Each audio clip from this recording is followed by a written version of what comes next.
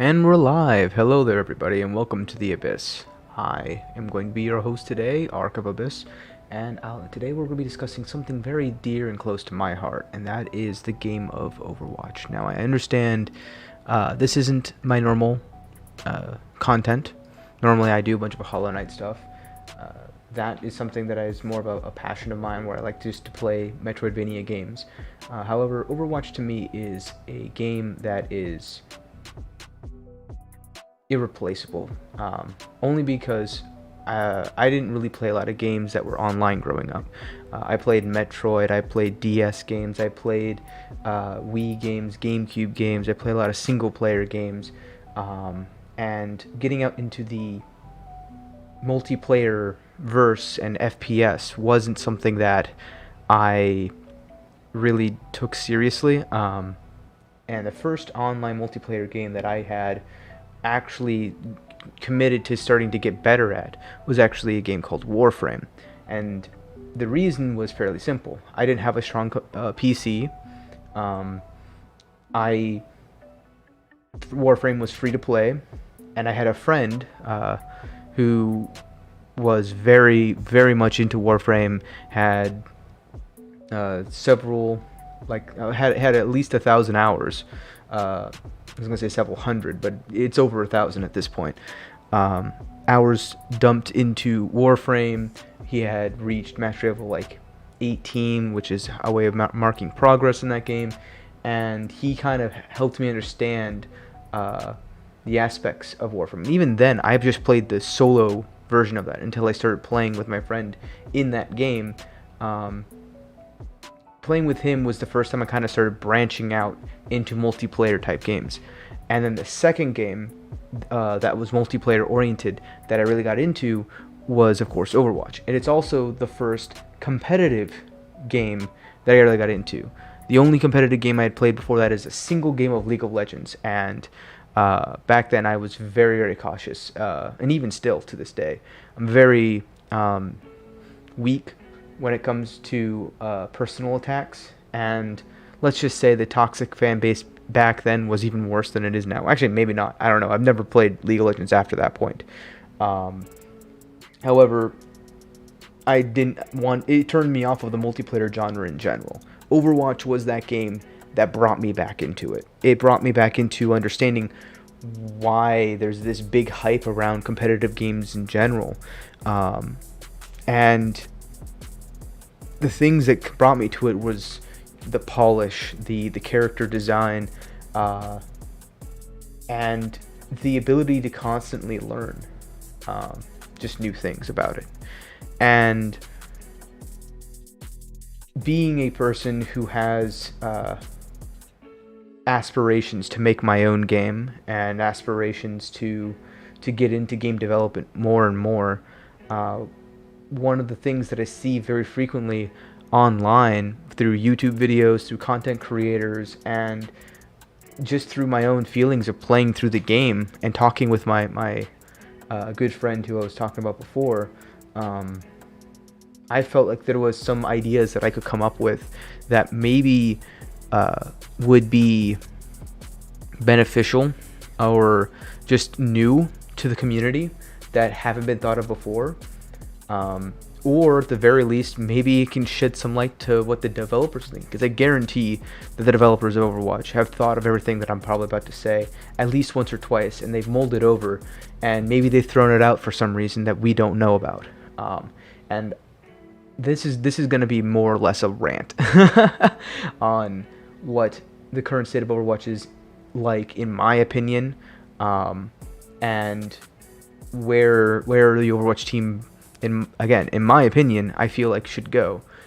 Some things that they should tweak, some things they should look at, some things that don't feel right, and what my opinion of the direction the current Overwatch 1 state is in, as well as all the new leaks that Overwatch 2 dropped. And that's actually quite a bit, considering BlizzCon just finished this weekend.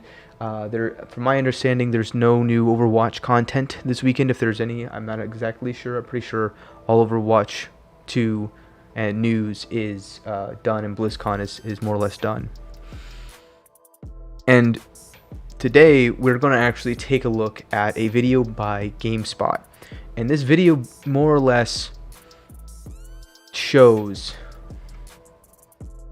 Let me go ahead and switch over to my chatting YouTube stream. So here we go. This is a new scene that I have yet to show. Been working on this a couple times. New iterations here now and then on my before the stream started, on my own time. And we're going to go ahead and boot up a video by GameSpot. And this video, what it's going to be is a recap of all of the new stuff talked about at the BlizzCon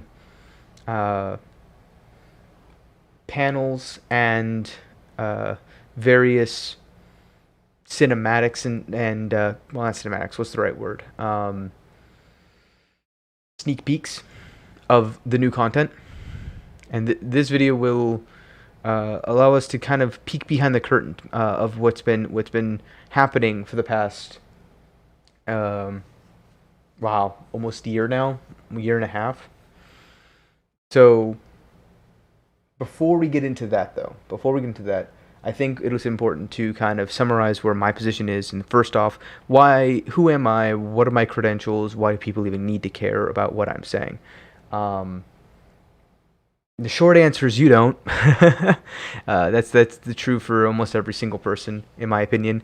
Regardless of what rank you are, regardless of how many years of experience you have in gaming, you each bring your own unique perspective to it, in my opinion. None of which is invalid. Especially in a game like Overwatch, where they have listed as one of their goals is to make it a game that both appeals to the casual side and the competitive side. This is the start of what Overwatch's ideals were. They wanted to create a game that was completely and utterly unique and broke all expectations of what the genres used to be like. And I think a lot of people do forget that Overwatch 1's starting state was very different. Some people may say it's not that different. In core aspects wise, that they would be right in my opinion. But to say that it hasn't changed a lot would also be another untrue statement in my opinion. There's a lot of things that they have indeed refined over time, just nothing that is a true change from their core pillars. Um, and this stemmed from their idea of, we don't want to create another CSGO shooter, first person game, but we don't want to create another MOBA, right? So we want to create a mesh between the two. And they were in this race with other content like Paladins and Battleborn, I think was the name of one of the other ones. And other games that came along the way, like Lawbreakers. But they did it the best, in my opinion, only because they truly were not a MOBA, and they truly were not a first-person shooter. They truly were something totally unique. Another thing they tried to go for was they didn't want to just gear towards the top 500 players of the game, but they also didn't want to just gear for the casual players of the game. And this has led to some unique problems that are unique to Overwatch. Such problems include the current state of Overwatch's balancing, which is, in my opinion, not very good. But it's also a catch-22 type problem where if you're not going to satisfy the competitive aspect of things, and you're going to make game modes like quick play fun, where you just have a casual setting, more or less, and you're just kind of screwing around, then if you're going to gear towards those casual players, the competitive people are going to not, the competitive side of the game is not going to feel good. But if you gear towards the competitive side of gameplay, and you constantly tweak the balance to be only respective of that competitive side, you're going to run into the issue of the casual base, the majority of your money-making side of the game, initially at least, they're not going to like it. And at the very beginning, from 2016, 2017, they did amazing at constant updates, new content, keeping people interested, and it was still relatively balanced. It wasn't perfectly balanced, but they were constantly tweaking the game. The only downside, in my opinion, at this early stage that they did do that I think they shouldn't have done, is they tried to keep things under wraps. And that is one of the biggest problems I think I've had with Overwatch, is the developer team wanted to constantly make everything a secret. Now, in some things they could have done, like, it did make some things interesting and gave them unique opportunities, like the Sombra ARG. But let's be fair here, if you actually ask the people who were involved with that Sombra ARG, it didn't feel good. The community really didn't like the secrecy of the opportunities that, like, what they have done with the opportunities they had.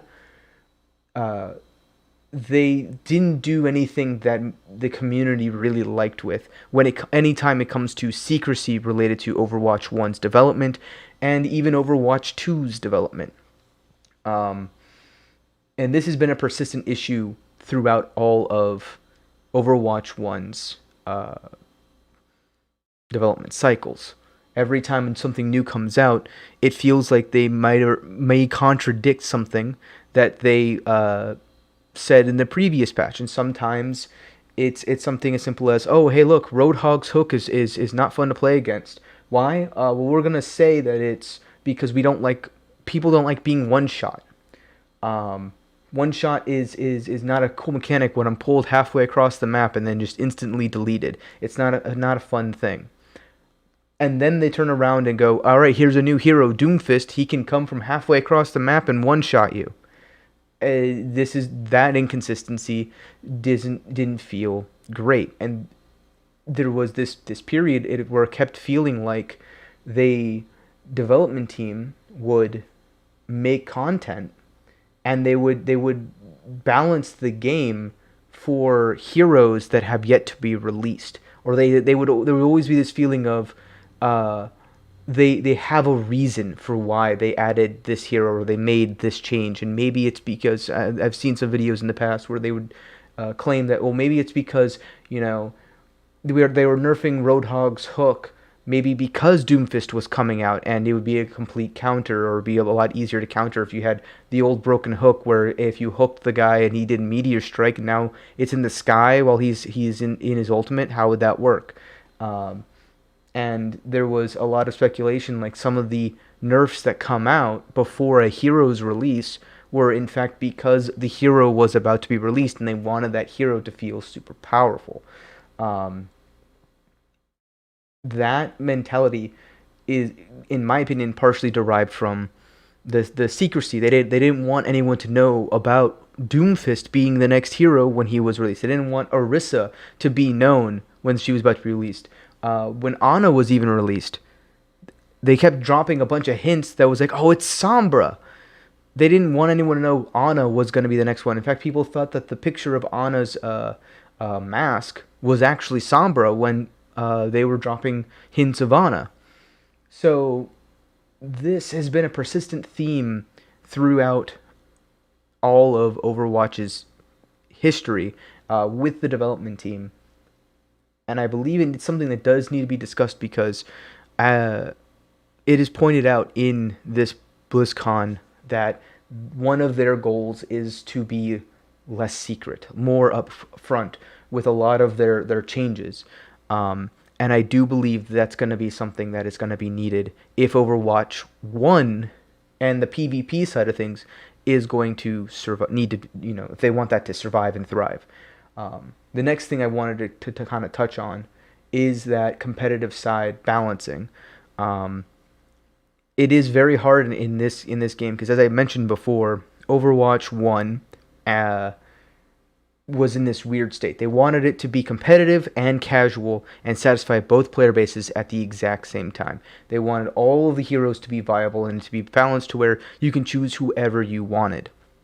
This has led to some unique challenges where there are certain heroes that just, if they are balanced well, they're kind of unfun to play against.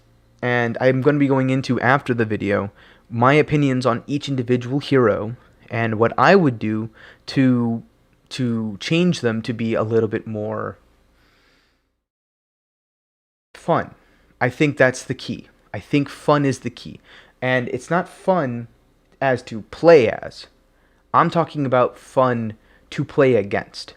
For example, Junkrat being strong isn't good in his current state because it feels broken when a hero can be unpunished while punishing you.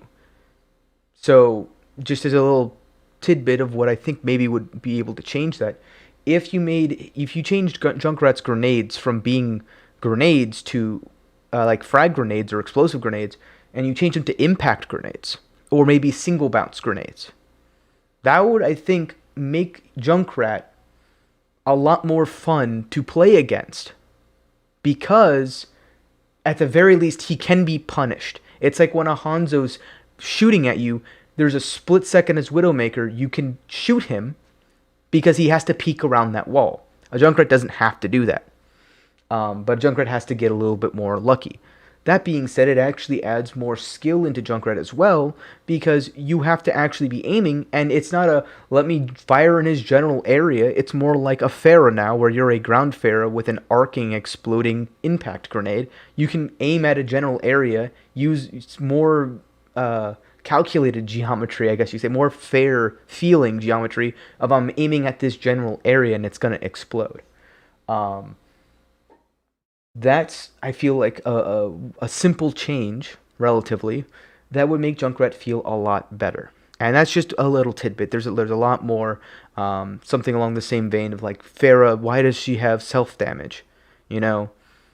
That, to me, is something in the game that would add a lot more versatility. It would make Pharah feel a lot better if, instead of using my thrusters, I can use the knockback of my rockets to keep me afloat. But not take damage for every single time that I fire that rocket. And it's obvious, if I fire a rocket to keep myself afloat, the noise of me firing that rocket will give away my position. So it's a trade-off still. It's not like, oh, but removing that makes it so you don't have a trade-off of staying afloat, you know, it makes it easier for her to assassinate people. It's like, well, I mean, I feel like it would make it harder to assassinate people if you use that as a movement technique, because if you use it more than once, if you can't hear a giant explosion going off, like, then you're not going to be in the higher brackets of competitiveness. So I feel those are little things that I think I'll get more into after we watch the video, and I have a whole Word document that I kind of going to walk through. It just has a list of all the heroes and all the content that I want to cover. But I feel like I've delayed it long enough. It's been 20 minutes into this already. Let me go ahead and bring up the video, and I apologize in advance. I will be pausing frequently just to discuss stuff. That's partly because this is going to be a reaction video. I can't have the content be the only thing playing. So just be prepared. There will be frequent pauses in this video. And without further ado, let's get into it. Welcome everybody to BlizzCon. We know that you all want to hear more about Overwatch 2. Yes. Allow us to invite you behind the scenes to explain more of what we're doing and why. Everybody, please hit record. Fingers crossed. We lost Scott. It's off to a good skip ahead a little bit This is here. the best teams that I have ever worked with I'm nervous. together. This is just kind of introduction to the team Stylized and drop down. what they're looking at with a PvE. forward, boom, boom. And I'm going to go ahead and actually pause it right here. This is great. So the first thing that I do want to say off the bat, PvE content, amazing. New designs, amazing. To me, this is something that is core to Overwatch in general that has been missing, and that is lore. And the only thing that I can say about how they're doing it right now is that it feels, off the bat, initially, gut reaction, too late. Everyone who cared about lore left. All the lore you've been building up, only the most dedicated fans are really left to follow this. And while this is all very, very cool, what it feels like, what it's coming off of, especially after everything that has happened with Overwatch 1, it feels like they had their development team for the first year, and then they split that development team in half after 2017. And half of the team started working on Overwatch 2, and the other half were left on Overwatch 1. And then around the end of 2018, half of that remaining half was split off to start helping and deal with the esports scene, the Overwatch League, which is now, on the business side of things, totally understandable why they want to focus heavily on the Overwatch League, because that's what earns them money. And at the end of the day, that is something that is what Overwatch is. It's a game for a company, and a company wants to earn money. So they will naturally focus their resources on what's currently earning them money through viewership and through merchandise and purchases, and what will eventually earn the money. So future game buys and other things. And I feel like they're depending too heavily on the fact that once Overwatch 2 comes back, everyone who cared about the lore will come back at that point, because the PvE is a greater playground for the developers. It's a spot for the developers to showcase their true colors, where they can just go nuts with the abilities. That's reflected in their every single DLC hero that comes out, every single new edition, every single new hero that comes out. It starts off stupidly broken. And I think that's the inherent wish of every single one of these developers, is they want to make it like a Warframe. They want to give you a tool, a frame that is stupidly broken and can one-shot a million enemies, and makes it feel amazing to play as that hero, more so than giving you a balanced competitive hero. So this content, this PvE stuff, I've been calling this since, Junkenstein's Revenge in the first year. Like, this is amazing. This is the greatest opportunity this dev team has to show its true colors. And I think, in my personal opinion, call me optimistic or whatever, I think they're going to do an amazing job with the PvE side of things. On top of that, it addresses one of the bigger issues that a lot of more casual players have, and that is, if, let's say, you have a platinum friend and a bronze friend, you couldn't play competitive with them. And to be completely honest, in Overwatch 1, there's only really there's the 4 game modes, which is, quick play, arcade, customs, and competitive. And quick play has been viewed by some people as casual and some people as competitive warm-up, so you get a mixed bag there, none of which feels good. You get arcade, which is, like, in my opinion at least, Mystery Heroes is the only real fun one, besides maybe FFAs that people enjoy, or, each their own, I suppose, there. But it's not really the universal, like, core. No one thinks the arcade mode is what everyone goes to for Overwatch. The custom games, which are interesting. I mean, there's a lot of content you can create there nowadays because of the workshop. But even then, you wouldn't really consider that to be the core aspect of Overwatch. And that leaves the competitive side of things. The PvP competitive environment is really the crux, especially after they focused on it with the Overwatch League. So having developers who are making heroes in the mindset of a PvE kind of environment for a game that's been solely focusing on PvP since its start, it honestly, I feel like, is going to be their only opportunity to kind of salvage a lot of the frustrations the Overwatch community has been suffering. So yes, I'm excited for PvE. PvE to me is going to be amazing, and just judging from what I've seen already, I'm 100% down for this. This is something that I think is, if they've been working on this as long as I think they've been working on this, and even if they've just been working on it as long as they've revealed it, which is the 2019 Blizzcon, there should be some amazing things, especially with the concept arts that they are showing here right now. The scale and the scope of this game have meant that we've needed to grow substantially. We have to. So let me go ahead and talk about that real quick. Grow substantially. That's something else that I think the community needs to keep in mind. Now, this is something that it's going to be a mini rant as well. I think the community has given the developers way too much crap. I think that it is semi-deserved. There is a lot of frustrations, and trust me, I get it. And this isn't meant to be a suck-up to the developers or anything.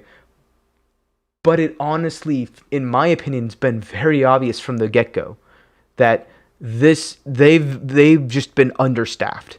Which doesn't make sense for a Blizzard development team to be understaffed, but it's a multi-million, maybe even billion, I don't even know the exact numbers, but I know it's at least a multi-million-dollar game for a AAA company. Why is it that your staff is feeling understaffed? That seems like a management issue or business issue there.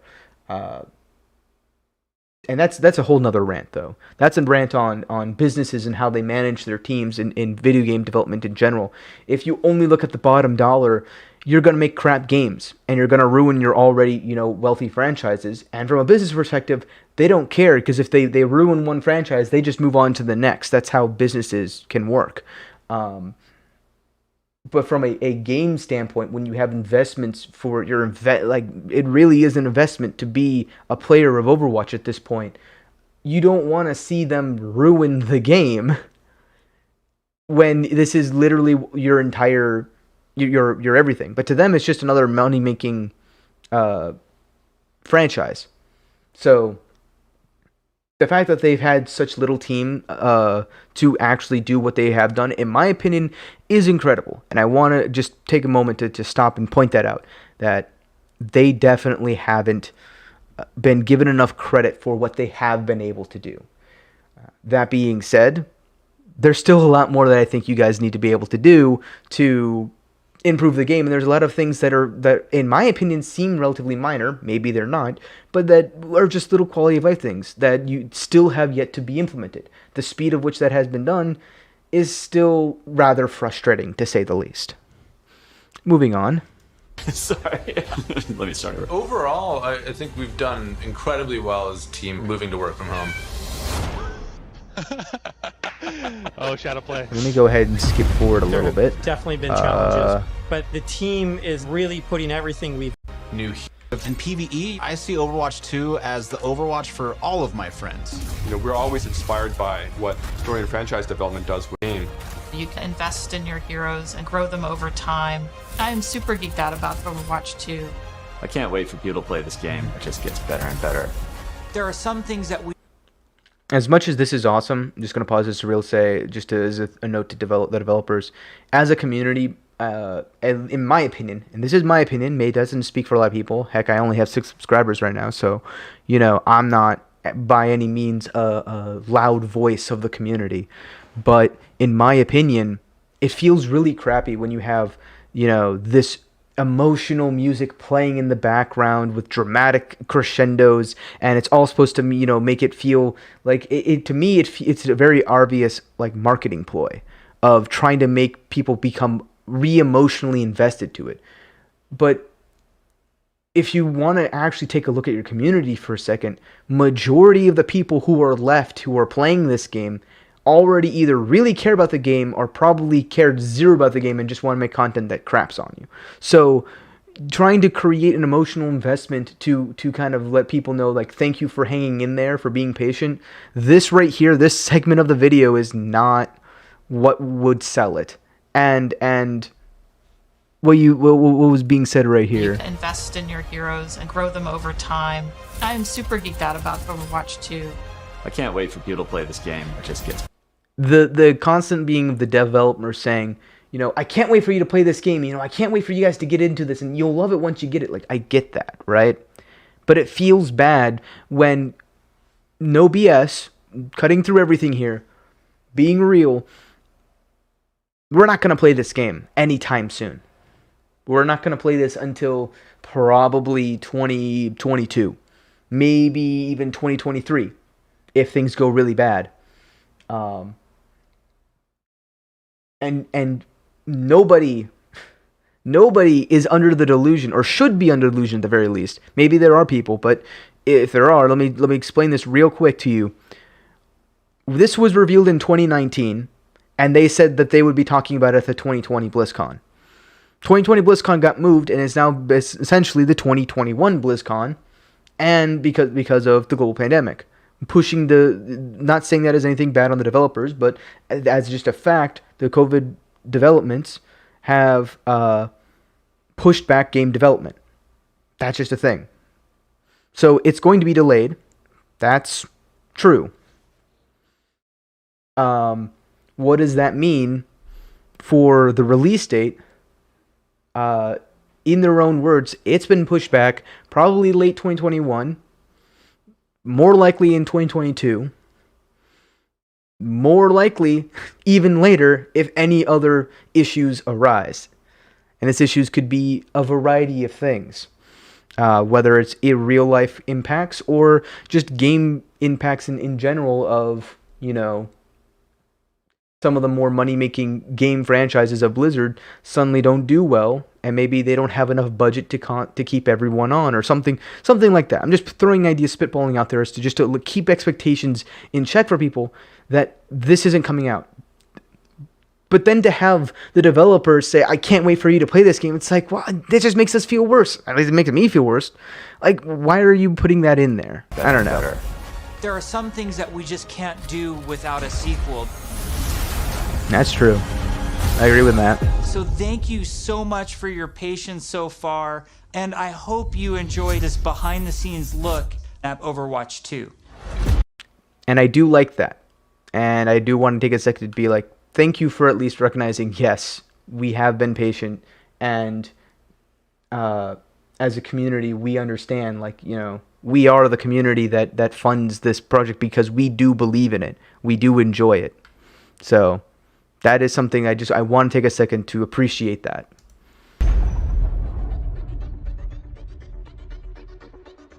All of our players at home, they want to see one of the new maps that we've never talked about before. Skip a little bit. Intentionally You can do it most excited for in So Overwatch 2 is our Rome. Revealing the new maps. Yeah. We always want Overwatch to feel like this globe-trotting adventure for our players. So we're having a lot of fun coming up with the Overwatch version of Rome. We want So I'm going to go ahead and stop this right here. I want to just voice my opinion on revealing these new maps. Thank you. Thank you, Overwatch devs. Thank you for revealing new content to us. Thank you. This is what I was talking about with secrecy before. Where they were giving us next to nothing. They were giving us hints of, ooh, something big may be coming. but they didn't tell us what. This is one of the first times at least from what I've I'm sure there's been other times where they have done this, but this is one of the first times they've given us something to look forward to. And that is big. That is key. That is one of the things one of the complaints I used to have. As I mentioned before, I played Warframe before I started playing Overwatch, and I played them both in tandem. And every time something big was talked about with Warframe, we knew about it months in advance, whether it was the Railjack system, whether it was the open world environments of Fortuna or the Plains of Eidolon. We knew about it in advance. And some of the frames are even community made and fan made.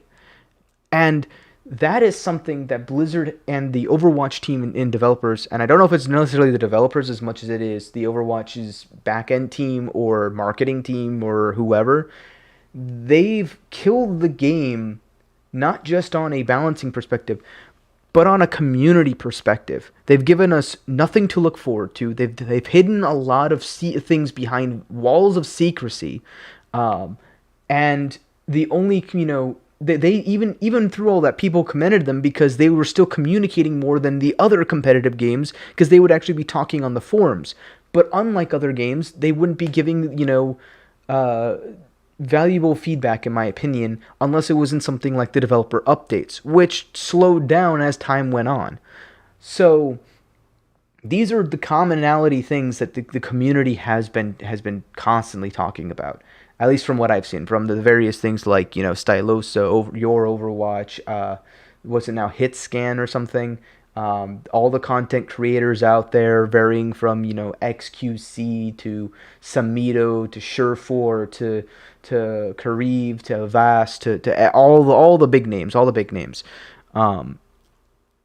their viewpoints on balancing may differ, but the community side of things are relatively the same. So, for example, when was the last time you had a community run tournament on Overwatch? Well, when they first started doing that, they shut that down. It had to be official Blizzard tournaments to be able to do that. That killed the game in a lot of aspects, especially when they went down the route of the Overwatch League, where their main money making source from Overwatch 1 in reality is their competitive side of things. And then they were killing the tier 3 and 4 level of people who were trying to get into and break into the competitive scene. It has to be done through the open division. There's no, money raising charities that can be really done unless it's official Blizzard sponsored. Those types of things is what made Fortnite jump to the top, and Overwatch, start to dwindle off more and more and more and more. On top of not having anything to look forward to, we weren't even able to really do our own things until about, early 2019, late 2018, when they started shifting with the workshop, and they started shifting with custom games, and they were starting to see the potential of the community driven aspect of things, and they were getting more and more warmed up to, this isn't just the developers game, it's the community's game. And I think that's what a lot of there's a lot of benefits to it, but a lot of hiccups in Overwatch's career stem from this secrecy control kind of issue the developers did have for a while. And I'm very happy to see that at the very least this is implying they're more willing to give us tidbits of what they're working on. They're more willing to be less secret. They're more willing to just give us hope, give us something to be like, well, look at this new thing they had. Here's some proof of the things we're working on. Because up to this point, it's all been speculation. And I could speculate, oh, well, maybe they just have a small development team. Well, I can't prove that. And anyone who hears that a Blizzard team is small, come on. That sounds outrageous. But now I can, this is something I'd be like, hey, this is what they've been working on. This is what they've been spending their time on. And, whether or not it's the good thing to be spending their time on, yeah, we can discuss it. That's a totally different discussion than they're doing nothing. Because they're obviously doing something. It's just we don't know what it is. So I just wanted to stop, just kind of point that out. So let's move on to more of the PvP content. and a very romantic, sort of this powerful feeling of old world architecture. One of the most exciting things for me is the early building of these maps, where we get to sit down together with key people. So this is just development of the maps, and then we'll go back and do which is cool. They do have like sources as possible. For example, live sources. They introduced this idea that the Overwatch future has like replicator kind of technology. They've already kind of done with hard light with Symmetra, so that's cool. And to be able to see that they're rebuilding a lot of the old Roman architecture, like this image right here. This is showing like they're literally redeveloping the statues with photon 3D printer stuff. Now, as an engineer myself, this is kind of stuff I like to geek out about. Like this could be our future with 3D printing technology. We're nowhere near that yet, but that is just that imagery right there. That is just beautiful. That is just awesome. There's so much you can kind of depict, and all this concept art. This concept art is stuff that the people who like lore would absolutely eat up. It's so amazing. Too bad most of those people are gone now. And I think the hope is that when Overwatch 2 drops, it will get all those people back. I view it as it's a challenge. It's going to be a very big challenge. I don't think they're going to get as many people as they believe they will be back interested in this game, especially when they spent years and years hoping for this, right? And they've been let down. If they've given up on it, at what point do you want to go back to something that you've given up on just for the hope that it's now finally fixed? Especially in a game like Overwatch, which one of their key features is the development team fixing something slightly where it's still broken, but it's better than it was before. And it gives you that hope of, oh, maybe they finally figured it out. And then something else drops that breaks everything. And then you're back to square one, but with a new problem instead of the old one. And we have to wait another, year before it's fixed. Because, that's how long the meta needs to be in place, apparently, before they add something that's completely broken to destroy that meta. Personal rant. But moving on, concept art, awesome. Are destroyed in real life. We kind of rebuilt in kind of our Overwatch style. It's one of the most beautiful pieces of environment art that I think we've made. So this is just more on Rome. So now they're talking about a new map. I know what map I want to talk about. It's the one that I just get super excited about. New York City. New York City that's cool. Is just again an more content. Overwatch We've got location. Rome. We've got New York City. Look at this beautiful art. This is amazing. This is stuff that people who want to depict the lore and nitpick all the Overwatch like environmental stuff. This is amazing. There's a fire station. It's even more amazing. It's the same thing with the Overwatch League that they did right. It's New York City, it's Rome, it's places that certain people that are players of the game can identify with.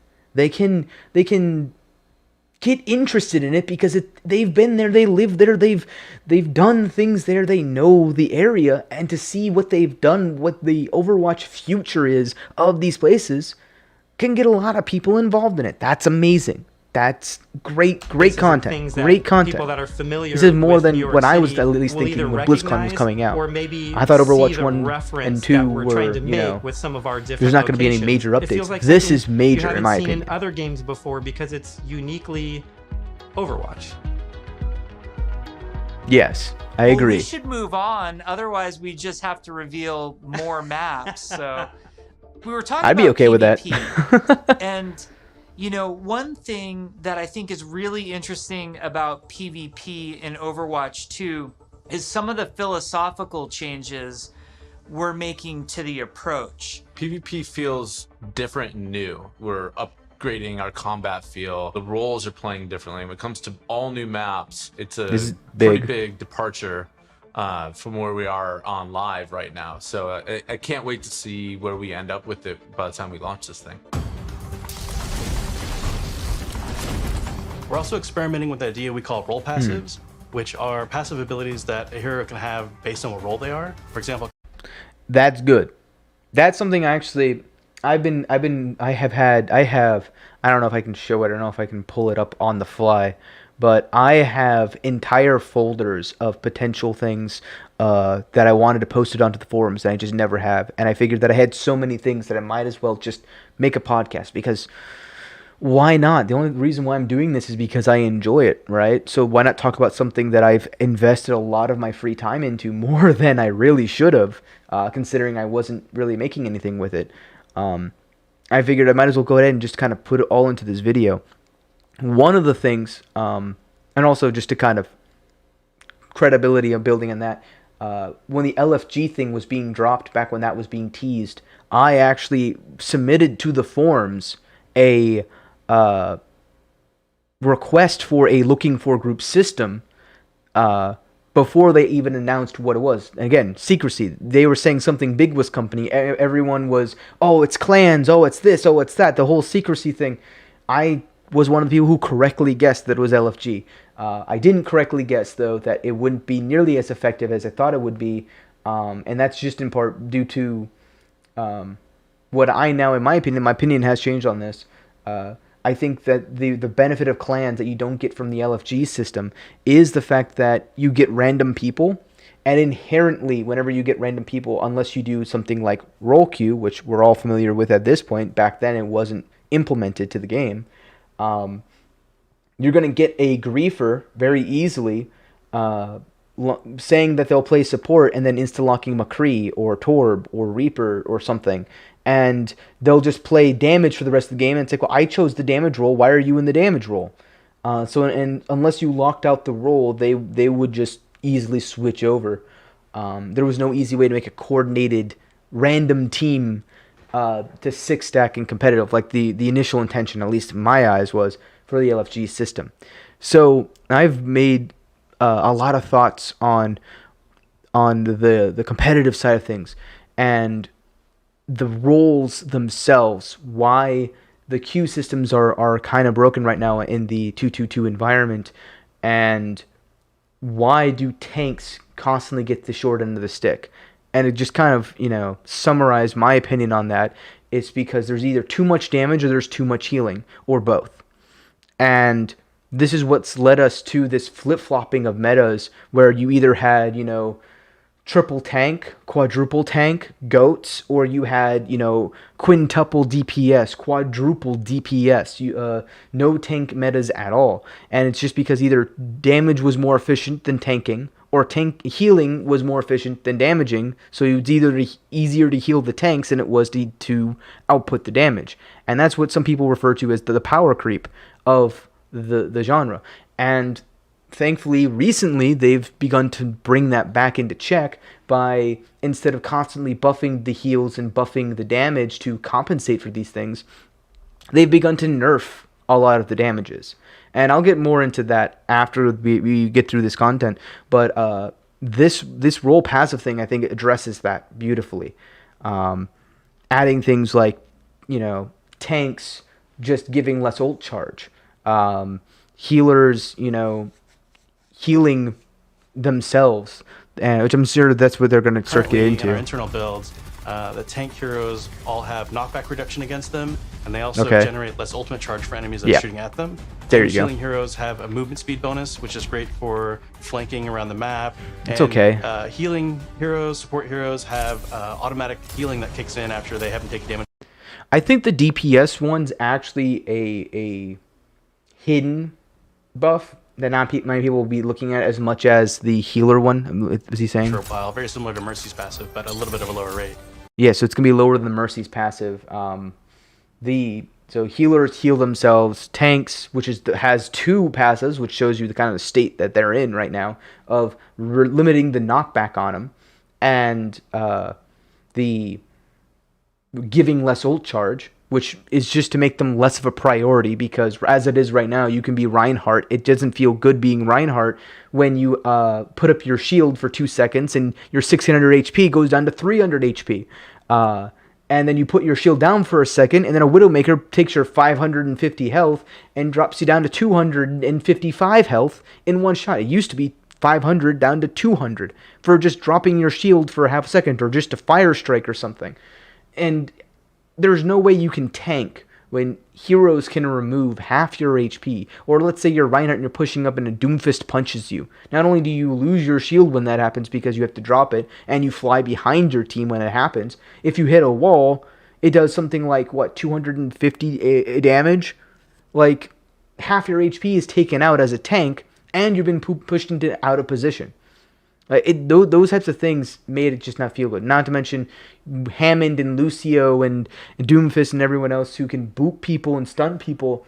The amount of CC in the game has made tanking, impossible, more or less. So these passives definitely step in the right direction, I think. One of the more shocking changes that we've been exploring in Overwatch 2 PvP is a change to the tank role entirely. That's applied to all of the tanks. We want to try to make them more toe-to-toe brawlers and less characters that just stand back and protect other people. So that concept right there is an awesome idea, I think. I just don't necessarily agree with the word all. Now, this is something that, in my opinion, has plagued Overwatch in the new heroes department. One of the reasons you'll hear people say Brigitte is stupidly strong isn't because she's does a lot of damage, which she used to do more damage, believe it or not. It's because of her kit making it so she does too many different things, right? And that's how a lot of the tanks are built right now, where there's really two types of tanks. As the common terminology is, you have the main tanks and your off tanks, right? And your main tanks is more or less people who shield. And I split that into two different... you have your static and your dynamic shielders. So Winston or Orisa are your static shielders. They're the ones who place down a shield, and it doesn't regenerate at all. It just disappears when it breaks and is on a cooldown. So it's a static, replaceable shield.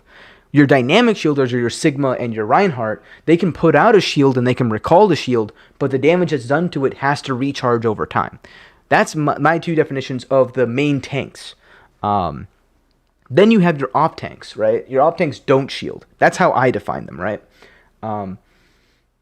The issue with these... in the op tanks, you've got your mobility-based ones like, D.Va and Wrecking Ball. And then you have your...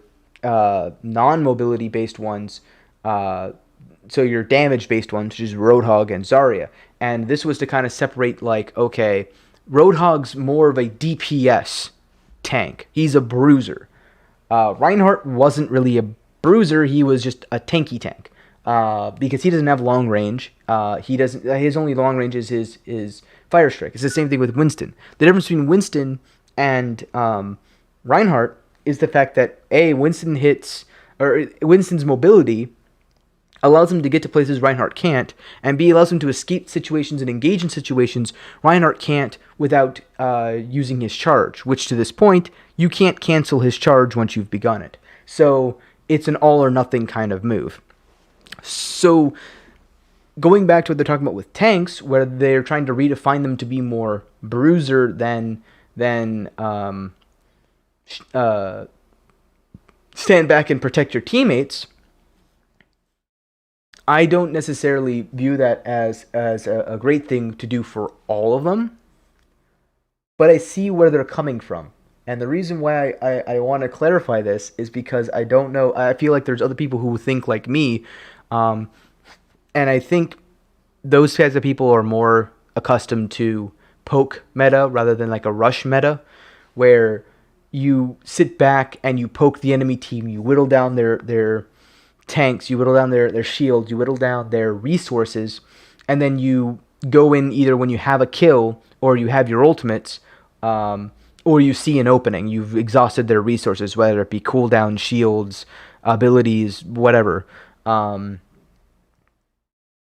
Meanwhile, in Rush, it's more of always where you're wanting to go, right?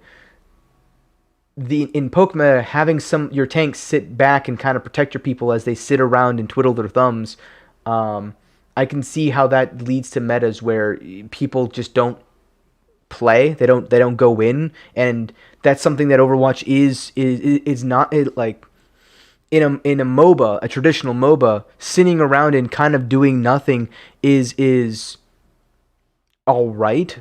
But even in that environment, you're constantly doing something, whether it be laning or destroying towers or, routing the enemy to a certain trap or something. There's always something happening. It just is a lot slower. And sometimes people play Overwatch at the pace of a MOBA, when in reality it needs to be at the pace of like Call of Duty or some other it's just like almost like Warframe in some senses, where it's actually a relatively fast-paced game. Fights last 30 seconds. That's not really a long time when you look at the actual comparison to other types of genres that are similar to this. And going in and getting stuff done happens super, super quickly. Having your tanks all be bruisers and none of them really protecting anybody while you're doing this, I don't know if that's necessarily the right term, but I do see where they're coming from with making them more like this. So yeah, that's all I really want to say on that. I don't really know. I don't have a direction with that as much as it is. I don't know if it's the right way to go. I think that's something that time will tell, and having people experiment around with this, time will tell with it, I think. But all in all, at the very least, they're kind of trying to address the elephant in the room of it doesn't feel good currently, right? So it's still a plus in my book. So, for example, for Reinhardt, we've given him 2 charges of Fire Strike, so we can throw Fire Strikes a lot more aggressive. That's nutty, and I think that's a bit understated because like the range is something Reinhardt really lacks. Fire Strike is his only range. Having 2 charges, that will allow him to generate his ult a lot quicker than he is now. I don't know if that's necessarily good, which I'll get into later more into detail, but I don't like the way ults are currently going. But I think they're aware of that, judging from their previous comment on tanks giving less ult charge. I think they're going to discuss that a little bit, maybe, hopefully. And more often. Also, his charge, he's able to cancel it now, and you can steer it more aggressively, so you can, not quite turn a corner, but you can definitely more accurately pin targets. And because you can cancel it, it allows you to use it much more aggressively and, really go after those key. That's actually very big. Being able to cancel your abilities is actually something that's added a lot of skill to the game. For doing nothing. For adding relatively nothing. Canceling the ability adds a lot more skill to a lot of abilities, a lot more usability. So it doesn't just affect Reinhardt, it affects everybody else who now has to be wary, because if you give the Reinhardt the ability to charge in, right, and not throw, now everybody has to be wary of that Reinhardt charging in at specific angles where they didn't have to worry about before, because they knew, well, he's just going to kill himself if he does that. We have the better respawn. We'll just let him do it, whatever, and then we'll be back before he's back. We take that 5-second engagement where he's not there, kill somebody, and even if he's back, then, hey, he wasn't protecting his team. We're now at a 6-to-5 advantage. So the ability that he can cancel his charge makes it so certain situations are now a lot more viable and really, really could change the game. Targets without feeling like you're going to sacrifice all of your positioning, everything to get there. He's like that right there. Being able to charge and get rid of a shield, and if it keeps them stunned, and then they shatter immediately after that, that could be some big plays. That has huge potential. Huge potential. Terrifying now with this, to be able to unleash his full arsenal more often than kind of just being the guy with a shield. The changes to Reinhardt that we're trying, and they might not ship, that's just the reality, but the changes that we're trying right now are to in the current state of Overwatch, please let them ship. Try to embrace more of that instinct that players have when they want to play big, burly. I'm going to go ahead and just say this right now. In my opinion, Reinhardt is the best tank to have meta in the game currently, because he's a playmaker without killing. And I think that's what Overwatch needs more of. And okay, so like one of the bigger one. Again, another little tidbit, another little drop in the lake of what I think they should change is Doomfist. I think they should give Doomfist 2 or maybe even 3 charges of his punch. And give him 2 charges of like uppercut maybe, or give him 2 charges of his slam maybe, or any combination thereof within, and then make his damage not be able to one-shot anybody. And maybe make his shields not come up as much, like nerf the amount of shields he gets from each individual person. The reason I say that is because Doomfist is similar to Wrecking Ball in the sense of, but he goes in, he causes disruption, he gets out. I think it's unfun to play against a Doomfist who goes in and assassinates somebody before they're even able to react to it, and then gets out and is unpunishable. And his ultimate is unpunishable.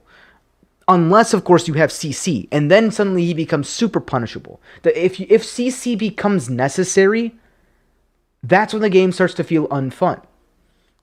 This is the reason why McCree is the most versatile DPS right now, is because he does a crap ton of damage in a hit scan format, and he has a stun. And even though his ultimate's kind of crap, it still allows him to reload in the best, worst case scenario, and allows him to insta-kill people in the best case scenario. So he's just the most universally versatile hero, plus his additional 25 HP makes it so he's a lot harder to kill. And as a DPS, that's actually very, very, important. The only ones who have similar abilities are, Bastion, who's stationary most of the time, May and Reaper, who both have self-heals, and then Symmetra now. So it's something that they definitely need to look into, in my opinion, is removing the one-shot capabilities. And I think that will make, even if there is more disruption in the game, making it so the hero itself is more fun to play against, while eliminating things that make the enemy feel terrible from it. Because it never feels good if you get punched. It never feels good if you die to a punch, because you can never tell if you're going to slide off of a surface or if you're going to smack into the surface. At the very least, if it doesn't matter whether or not you're sliding off the surface or hitting the surface, it'll feel better. It'll feel immensely better. But yeah, going off of what they were saying, but the changes that we're trying right now are to try to embrace more of that instinct that players have when they want to play a big burly character that looks aggressive and feels like it should be aggressive. Having aggression in Overwatch should be what's rewarded. In my opinion, at least. I think when aggressive comps are what's meta, it makes the game more fun. Passive comps are fun, in my opinion. I love them. That's because I'm one of those shield babies. I'm one of the guys who likes to sit as McCree or Widowmaker or Ashe behind a shield or on an off angle, million miles away and seeing the entire battlefield and clicking heads. I love that. Yes, that's the kind of person. I'm also more of a sniper main in the game. Do I think the game is more fun for more people if aggressive comps are the meta? Yes. That's just the fact. And I think the more they want to lean into the FPS side of things, where you click headshot kill, that's not fun for most Overwatch players, because all that does is it makes mechanics king and makes game sense go out the window. If you want to keep some of your more mechanically inclined heroes that albeit have their own flaws, aka Genji, I hate his deflect personally. I still will recognize the skill and the prediction that's required to play said heroes. I just don't think having them be able to consistently burst down a hero by themselves in in the typical duelist format in a very short period of time is necessarily conducive to like, if you're able to burst down a hero, it makes passive playstyles, in my opinion, more playable than aggressive playstyles. Whereas if you need to constantly push things out of people, even with DPS, push things out being abilities, cooldowns, ultimates, things out of the enemy team, force them to try to make a mistake in order to then kill somebody. That is much more powerful. It makes it in the game so much more aggressive based and fun to play, because if you make a mistake, you can correct it. Whereas in the current game, it's more of, oh, hey, look, I peeked out the wrong angle, which I didn't know which angle was wrong. I didn't know which way the Ashe was looking, and now I'm dead. Oh, no. Like, that's not fun, at least not in my opinion. So, yes, I agree. I would say put them alive, please. It's also probably why they're showcasing Reinhardt amongst all the other tanks. Because, like, Orisa, she does a lot of damage, which in my opinion shouldn't be good. But she's also very, very passive. Not really fun to play against because it's more of, it's harder to rotate with her. And if you're not able to rotate in a fast-paced game, it's the same issue Torbjorn has, the same issue Bastion has. And there's ways to fix that, which maybe I'll cover a little bit later. But in my opinion, as it is right now, that's the reason why Orisa and Hog and even really Zarya, to be completely honest, but at least she has her redeeming feature with her ability to enhance Reinhardt's chess making moves. Those types of heroes as a tank that are more bruiser DPS based, in my opinion, isn't as fun to play against. It never feels good to be a Genji and not be able to at the very least escape or run away from a Zarya before she burns you down in like 3 to 4 seconds. But then again, it feels good to be a Zarya to burn down a Genji who's been, hard carrying his team half the time in Platinum, let's say, or in Gold, just by you picking Zarya and maybe your DPS picking Sim. So, but then that goes into another issue of should, just based upon hero picks, should that be enough to make a hero unplayable? And there's an argument to be made there in the other way. But we'll get into, again, I'll talk more about that, I think, later. Shortly after BlizzCon, we spun up this group, our combat field group, to really just work on what happens when a player holds the trigger. We're putting a ton of effort into looking at all of our characters. I'm going to take the second, actually, because I've been talking for about an hour now. I want to just reiterate, these are all my opinions. I'm just somebody who's an aspiring game developer. I'm somebody who's looking at the game flow and the little mechanics that I think a lot of normal casual players miss, or maybe even some of the more advanced players who can't put their words in their feelings into words.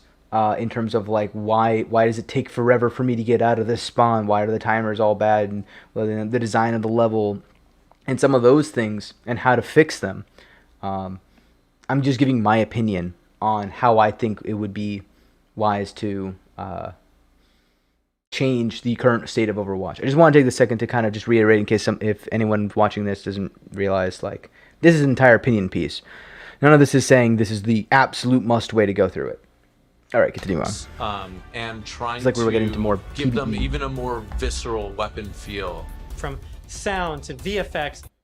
Okay, so they're talking about to the design of sound. This is just going to be like sounds of the things. So for right here, real quick, this is something that is interesting. So this, what we're seeing, is Sojourn. Now, the first thing I'm going to say, sorry everybody, I'm like 99% sure this is DPS. Judging from their abilities, I don't see a single ability that heals. It looks like they are being healed by their Mercy.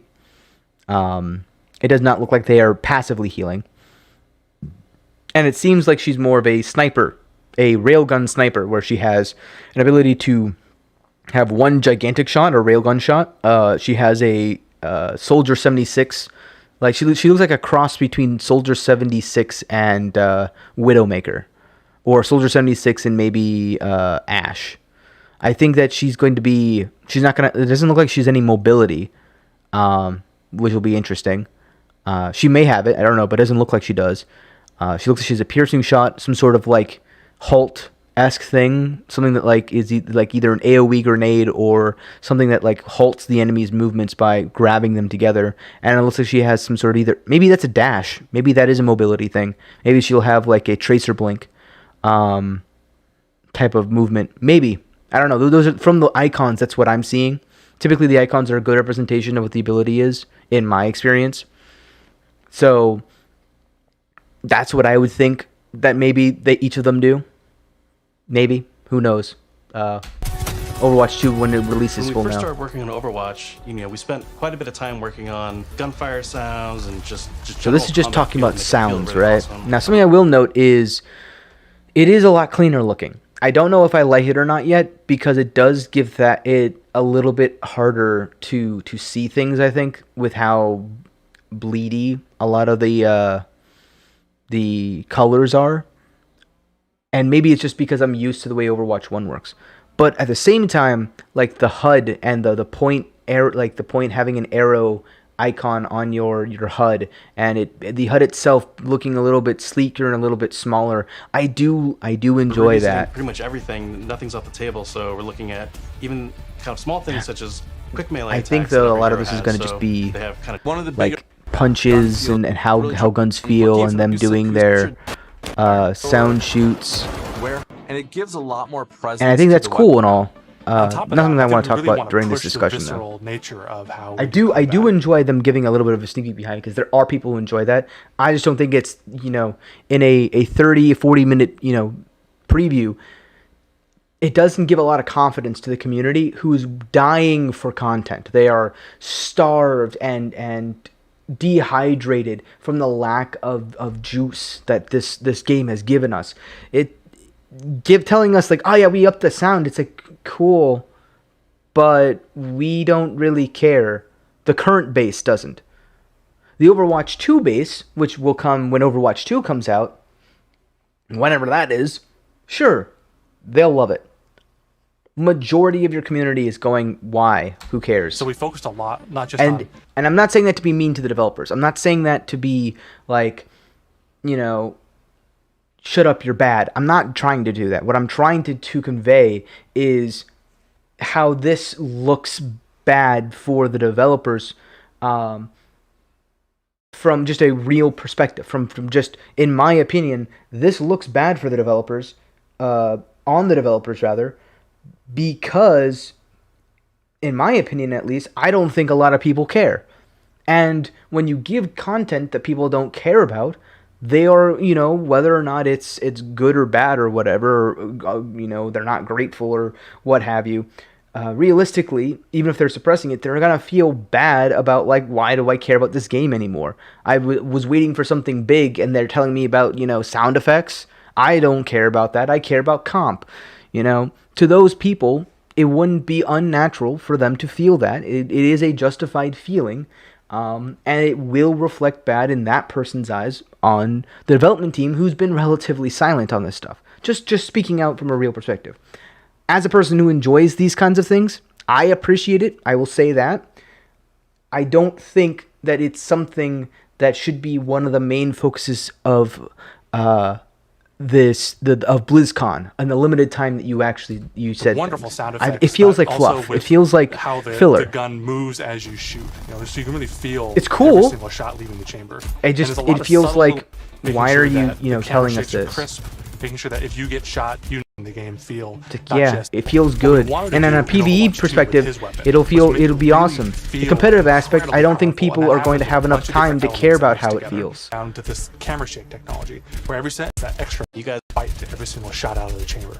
It makes him feel. The feel is good. When we look back at Overwatch when it was originally created, there was a lot of heroes that were made from a gameplay standpoint, kind of surrounding a weapon type. For example, Pharah was based on a rocket launcher hero. Widowmaker is clearly like kind of the sniper. We thought there was a weapon that was kind of missing that would be a lot of fun to play with, and that's this is Sojourn talk. Let me back it up a little bit on what she's you're been talking about. Under development for quite a while, and she's actually quickly at this point become a lot of people's favorites in-house. When we look back, so that right there, I'm going to talk about real quick.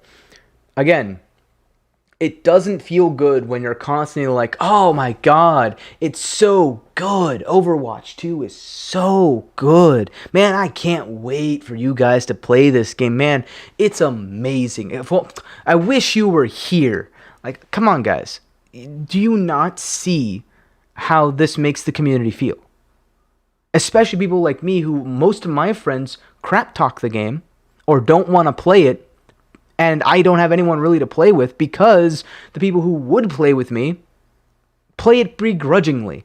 They don't like playing the game because of how crappy the competitive side feels. It feels bad when you get teammates who don't play with your playstyle, when you get people who don't understand how some of the characters work, or they know more than you, and then you're underperforming on that one match.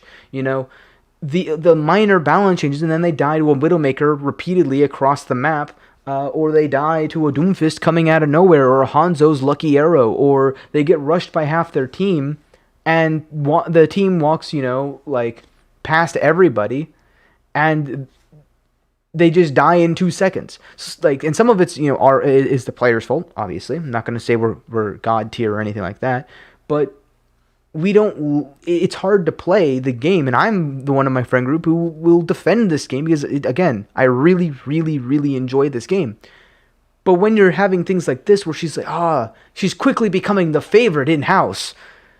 Well, great, I can't play her, so unless you're saying this and you're going to drop her in the next couple weeks, fingers crossed, it feels bad as the community player, as part of the community, hearing this. And maybe it's just me. Maybe I'm just being overly sensitive, or maybe it's just something that I should just take with a grain of salt, because like, I don't know.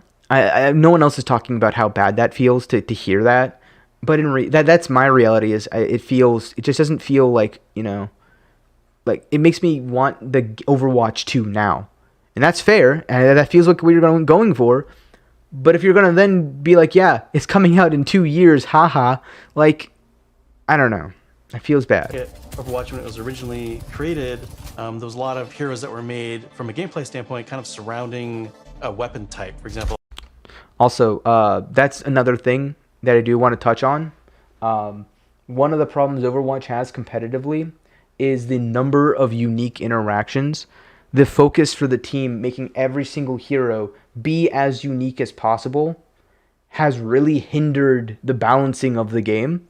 And in part, that comes from what he was just talking about, where every hero is more or less derived around their weapon and their ability. Like, for example, Junkrat's the only grenade launcher in the game. Pharaoh's the only rocket launcher in the game. But there's multiple different types of assault rifles besides Soldier 76. Actually, is there?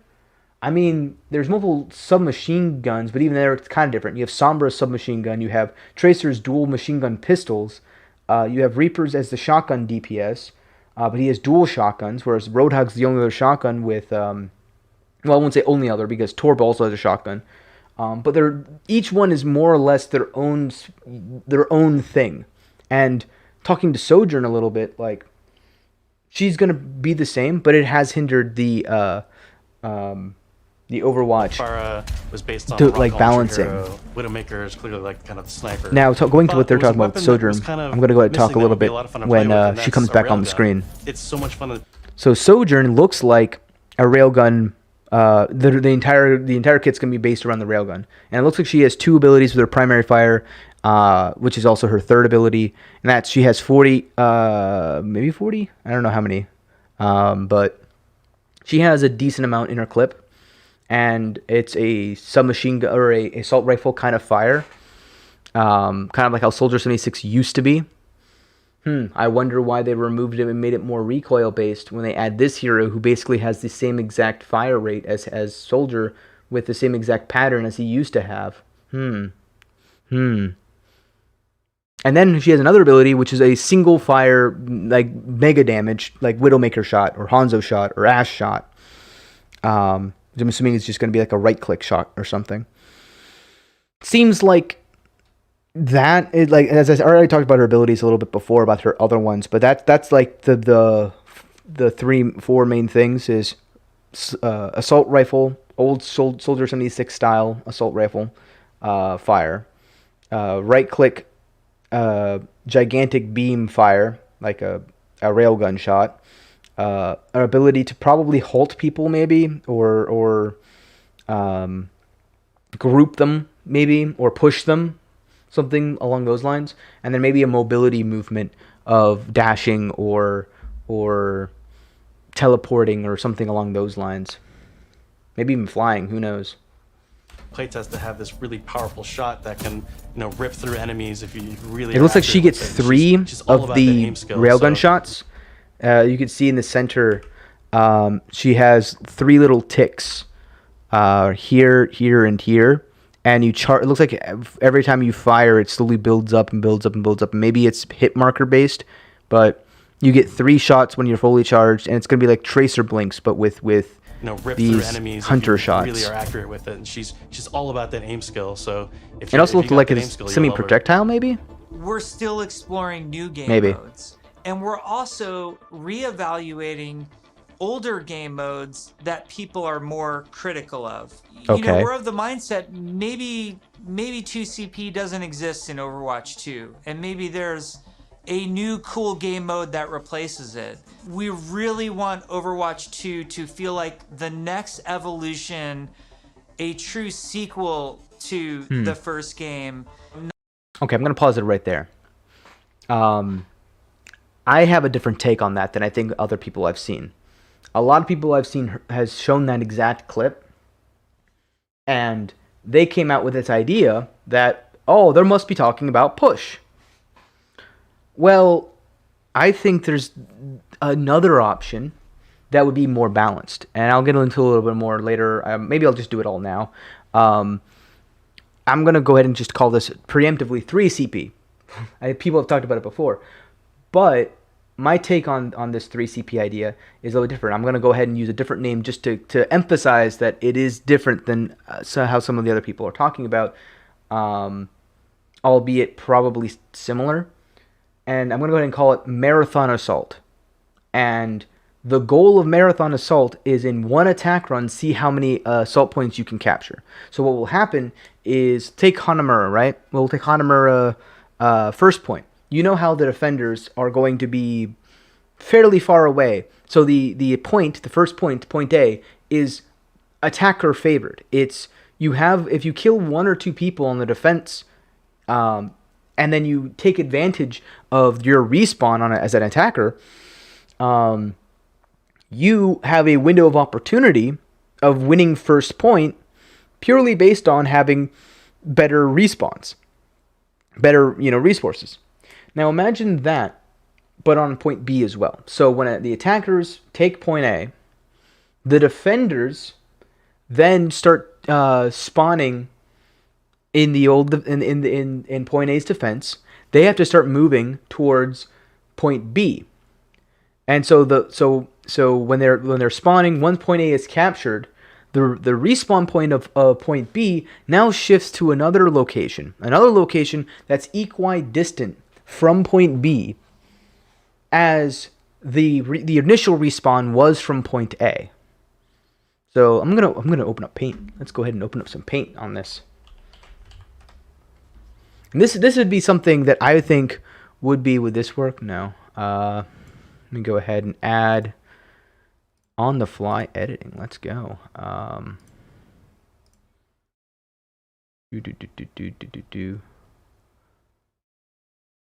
There we go. Just put it right here. So let's say you've got point A, right? You've got attacker spawn and you've got defender spawn.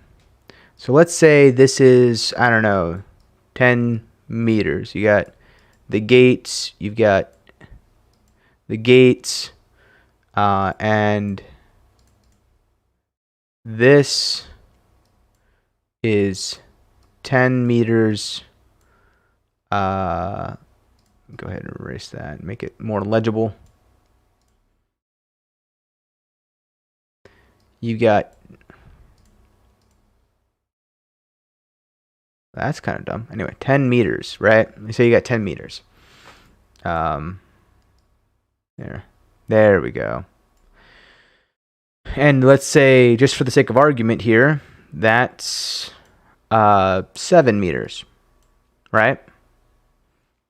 let's go ahead and zoom out a little bit. So now you'll have when point A is captured, point A is no more. Now point B is right here, right? We'll go ahead and actually change that to blue. So you've got point B there. So now we'll go over here and we'll say point B, right? This first spawn, while they're capturing A, is going to be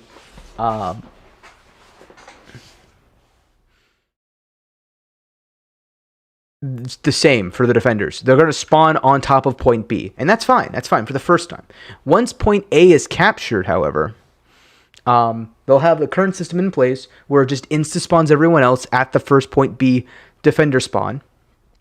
Now everyone is on point A. The attackers are here. So now you have attackers spawn here. And this distance is, let's say, 7 meters. Let me actually erase that and put that in blue. Right? Actually, no. Let me go ahead and make this black. I'm just trying to make things consistent so that way it's easily understood. So forgive me. This is my first time actually trying to do this type of stuff, so it's a little bit messy. So you got the attacker spawn. You've got the gigantic wall, and then you've got this 7 meters, we'll say, right? It's actually probably so the reason why that 3 meters difference is the 3 meters that crosses the entirety of the point. So you have from the start of the point to the spawn is about, let's say, around, we'll just say for the sake of argument, 3 meters. That's the units that I'm using. And then from the end of the tip of that point, so in point B there is these little like square things, right? So from this point is where the 7 meters are happening. But the spawn itself, the defender spawn, red being when they're attacking. So red is when they're attacking first points. Let me go ahead and write that out. So this is first point stuff, right? And then blue is going to be second point.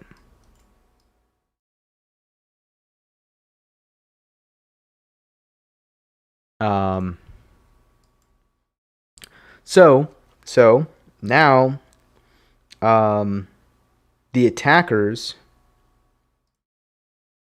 we'll make this in blue because it's in regards to second point.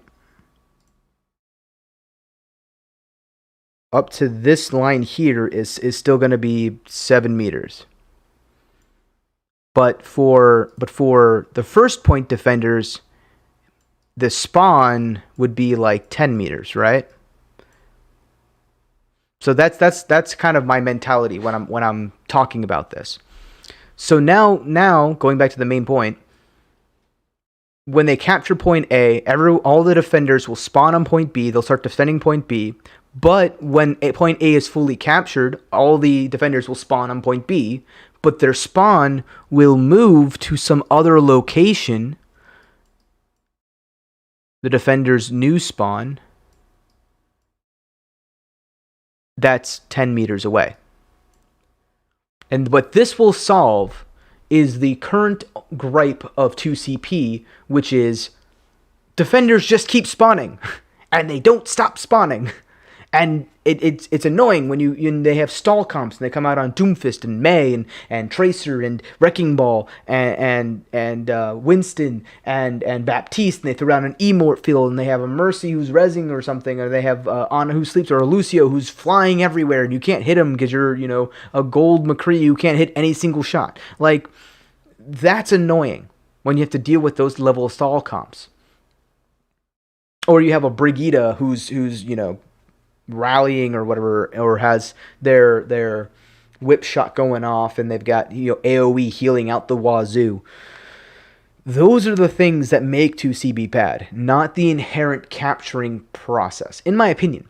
If they make it to where if you win a fight, you win the fight, that's fine.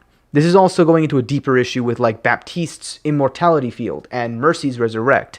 People have complained about it, and while in my opinion Mercy's Resurrect has been toned down to the point of where it's at the very least balanced, more or less, it's still broken in its own respect, but it's okay in how it's being used. Is the same way that, like, as long as it's not super meta, it's tolerable, I think. It is still annoying in the sense that when you literally, it's like an anti-kill, right? Like, all the value you have of killing a person, you have the same amount of value when you bring somebody back. And the fact that one takes a lot of skill to do and the other is, let me hide behind this thing and get it for more or less free because no one can punish it unless they have a wrecking ball who can fly halfway across the map. Again, other issues, we'll get into that later, I think.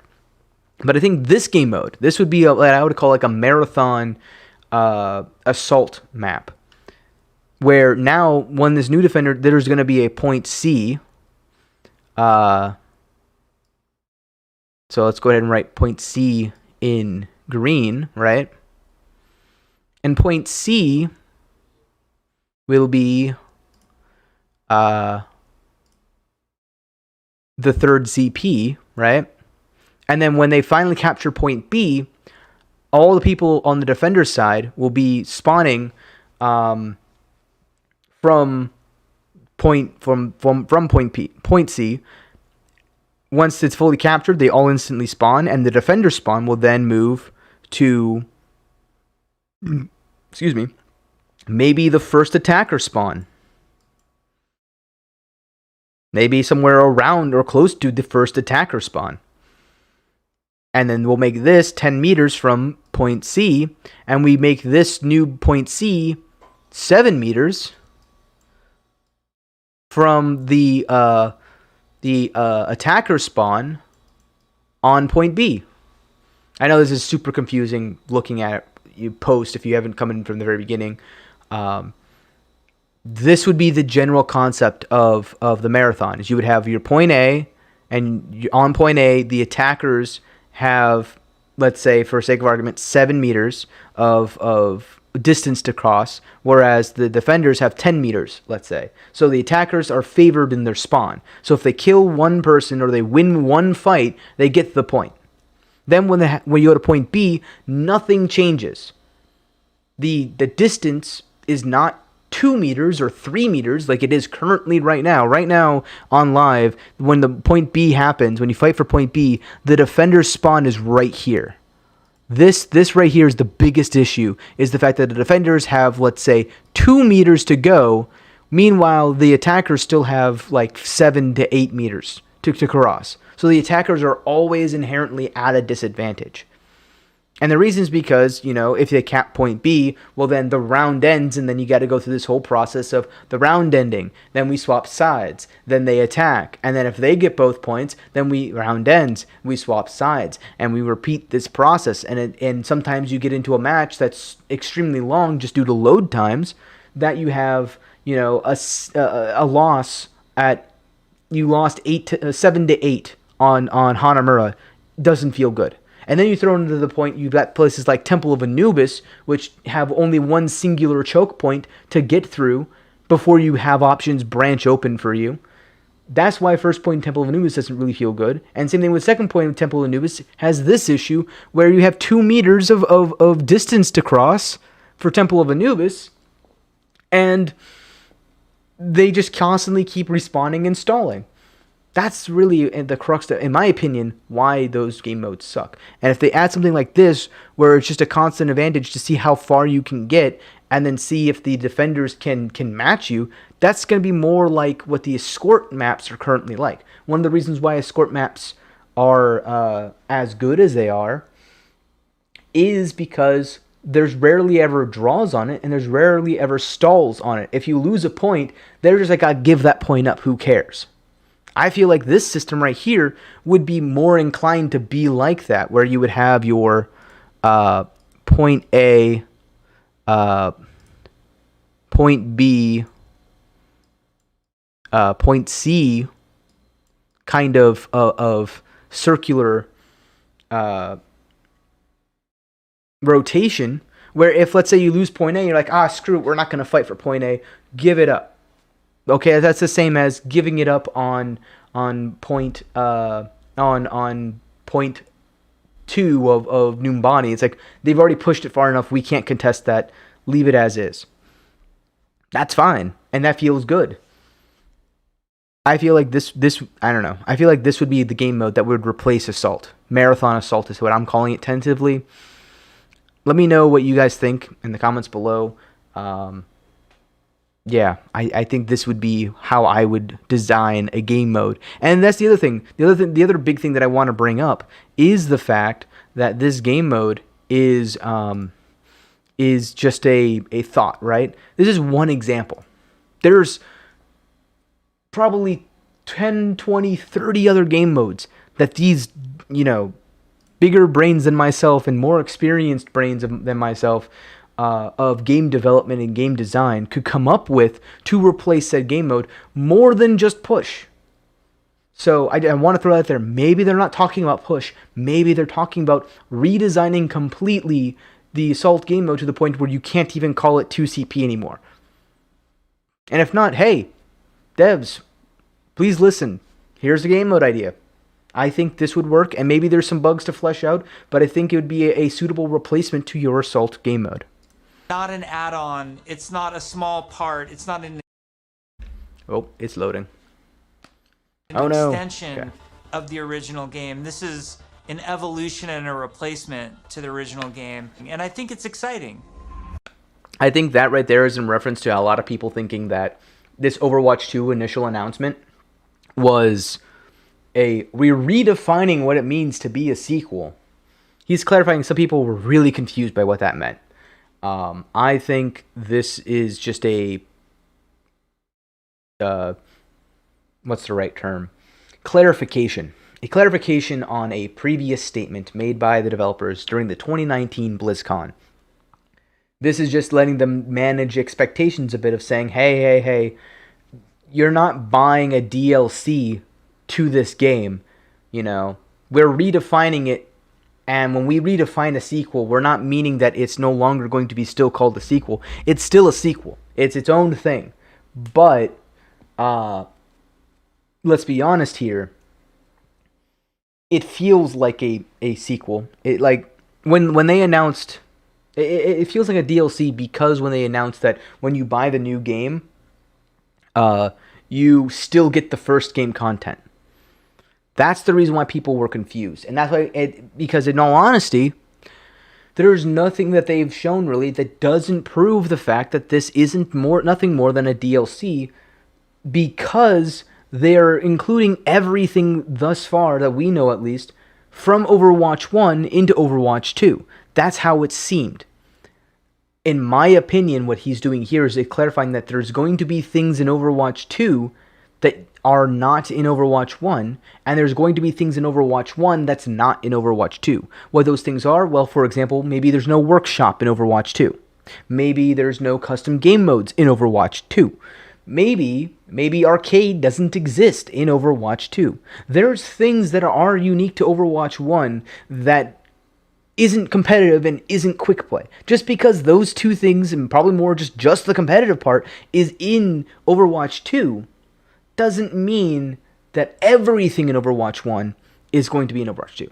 The reason it felt like that, though, is because, as I said before, the people who play arcade and the people who play the workshops and the custom games, majority of those people still play more comp, and they aren't the majority of the player base, as far as we know, at least. It feels like the focus of Overwatch 1 to this point has been competitive, and I feel like it's a bad sign if the focus from the developers up to this point has been the PvP portion, and that's literally what they've been clarifying on every single video regarding Overwatch 2 is Overwatch 1 is PvP, Overwatch 2 is PvE.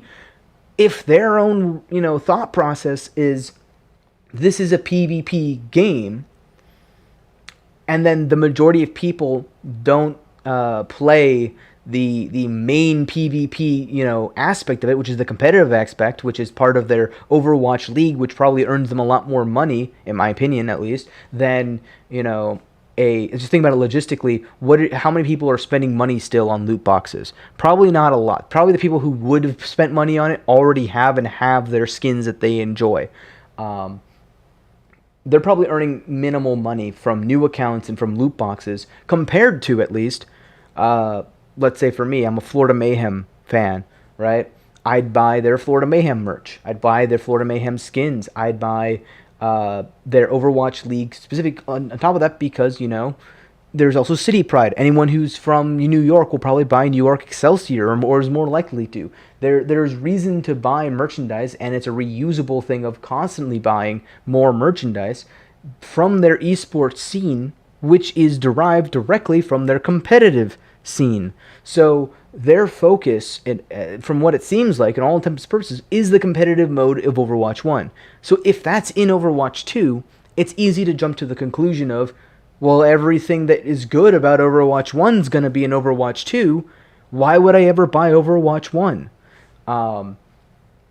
And if that's the case, everyone who's already bought Overwatch 1, they're going to feel gypped, because it's like, I just spent money on Overwatch 1, and now you're telling me that all the good stuff is in Overwatch 2, and it's completely different. And on top of that, I can do the main aspect of Overwatch 1 in Overwatch 2? Why?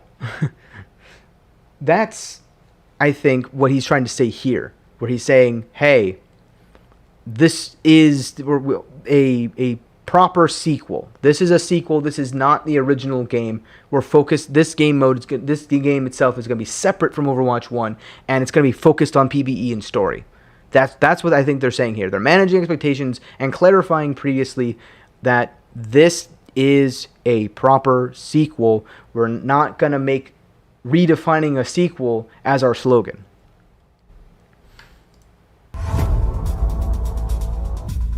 Okay, now they're going to PvE stuff. Are probably one of the things that's the hardest to wrap your head around if you've never played one of them.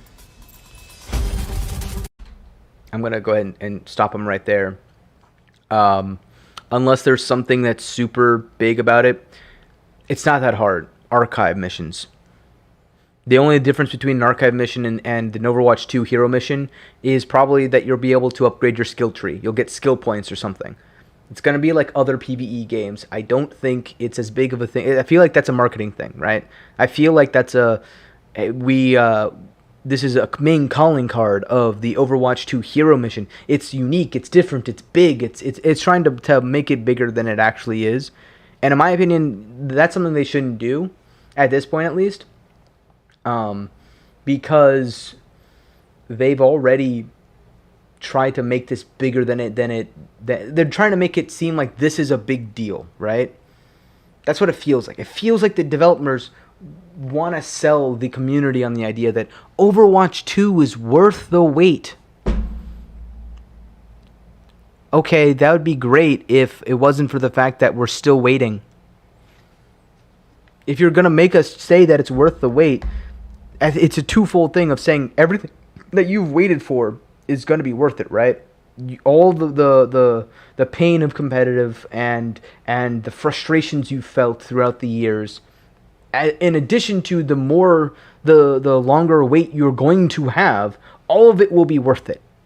That's what this feels like. And I don't know. I don't like it. I don't like that aspect of when people try to upsell these things when it's like, it's just PvE. You're with your friends, and then you're going to be able to upgrade your heroes. For these to be this co-op PvE experience.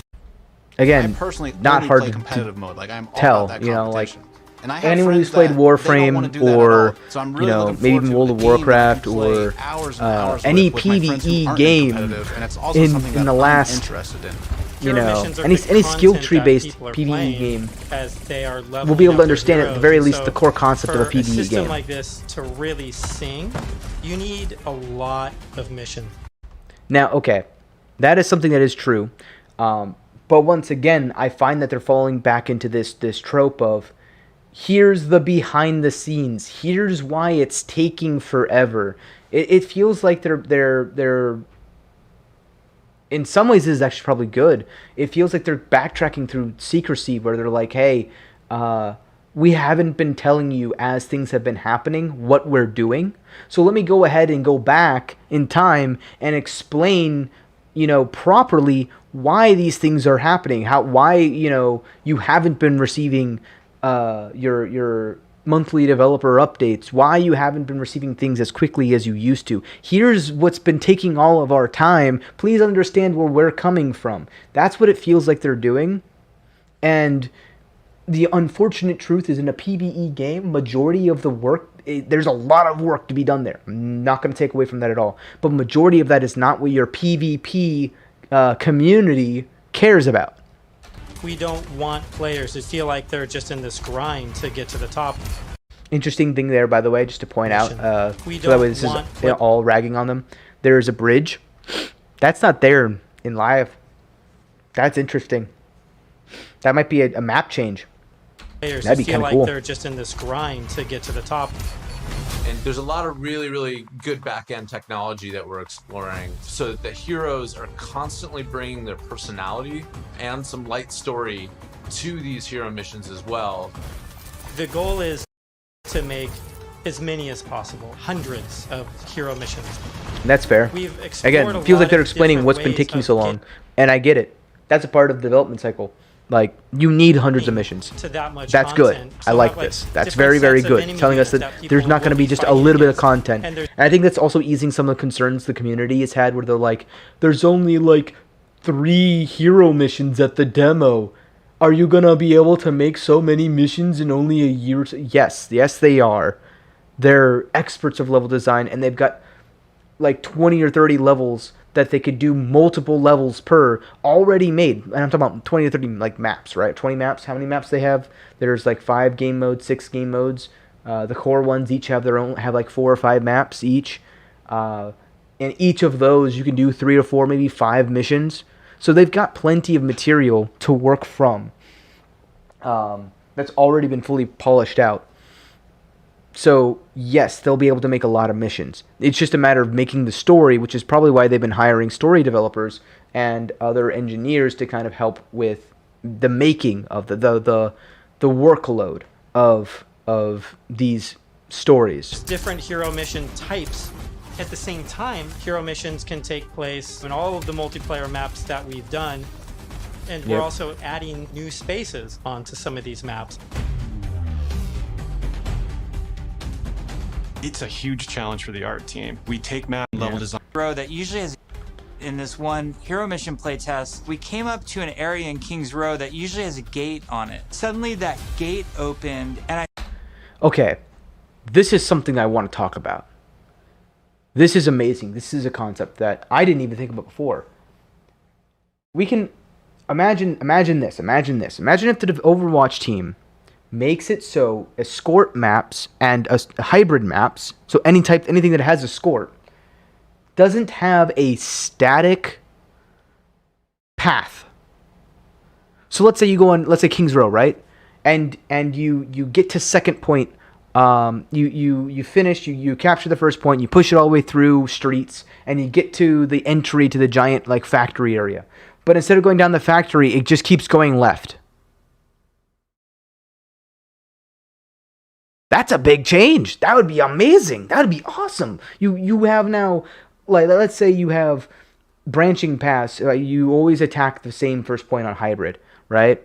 But now let's say you're on Numbani and you cap the point, and now it suddenly starts going back towards the attacker spawn, the first attacker spawn. Like, you now have 4 different paths at the very least for every single escort map, and maybe you make each individual path hero dependent, right? So you make it so that certain pathways are more advantageous to high ground heroes and other ones are more advantageous to rush comps. That's a huge change. That'd be amazing. I saw a new area of King's Row that I had never seen before. Now, of course, that takes a lot of map design and changes to the map. And the payload may but decide it's nothing to they take this new route instead can't do. of going the usual route. That was really, Yeah. really cool. It was like this eye-opening special moment.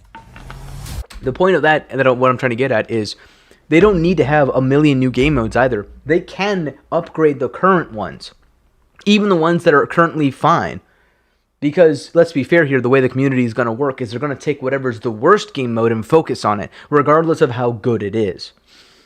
Even if 2CP wasn't there, the community would find something else to nitpick, because that's just how humans evolve and how humans, improve the thing they love and improve their environment, is by looking at what's wrong with it, and then they create a problem so they can create a solution to said problem. So it's a natural thing to have and happen. It just is annoying when you have the same problem for over a year. And that's really a lot of the frustration that comes with the development team. So seeing this gives me hope. It shouldn't give me hope, because every time that I hear another thing about Overwatch, it seems like they have the right mindset, and then they just do something along the way, a little minor thing or something, that turns out it isn't minor. And it destroys everything. And it always feels like, oh, if they would just do this thing, then it would be better. And then when they do that thing, by the time they do that thing, it's like, well, now if they had just done this thing correctly, because they implemented it slightly wrong, and then they do that one thing. But by the time they do that one thing, it just keeps going and going. So I'm hopeful. I'm just going to leave it at I'm hopeful. Lan, our lead tech artist on the environment side, that's very cool. early on our own free time, made a prototype of a sandstorm. So this is something that people were complaining about. He's talking about storm rising and the weather dynamic system in that. And even back then, I was thinking, this is actually really cool. I didn't think about the comp implications of it, because the competitive implications of it, because I felt that it would be too RNG based to limit invisibility. But at the same time, the more I think about it, the more I realize, like, it would make it easier to balance certain heroes like Hanzo and Widowmaker, where you could nerf them. You can make it so they don't one-shot people. They just burst out a lot of damage. But you make them more scouters, right? You create an entire class of DPS that's ability basis is scouting for their tanks, scouting for their allies. Maybe you make it so when Sombra hacks somebody, it reveals their location to your teammates. So she's more viable on weather affected maps. That would be a cool implication, and it would make it another variation on every single map. So you could have one map have 4 different routes if it's a hybrid map, and make it so the weather changes which heroes are going to be played that each time. On the Temple of Anubis map. And at the time, all we options. Know what we wanted to do. Now, are they going to be able to do all of them? We looked at maybe all of them would be too much. Maybe it would be kind of sensory overload, which is kind of the issue with Overwatch, or it used to be, where you had Symmetra, Moira, Coalescence Beams crossing with double big shields going everywhere. You got Barrage going off, or some Torb overload happening. Like, there's a sunset. Too much sensory is bad. But depending on where you are in the world, these look different. California or Hollywood would have what we call a California sun. In New Bonnie, there's a great African sun that happens there. You sort of get a sense of space and mood. Again, a lot of this feels like fluff. It just feels like they've been working a lot on art, and they haven't had a lot of people to be able to do a lot of things for a while, and this is all they've been able to accomplish. And I shouldn't say all, as because it feels like I'm implying that it's not a lot. It's a crap ton. To make this scene alone, like as sketch, probably took a long time. That being said, it's just not. It's not what it's not what I, at the very least, as part of the community, was hoping for in terms of Overwatch news, right? But it makes sense because they're talking about Overwatch 2. This is what really brings the levels to life. It just makes it For feel me, like the dynamic world's exciting. Okay. Just seeing these dramatic Great. landscapes. I have more to look forward to for Overwatch 2. It's a I'm much more hyped. cinematic experience for the player. Before you Now I start gotta a wait. mission, you look at a map. It's nighttime in Necropolis, or there's a sandstorm in Necropolis. Players can make some comp choices based on knowing this information. So what he's talking about right there, I think, is hero mission. So if you choose a hero mission, right, you can change your composition for your team of 4 before going into that mission, because it will tell you beforehand you have this weather, you have this daytime, you have this is your mission type. Standard things that would come with a hero mission based game, but it would be, in my opinion at least, there's a lot of you know, I don't know actually. I don't know if there's another single game. There probably is, and I probably just haven't played it or are not able to think of it right now, that gives you that much detail in terms of replayability. But I think that's what he's going for, is replayability. You'll be able to play the same mission and it'll be different. And I think that philosophy can apply to the competitive side as well. It's just, right now, they're not. Or at least they haven't talked about it. Characters like Hanzo or Widowmaker start to be a little more valuable because they have abilities that allow them to see through the sand more clearly. Are we going to talk about any of the types of objectives in hero missions? Yeah, let's talk about the objectives. Players are being asked to do different things from one hero mission to the next so that they all feel really fresh to the player. It's almost like, it almost like, I don't know, event maps.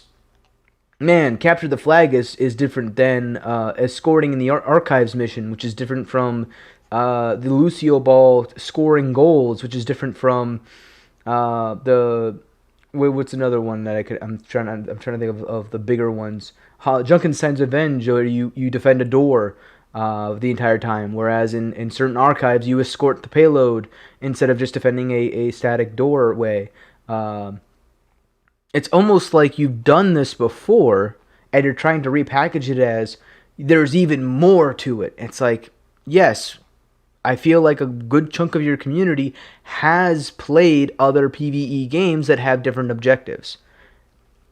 I don't understand. In my opinion, it's not smart for them to be touting all the, there's so many different, unique objectives. For example, the only reason why I would say that these are good is if for the Overwatch 1 at least, is if they're thinking of making these potential game modes for competitive. But we'll see. We have Gather and Return, where you're trying to go and grab these different canisters to. I don't think that would be a good competitive game mode. And affect the population in a negative but way. I've seen there's something really again like that in Warframe. Where on the one hand you're trying to split up and go grab all these canisters to be as efficient as possible, but at the same time now you're having these sort of special enemy units spawn that are really difficult, and if you kind of get caught by yourself, it turns into a pretty bad situation really quickly, and it feels extremely cooperative and like a very different way to interact with the Overwatch universe. And so the biggest thing right there that I take away from that is, congrats, you are basically saying PvE is coming to Overwatch. Again, maybe it's just me. Maybe it's because I've played a lot of PvE games and that's more of where I come from. I'm a Metroidvania player. I like playing games like Metroid, Hollow Knight. I like to play Warframe, which, to be completely honest, is more third-person space ninja running around and jumping off of stuff and being an OP player inside of that. You have your frame that's basically more or less indestructible, assuming you don't just feed and get surrounded and do nothing for a while. And there's even frames that allow you to do that. So, I don't know. In my opinion, this isn't anything new. It's not something to be bragging about. In my opinion, the only thing that is cool is the fact that it's not that it's not to be bragging about. There's plenty to brag about there. It's just that it's not new. It's not new information compared to what we got last year, or technically a year and a half ago. So in my opinion, it's not like groundbreaking. It's not what we were looking for as the community in terms of a BlizzCon announcement. We have names like Wall of Death, Scavenger Hunt, and Kill Quest, and all these new mechanics and enemies for people to experience. Players will be able to jump in night after night, play different hero missions, and then work through the progression system. Summary, there's a lot of replayability. Leveling up their heroes. It's worth the wait.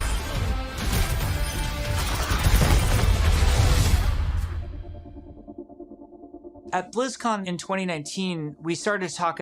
I'm going to go ahead and probably skip most of this because this is probably just going to be, hey, you play hero missions to get experience. You use experience and skill points to upgrade your heroes. Those upgrades are permanent for every PvE mission. You now invest inside of every single hero, and you progress down the skill trees as if they're each an individual character you own. Again, I don't view that as anything super new. I feel like a lot of this is going to be fluff with a lot of concept art and a lot of fleshed out designs that they have to show off, and I think that's cool and all.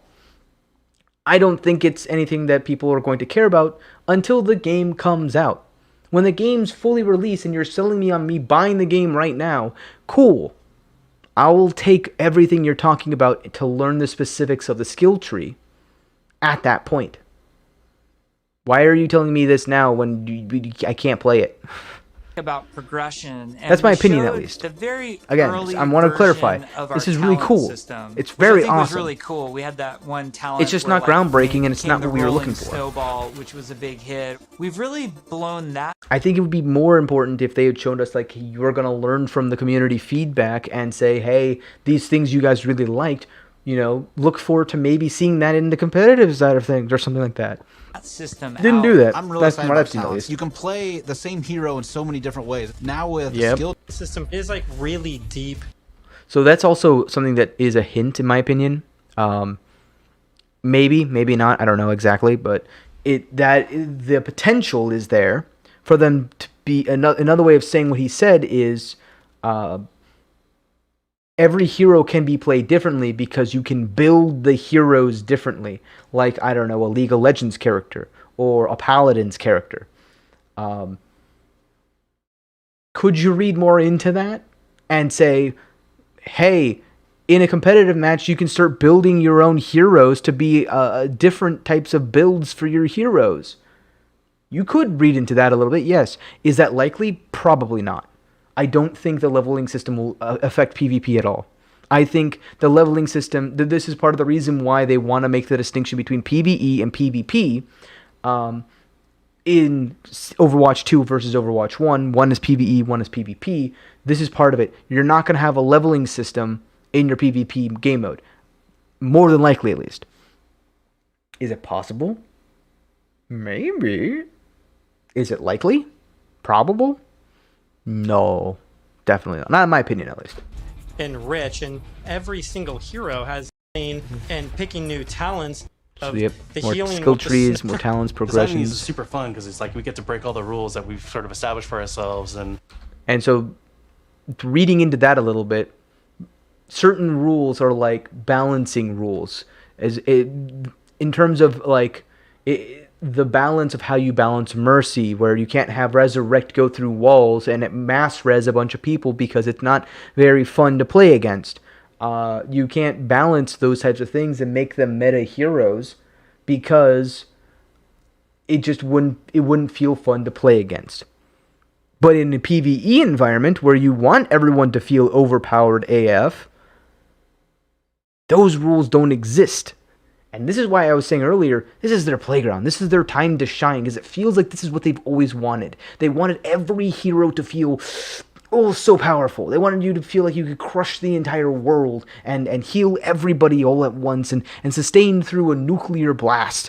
Like, that's what they want. They want you to play Doomfist that can level a skyscraper with one punch. They want you to play D.Va, who's a superstar and can delete every single projectile known to man, whether it's an immortality field or a graviton mini black hole. They want you to play those heroes in that way. But they set rules to themselves after seeing how badly balanced that makes the game in order to prevent them from doing what they really want the heroes to do, in my opinion. And this is why, again, I'm going back to that phrase. This is their playground. This is their time to shine. This is their time to show what every single hero can do. We get to really take the gloves off and do crazy things, like Junkrat can dual-wield grenade launchers, and we've had Mercy be able to area effect res their whole team at once at super long range through walls. It's been a ton of fun, kind of like mad scientists making all this stuff. You're all used to using these kind of kinetic weapons like Soldier 76's rifle or fire. All of a sudden, opportunity, maybe you're doing freeze damage or electrical damage. shadow. So they're talking about elemental types. All sorts of Again, stuff not you something feel that's you're controlling the battlefield uncommon in in PvE. novel ways. That the talent just want to play. So Skill great. trees, You start at the bottom of new the tree. people. Like, Yes.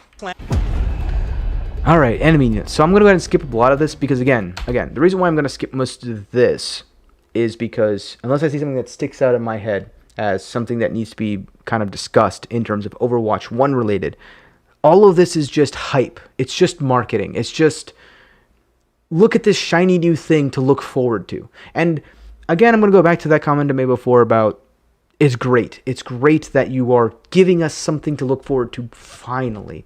It's a bit too late for that, in my opinion, but at least you're finally doing it, and it gives me hope for the future if you continue down this path. Please continue doing something like this along the way in little tidbits to give us little bitty things to look forward to, new enemies to kind of theorize about, lore aspects that, I understand that it's going to be harder to do that in little tiny chunks in the sense that you're constantly developing new lore, so you may drop something that you'll scrap later and people will read too much into it and they'll be like, well, what was that all about?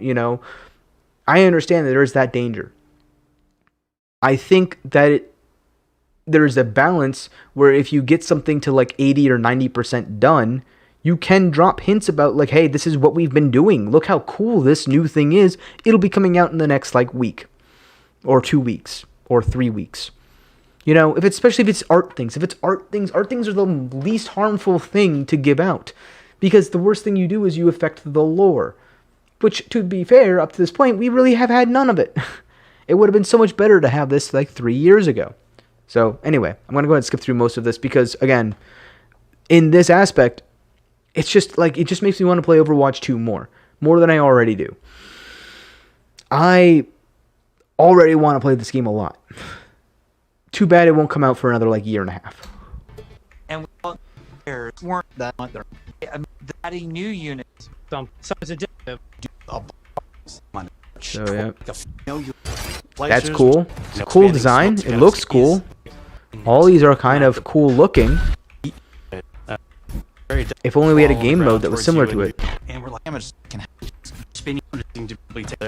Art design looks cool. The progressive damaging system looks cool. It all looks cool. Okay, no hero looks. Again, kind of show that more art. It's great for promoting and marketing for this new game. It's terrible for anything else on Overwatch 1 and for anyone who's waiting for this game to come out. It just feels like, hey, look what we get to mess around with and what we have fun with every single day that you get not to play because it's not done yet. And it won't be done for a while. Try classic bombastic. Also, I want to just pause and it feels like I'm dumping on them too much. Again, I have no idea when the release date is, right? I'm in the dark as much as you guys. I think it's not going to be for at least a year and a half. If this drops in 3 weeks because they've decided we've had enough to kind of submit out for beta testing. All right, cool. Everything that I'm saying right now, throw it out the window in terms of the art aspect at the very least. Everything that's related to it feels bad because we're not going to get to play it. More or less throw it out. Don't completely throw it out because this goes back to their secrecy thing. If they are going to drop it in 3 weeks, it doesn't feel like that, and they're not going to tell us anything. From a business side, it makes sense. I understand that. But from a community side, it feels terrible. It's better to not make a promise than to break a promise you make. I understand that. But you have to understand all the things you're showing right now. Femme fatale, which is basically it's just key part. Why? I get it. It's cool. But Overwatch 2 is probably the largest opportunity we've had since the inception of the franchise to really expand the story. Again, back to my thing about lore. This would have been great 3 years ago when people who cared about lore were still reading into every little detail you did with the Archives event. You're a bit late for that train. Again, it feels like they're just riding on this hope that everyone's going to come running back when the lore finally drops. And they're telling us about all this new awesome lore a year and a half or so probably before it gets released. huge. It's like great. Thanks for giving us hope. We're gonna learn for who's behind that uprising. Something that we're not gonna play for a while. That's happening. How really. And there is a lot we can take away from this BlizzCon. There's a lot more than I thought we would be able to, at least. Create conflict in it. And he does make a good point of right there of how do you create conflict in a perfect world.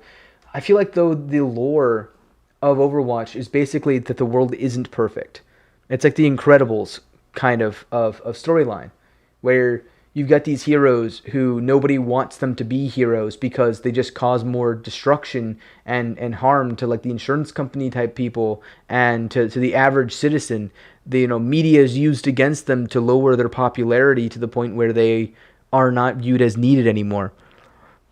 It's not the first time this type of story has been developed. It's just that in your universe you haven't progressed it at all. You haven't given us the next chapter. You've given us prequel after prequel after prequel.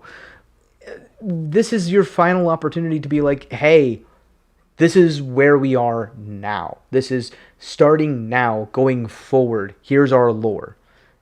And it just feels bad that it's been 5 years since the start of Overwatch and the start of this universe being introduced to the community, that you're finally starting to give a little bit of content on the lore side. And the world needs the hero Storm story campaign whiteboards, and we would just write. Forgot this. With a bunch Again, of more fluff. Here's how we did it. Here's our story process. Here's people find this interesting. I'm not going to deny that. As a would-be game developer, I like this.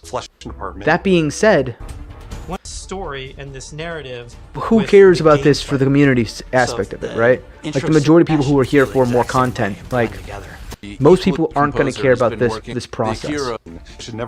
To actually make that come to fruition, and read as you're running by, and you need to have it times. Again, yeah, these are like hints on how to make games, right? Timing of events and waiting for people to come in and having people swing by and the process and how long that takes and how difficult it is. It just feels like a big pat on their own back of saying, guys, don't you understand? Making a game is difficult. Making a game takes a lot of effort, especially when you want to make a new game. So just give us more time. And I am going to be very, very, what's the right word? Understanding of their situation. Because from my understanding, Blizzard forced the developers' hands to reveal Overwatch 2 before they were even ready to talk about it. And that's why BlizzCon 2019 was such a massive disappointment on the Overwatch side, is because yes, we got confirmation that Overwatch 2 is in development, but they didn't have anything to show for it, and the developers themselves weren't happy. And this is to me is one of those, like, it's a good thing and it's a bad thing, because the good news is it confirmed everyone's suspicion that they were working on Overwatch 2. They weren't crazy, right? The bad news is that they had to wait more time before this sequel dropped. The good news is we finally broke through the veil of secrecy that the developers had. But the bad news is that that was the reason why they were upset. Wasn't because they were forced to reveal the potential development of things. It was the fact that they were forced to reveal anything at all. That's what it felt like. It's like they were just mad that they had to reveal Overwatch 2 before they were ready to really submit it, and it's going to get people talking about how they've been siphoning off the development team from the Overwatch 1 game to put towards resources for the Overwatch 2 development, and then they didn't even have enough people to begin with working on Overwatch 1. And until that point, until that reveal, it was just speculation. But once that reveal hit and then it was confirmed Overwatch 2 was in fact actually a thing, all the people who've been saying they've been working on a new game and that's the reason why they didn't have as many people working on Overwatch 1 because they've been splitting their resources between the two, all of them have been going, see, we told you. In my opinion, that's why they were more upset. So again, this just feels like fluff. It feels like they're explaining this is what we've been working on, and this takes a while. And again, I want to emphasize, It does take a while. Game development is indeed hard, despite what some people may want you to believe. It's hard. And I do feel for them. I just want to also say it's not an excuse to completely ignore the community and ignore some of the more experienced competitive players and their reasoning as to why the game doesn't feel good competitively, especially when the competitive side is really what's been earning you money. If the competitive sucks, the esports scene sucks. If the esports scene sucks, your merchandise is going to fail. If your merchandise isn't going to do well, guess what? You're not going to earn anything from Overwatch 1 because nobody's really buying the loot boxes and new accounts, especially after Rollock, when one of the more fair ways of buying a new account, besides, hackers and stuff, is to, choose a new role. Because that was, in my eyes, the only reason why a quote-unquote Smurf was even considered decent, right? Is because it isn't fair if you're at a Diamond or Master level to have a person who one-tricked Torbjorn in Masters and in a meta where Torbjorn suddenly sucks. It's the other issue with competitive in general, where you have a bunch of people who play one hero and then that hero drastically changes to where they're no longer viable with the same playstyle, but the people who were playing that hero are still at the same MMR they were at before, and when they lose their MMR, the people they're with lose MMR too. And it doesn't exactly work like that, but it works more like that in above Diamond territory, especially after performance-based goes away, more or less. So this is the complaint a lot of the higher-end people I've been watching have been having. Now, what that means for the lower ranks, where I'm more at, which is I'm a platinum across the board. Every role I'm low to high plat, really. So I'll get more into that later, but for now, again, this just feels like fluff. So that so as you make your way through the snow, lighting, development, sketchboard, animation, variation of voice lines. There's a lot that goes into developing a game. In conclusion, sit down and we need some more time till we can say it's perfectly polished in the way that we want it. And that right there is one of the harder parts of Blizzard. The reason why Blizzard games are so good is in part due to the fact that they are so polished. That polish takes time. That time means the game's going to come out later. That game coming out later means we have to wait more. Us waiting more with no news of new content on Overwatch 1. Notice none of this stuff is about Overwatch 1, and there really wasn't anything else about Overwatch 1 besides, the San Francisco Shock versus the world type of game modes and, arts and crafts. There really isn't anything here about Overwatch 1, which is what we're going to have to play and use while waiting for Overwatch 2. That's the reason it feels bad, is there's nothing about our current state.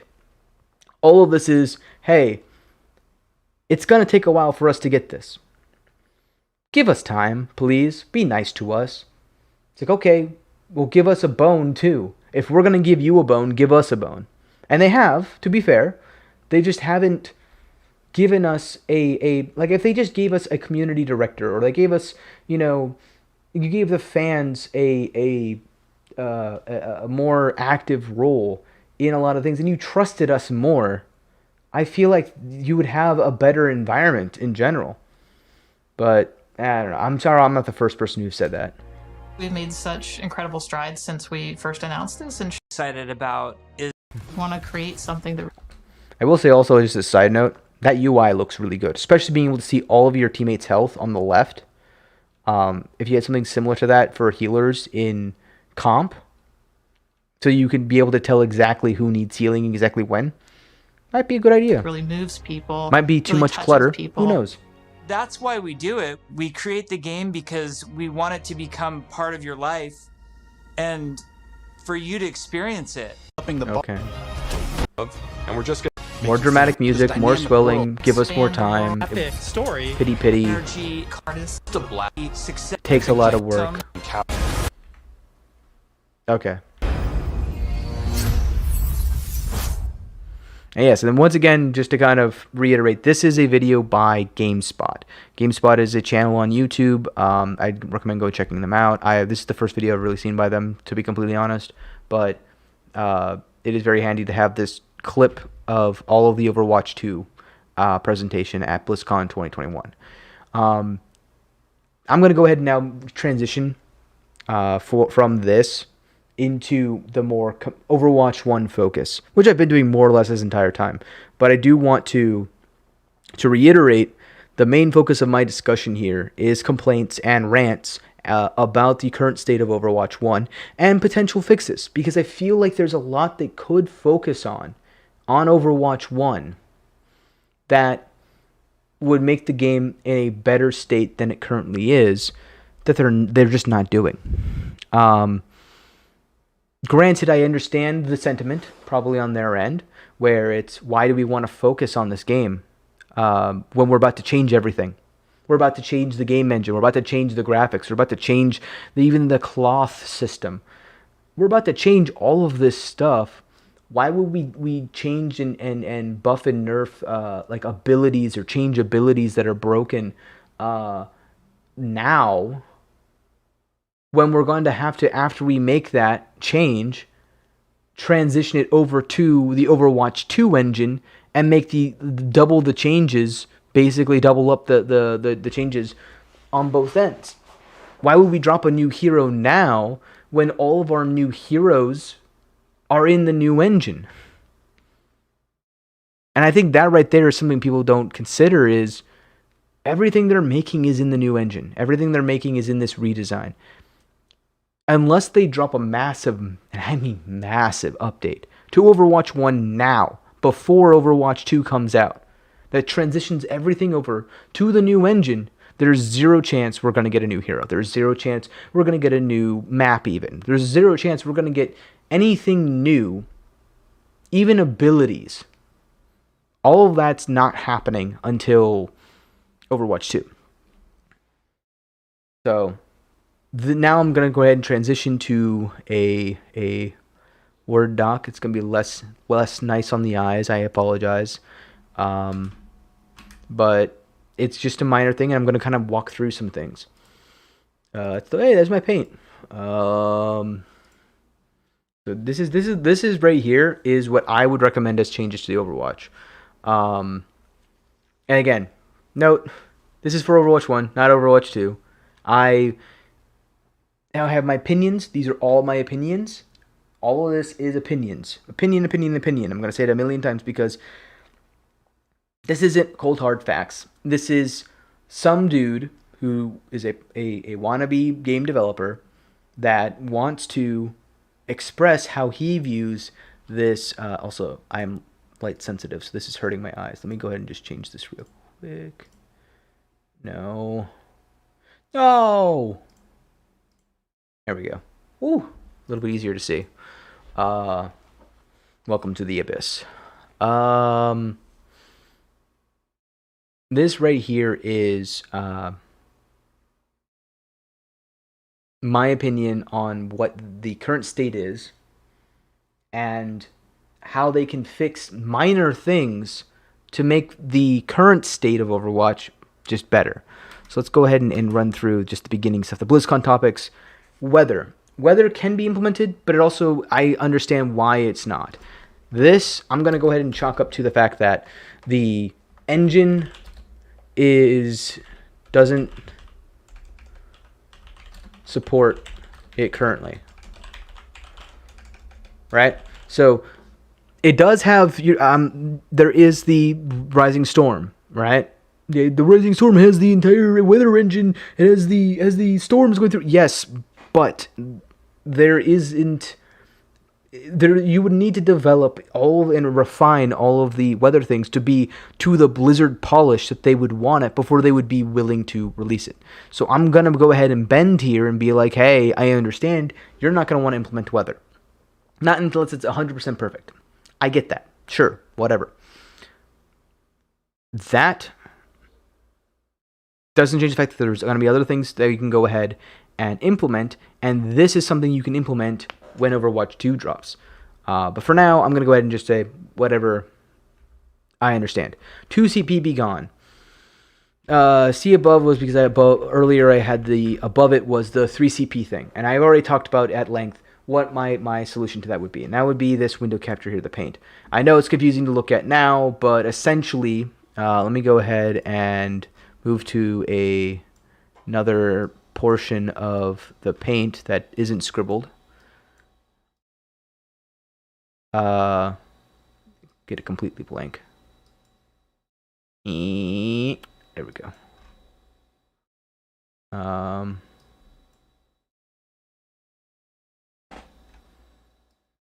There we go. Whoosh. So, gotta move that there. The general idea is you would have point A, point B, point C. And you would make it so every single point is attacker favored.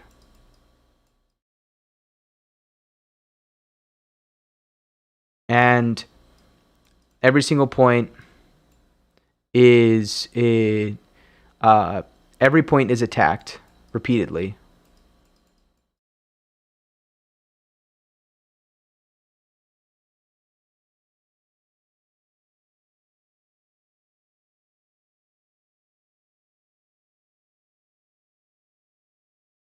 And the way you would do it is you would have attack there, and then they would attack there, and then they would attack there, and then this one would come back from here. So you would have your initial point.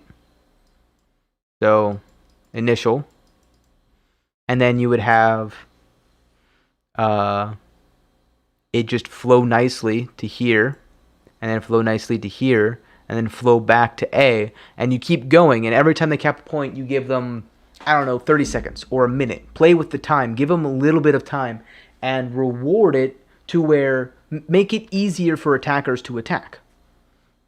Make defending very, very hard, but still not without its advantages and disadvantages. That's more or less what I'm getting at with that. Role-specific passives, awesome idea. I think this is a great way to making each role more defined.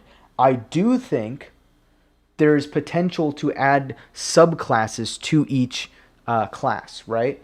And so you can maybe even make a system where you have, you know, because here's one of the inherent issues with Overwatch. One of the inherent issues is how do you calculate MMR? Before, in the earlier days of Overwatch, every single hero had the same MMR. That caused issues. Now it's slightly more refined. This is an issue you don't see in Valorant. You don't see it in CSGO. You don't see it in Call of Duty. You don't see it in League of Legends. You don't see it in Heroes of the Storm even. You don't see it anywhere else. And the reason is because all of those games don't allow you to switch heroes on the fly. So when I select Li Ming in Heroes of the Storm, I have an MMR on Li Ming. And if I were to select Tacitor, I would have a different MMR for Tacitor. So it would find me a game based upon my skill level with that hero, and my teammates wouldn't have to worry about whether or not I could play Tacitor or not, because I would be able to play that specific hero at their level. Overwatch isn't like that. Overwatch is the exact opposite of that. And role queue did help with this a little bit, and this is something that I used to oppose role queue, but now I'm okay with it a little bit. Because I recognize that it did refine this point. And that is, when I play Brigida, right? Let's say I play Brigida and I'm a one-trick Brigida. Brigida gets nerfed into the ground. But I made it to GM before they nerfed her. Alright, well now I'm going to go ahead and play her the way I used to play her, trying to bash through shields and whip shot people halfway across the map to kill them, and 3-hit certain heroes down to no HP, or stun, whack, and so what was it? Bash, whack, and whip, and then you'd kill a tracer. Like, if I try to play like that after she got heavily nerfed, I just feed, and The answer would be to switch to a different hero. Oh, let's say they have a Pharaoh or something, and now I can't, it's a high tier Pharaoh or something, and my hero's nerfed into the ground. The way that I used to counter Pharaoh doesn't work anymore. What do? Oh yeah, switch. Oh, but wait a minute. On every other hero, I play like a platinum, or I play like a low diamond player. Not only do I lose that game and I drop down my SR, everyone else in that game also drops down SR. And that would normally that'd be how the game's intended, right? Where eventually those other people will get to a point where they can carry themselves back up, whereas the person who's playing Brigitte can't carry themselves back up, and eventually it'll balance itself out. And that's fine if things stabilized, right? Because those people will never get back in. What ends up happening, though, is let's say you have a meta that favors Brigitte, and then it, nerfs her into the ground. And in order to stabilize, you make a new meta to kind of stabilize and remove a lot of those people who can't play any other hero. But that new meta emphasizes Mercy. Okay, great. Or they emphasize Zenyatta. Great. Now you have a bunch of boosted Mercy and Zenyatta players who are not going to be in, GM and higher, not boosted as in the sense that someone else, increased their SR artificially, but rather just the meta naturally favored them. The same way it favored that Brigitte. Well, now when the meta goes away to fix those people, to make them drop down, and now let's say it favors Lucio and Ana, well, now Lucio and Ana people are going to get a meta boost, and the people who used to only play Mercy or used to only play Zenyatta are going to just die on repeat and feed their brains out. And this creates this cycle of constantly having, this 30-30-40 rule, where there's going to be games where you can't win, there's going to be games where you can't lose, and there's going to be like 40% of the games or so where you actually have some influence. And the unfortunate part about it is that losing the games feels really bad. Winning the games doesn't always feel really good. And the games you actually have control over, you won't know until like halfway through.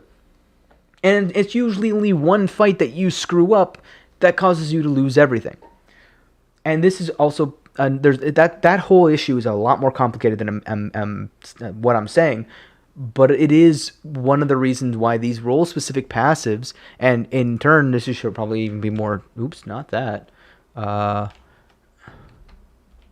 This should be tabbed in. Making tanks more tanky is kind of more about the role-specific passives. It should help with that a little bit. It should make it where each hero is now in a role, and that role does a specific thing. And up to this point, like at least in the current state, right now, the things that make people frustrated is CC. If a lot of CC is meta, then the game just feels garbage, especially for tanks. If the game mode has a bunch of one shot, one kill mechanics, where you don't even get a chance to react or to make a plan to kind of get around it, if they just outskilled you and they got hard carried, I feel like at the core, that's one thing Overwatch doesn't want. Overwatch doesn't want to hard carry heroes. They don't want heroes that can literally kill 5 or 6 people back to back by themselves. Because that's more of an FPS kind of mindset, right? That's not what Overwatch wanted to be, at least in my opinion. My understanding was they wanted to be more a mixture between MOBA and first-person shooter.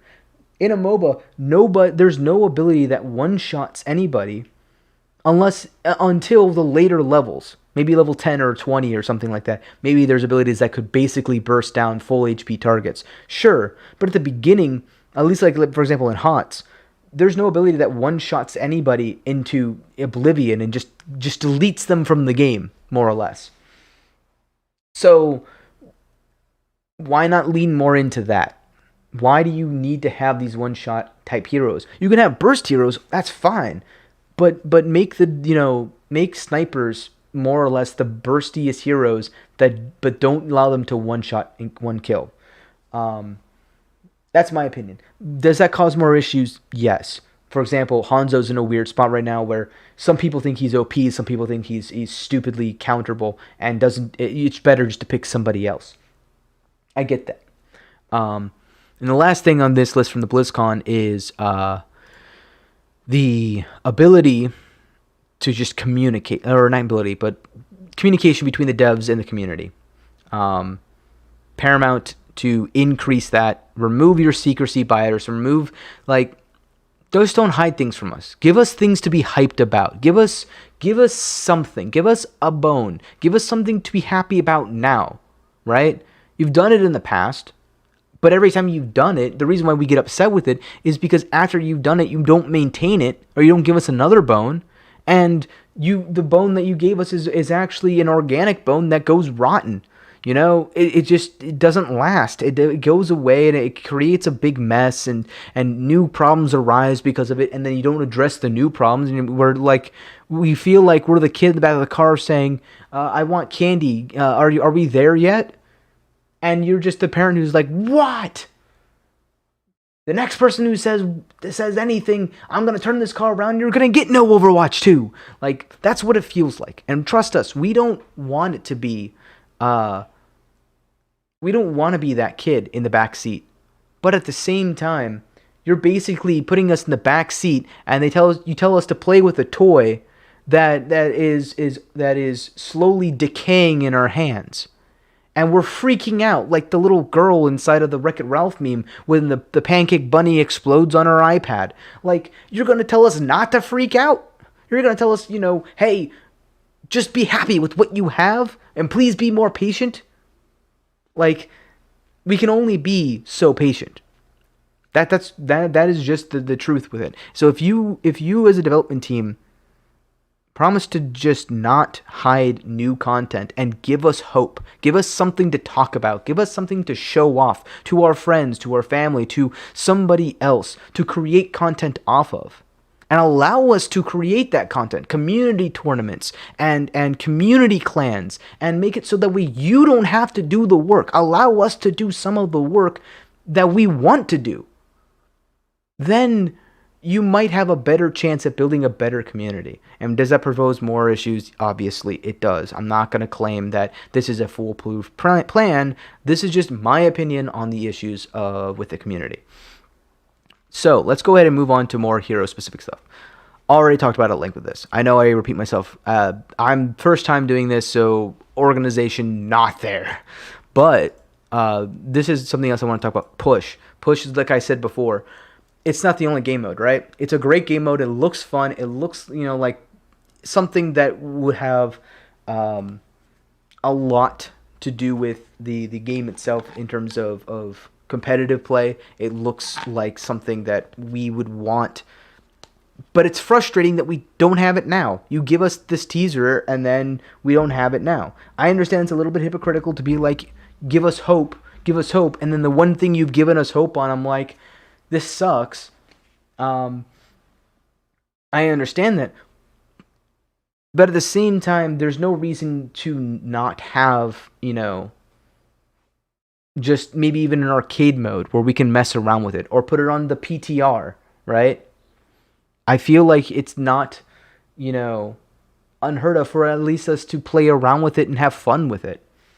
But at the same time, I won't be too hard. As I said, it would be hypocritical if I said the one thing you really did give us back at BlizzCon 2019, that was like the core thing to really look forward to, this new game mode that you had already examples of back at the 2019 BlizzCon.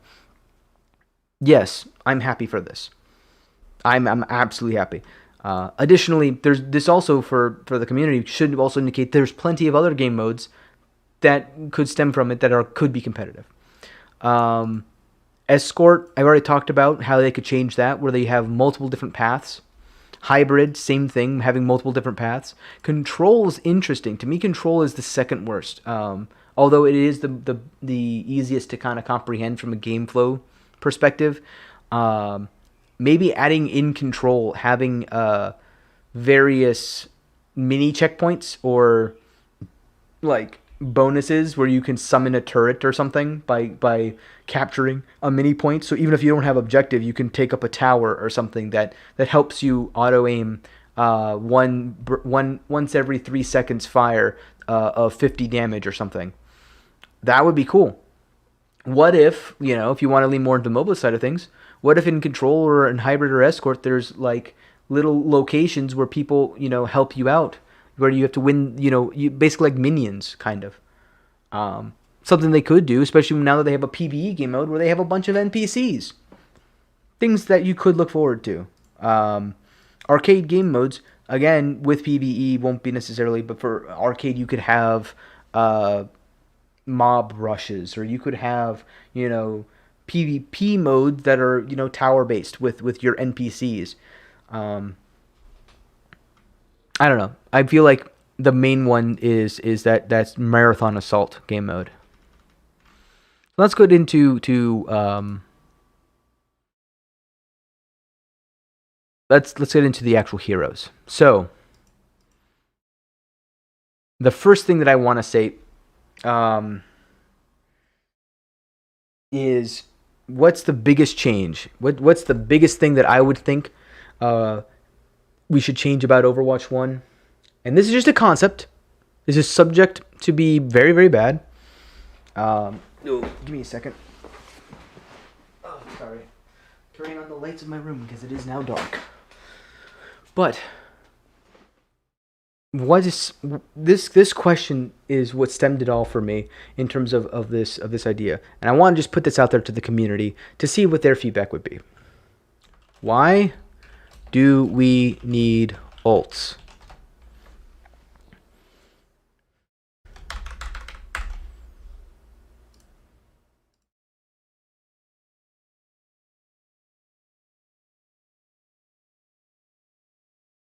Why?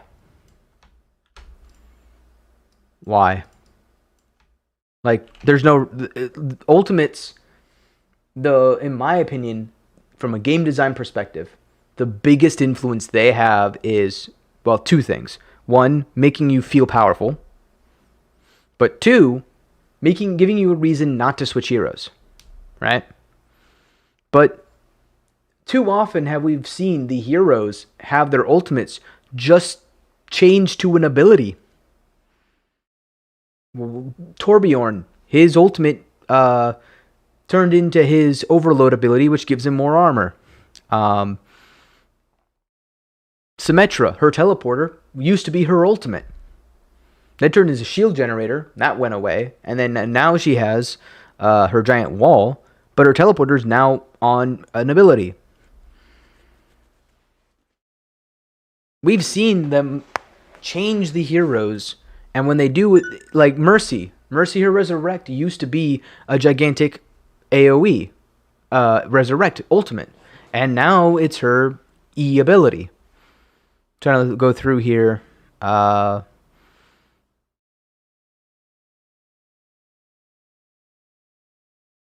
See if there's any down here. Blizzard, Death Blossom, Aimbot, EMP, Sim, Torb. That's the main ones that have been changed. But when they change them, they changed it. They just changed the ultimate and they put down. Because of them, let's see here. Winston, his ult's still the same from the beginning. Sig and Orisa are DLC heroes, but both of their ults are still the same. Same with Diva, Roadhog, Zarya, Wrecking Ball, Reinhardt. All the tanks, their ultimates are still the same. Mercy got changed. And when they did, they just turned it into ability. Moira's didn't change. Lucio's didn't change. So of the ones they have changed, every single one of them, I'm pretty sure, they just turned into an ability. Every single ultimate that's been removed has been turned into a pushable button ability. So, what's the point of ults? Especially when we look at Reinhardt, who you can't tell me you haven't seen the clips of Reinhardt going around and getting 3 shatters in one fight. Even the devs realize this is a problem. And you can tell because they had their own nerfs where they decreased across the board all ult generation. They're talking about it in the role passives where tanks don't give you as much ult. The reason why Roadhog and Part made it so you can move while you take a breather and take damage reduction while you're taking a breather to make them viable is because before you would have to stand still and Tracer could just sit there with no punishment, shoot her entire clip into your head. You would gain 0 and lose 0 health from your take a breather. And you would give Tracer like 40 to 50% ult charge in that one action. So they had to give him reduction of damage and the ability to move. So he's not just a walking ult battery, and 2, the damage reduction just means that he's able to survive and not give ultimate charge away, because that's the primary generation of ult charge. And that is what is in part in my head going, why is ult charge so important? Why ult charge to me is just the performance, a performance metric. But let's be honest here, performance metrics suck in Overwatch. What are performance metrics? Healing and damage. How do you factor tanks into that? How can you measure how well a tank is doing? In fact, most of the ways you could measure how a tank does well would be how in a bad way for tanks, unless you go ahead and with the philosophy of Jeff Kaplan of bruisers. Like, you can measure Roadhog by how much damage he does, how many picks he gets. His main role is to find out a position people and punish them by more or less one-shotting them or two-shotting them by pulling them in. This is good in concept, bad in execution, considering in how tiny the maps are compared to like MOBA maps, for example. This kind of ability just makes it so when a Roadhog goes out of position, he can get a kill for going out of position and flanking like a duelist. And in my opinion, no tank should be able to initiate a duel, and no support should be able to initiate a duel. That's my opinion. I feel like 10 out of 10 times when a Lucio wall rides to go 1v1 a Widowmaker, he should lose. And when a Tracer goes out against it, like for example, Tracer versus Zen's a great example. Most of the time Tracer wins, but Zen still does have that duelist opportunity to defend himself. But what should happen in that interaction is that Zen should stick close to a tank, and if you have, Winston Diva, you probably shouldn't be playing Zen. But if you do play Zen, you should stick next to your DPS. You should have a McCree or something. And what should happen is you should get Peel. And if you don't get Peel, the Tracer kills you. Because the Tracer's an assassin. Now, that being said, as I said before, it's complicated. You have, duelist capabilities where if a Tracer initiates the duel, she should win, let's say, 7 out of 10 times. Zen should be able to defend himself. It shouldn't be impossible for Zen to defend himself. I agree with that. Zen shouldn't be able to start the fight with the Tracer. Brig shouldn't be able to start the fight with a McCree.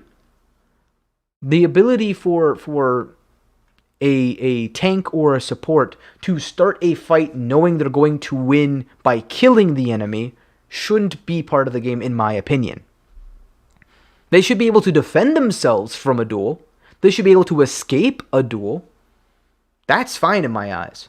That makes it interesting because you got to give them options to be able to escape, use natural cover, be able to outwit their opponent using positioning. That's great. That's called outplaying. That's counterplay. That's great. Being able to just raw damage their way out of the fight and beat the duel straight up with no game sense or positioning or outplaying really besides mechanical skill, as a support and tank, in my opinion, shouldn't be the case. So that right there, though, again, I'm going to go back at this point. That's just a concept to keep in mind going forward as part of my mentality. Going back to this thing of why do we need ults? We don't. Oh.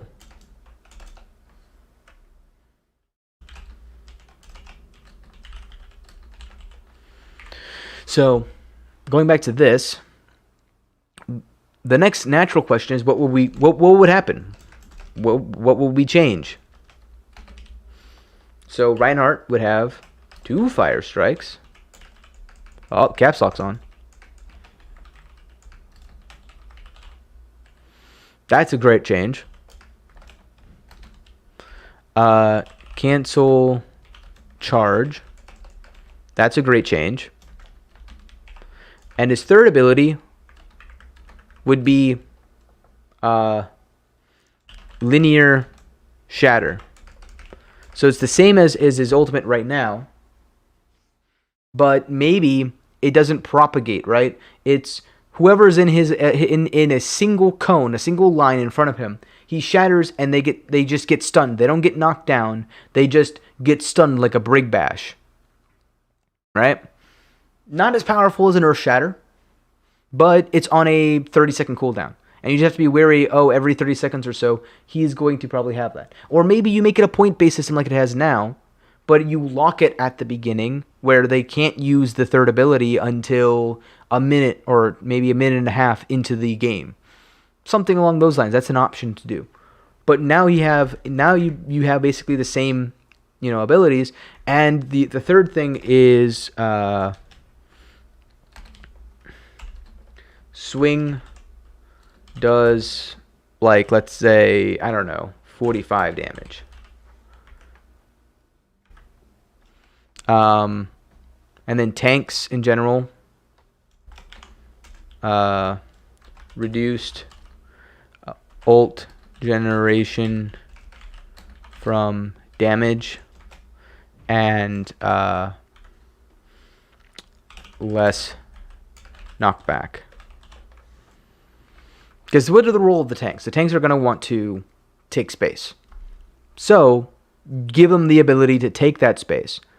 Allow them to scare off DPS. Because what a DPS should be nervous about is losing HP. Because the less HP they have, the less likely they're going to survive engagements. That being said, if you nerf the damage overall, I just think that maybe you give tanks, the ability to just generate less ult, so they feel less like ult batteries, and more like, as Jeff Kaplan put it, bruisers. I'm more or less warming up to the idea of making them all more bruiser-esque. I just think that tanks should, in general, do a lot less damage than DPS. What their ability should do what their main role should be is to weaken the opponent and to claim space, right? And if you make it so, let's say Reinhardt swings faster,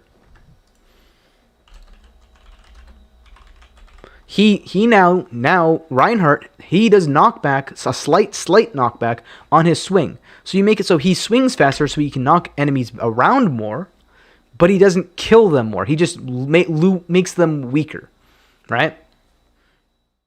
And let's be honest, the main ult generation of Reinhardt is his fire strikes. If you make it so his swing does less, he won't generate his ult as quickly. Or in this case, maybe, the reason I'm saying he won't generate his ult as quickly is because in my head, there's 2 or 3 ways you can go about doing this, where you can remove the ultimate and you can have this linear shatter that's on a smaller cooldown. And maybe you make it performance based as well, where every time you do some damage, you lower the cooldown by a little bit, right? Maybe it's something along those lines where you just want to swing faster, even if it doesn't generate more as much ult generation, right? Maybe knocking the ability to knock the enemies left to right a little bit to be able to get your shatter off, your linear shatter off. This will give you more versatility, and you'll have to be wary of getting close to that Reinhardt. It also will make the Reinhardt chess game, the pieces just move faster. Now, whether or not it's great or bad, I don't know. I don't have the reaction time to be able to accurately say how good or bad that will be. Now, for Winston, you can give him more mobility. Maybe, 2 leap charges. I don't know if that's a great change. I don't think it is, really. You could, bubble will just be, I don't know. Maybe you can make it so you can pick up bubble. And maybe you give it his ability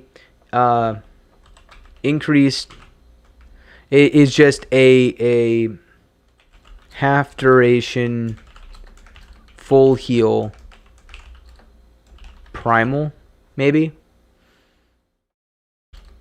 double leap, maybe something along those lines. Or maybe you just leave make it, 1000 HP full heal. And I mean, I don't know about, because if it's on like a 30-second cooldown, that's going to be really broken. So I think it's just a full HP primal, but it's half the duration. So he gets like 2 or 3 knockbacks or juggles out. Because honestly, Winston's ult is one of the better in the game in terms of counterplay and ability. Because if you can get a juggle off, that feels good. But for the majority of the player base, I don't know how great that would be. So this is now Sigma. Sigma has an inherent issue, right? Sigma has a shield, right? Unfortunately, he also has a stun, and he also has a DM type ability. So he can delete ultimates, he can stun enemies out of ultimates. So not only can he eat the ultimates that D.Va can, he can stun enemies out of their ultimates like Reaper, McCree, any other stunnable, even other Sigmas. And then he has a shield. And on top of that, his damage does a crap ton. So first thing, damage nerf. Balls only deal 30 per. Right now, they do, I think, like 60 or something ridiculous. That is just absurd. Especially considering you can go around walls. Maybe make them impact. Because I think one of the core things is, in order to make the game feel more fair, removing around the corner abilities, where you literally just spam corners, and you hopefully you get a person from spamming said corner without being able to see them. Removing that is probably what's going to make the game feel a lot more fair in a lot of aspects. Reduce rock hitbox. And make, I don't know how they would be able to do this, but DM can shatter rock. The reason why I say that is because one of the hard things about Overwatch that I don't like is the inconsistency. Why is it that Junkrat doesn't take damage from his grenades, but Pharah and Zarya and Soldier take damage from their projectiles? Why is it that DM can delete a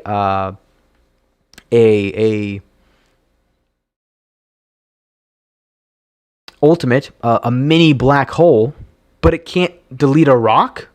Why is it that Genji can deflect a gigantic rocket-powered hammer, but he can't deflect like a beam or something? I don't know. Or I'm trying to think, what else can't he deflect?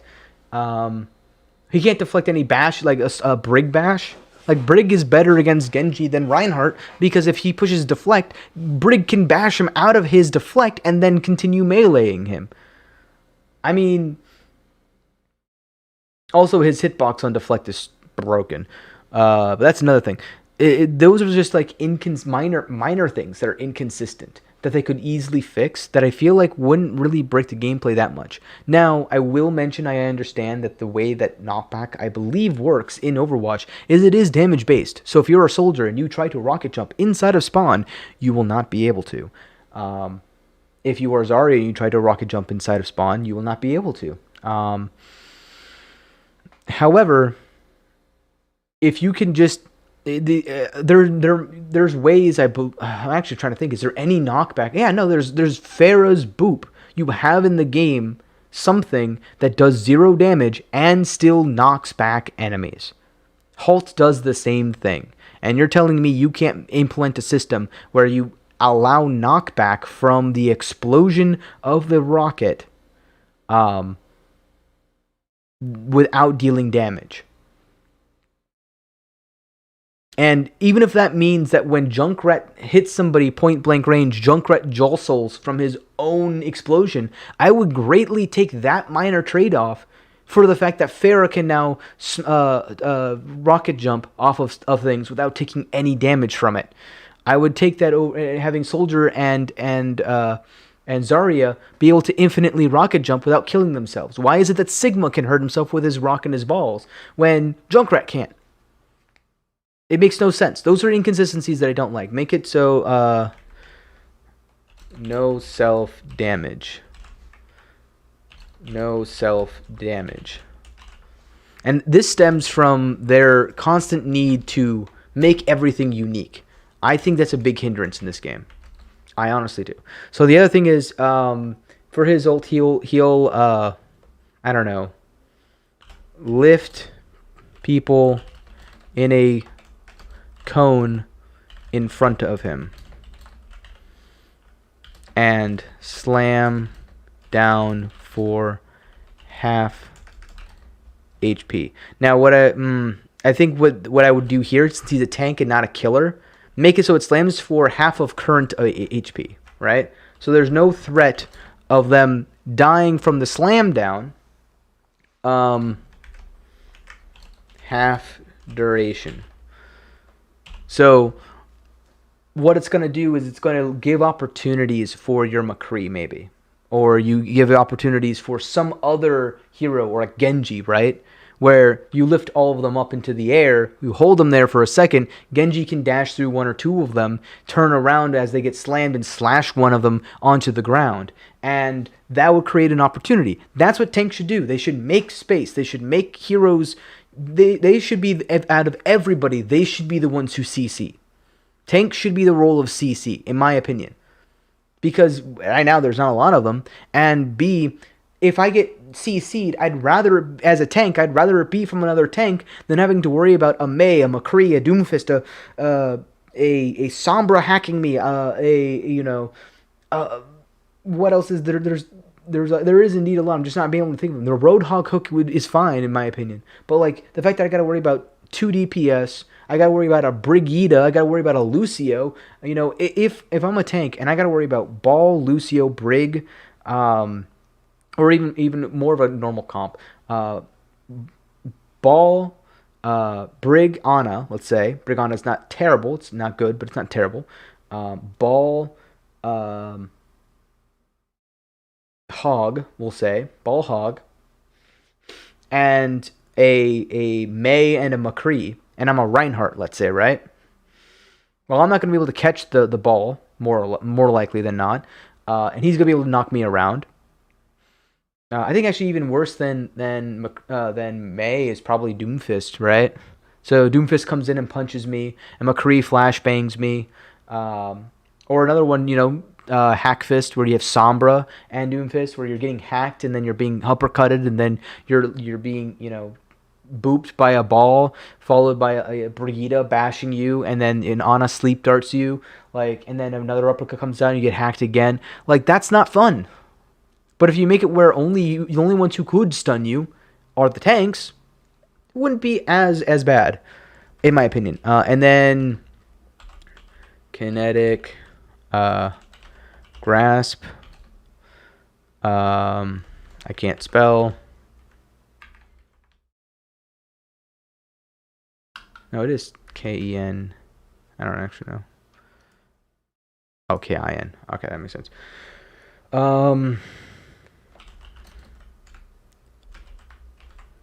Duration. Oh yeah, and then he also has a shield. I would actually just remove. Maybe what I would do is replace the rock with something else. So replace rock with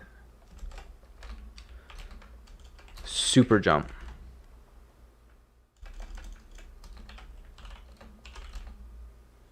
Or with mini flight, maybe.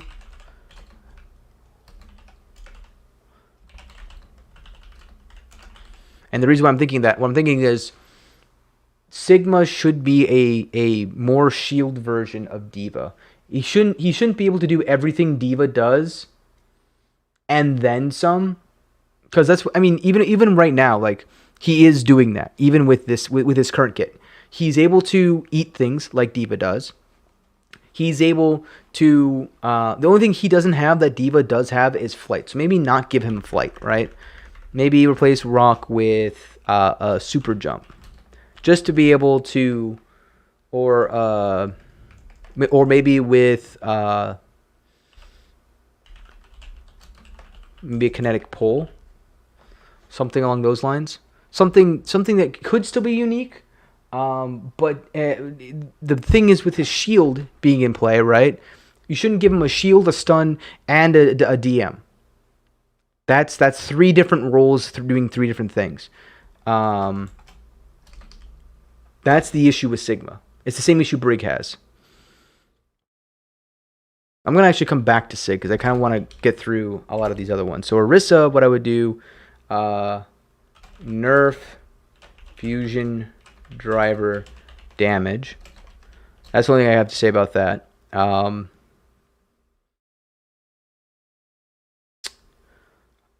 Honestly, with the way things are currently going, leave Fortify alone.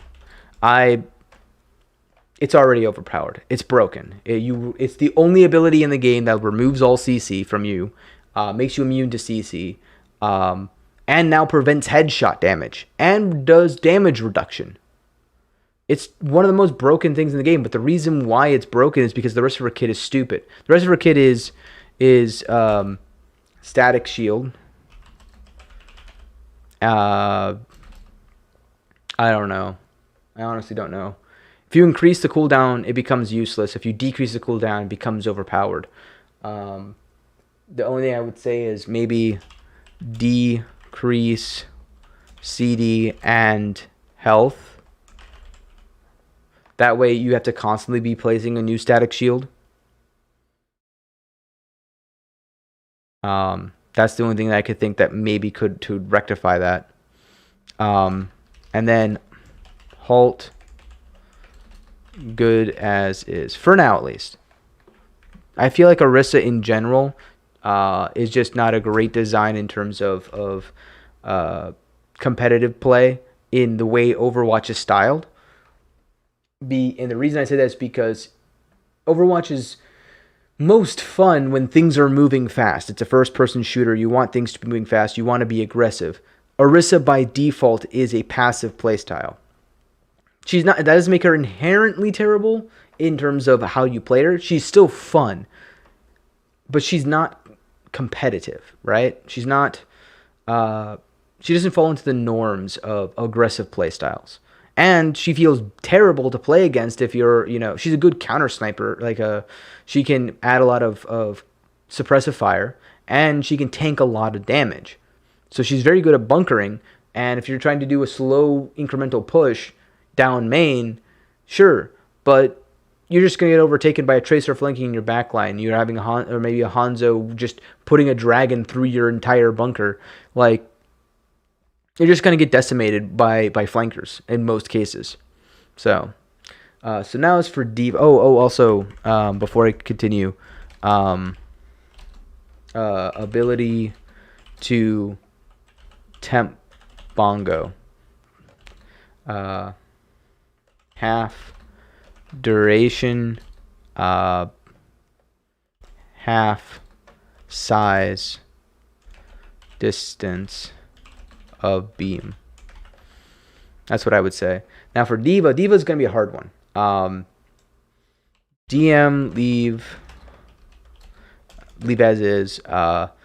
Boosters leave as is. She's honestly one of the more balanced ones that are right now, in my opinion.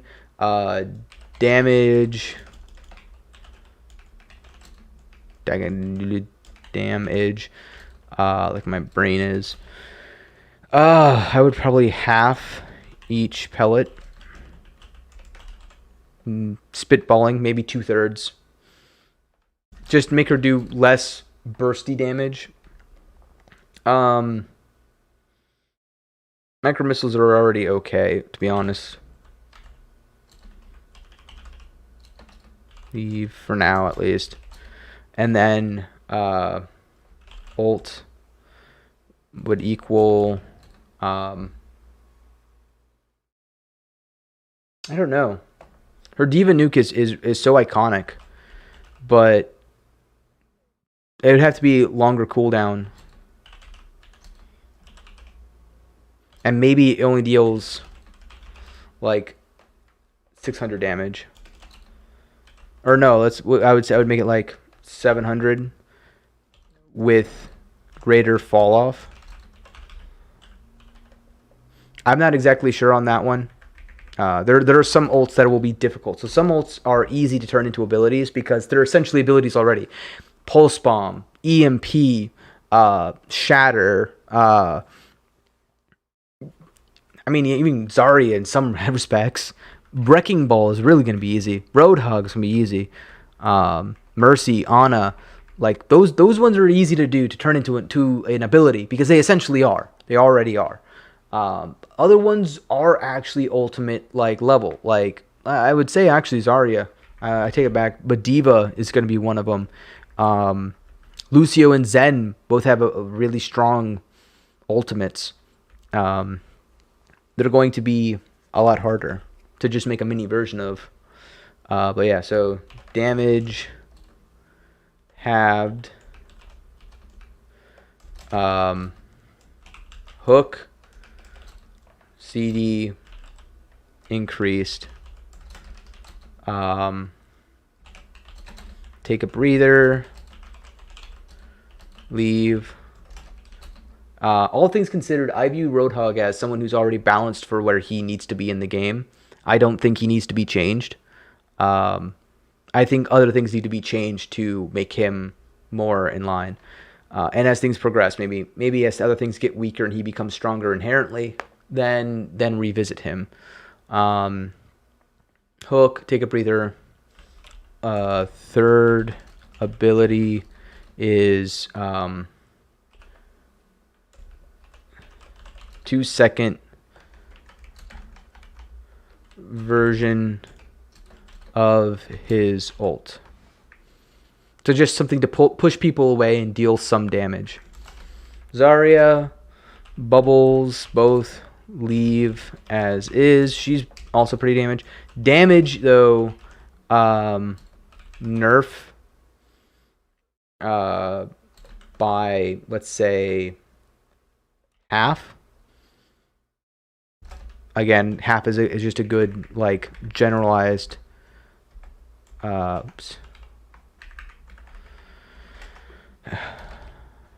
safe number to put.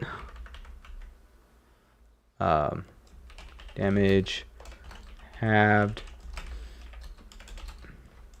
Third ability is mini grab. Nothing else to say. It's like a halt, but it's a little bit more sticky. So it's her grab, but it only lasts half duration. No damage from it. It's just a pure CC. And if I were to change her slightly, I'd give her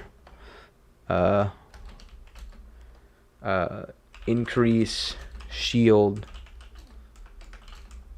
Yeah, there we go. HP from 200 to 300 for 500 total HP. So now she'll have 500, I think. That would be fair. Wrecking Ball. Oh my god, I hate Wrecking Ball. I think he is a fun character. I think he is annoying to deal with.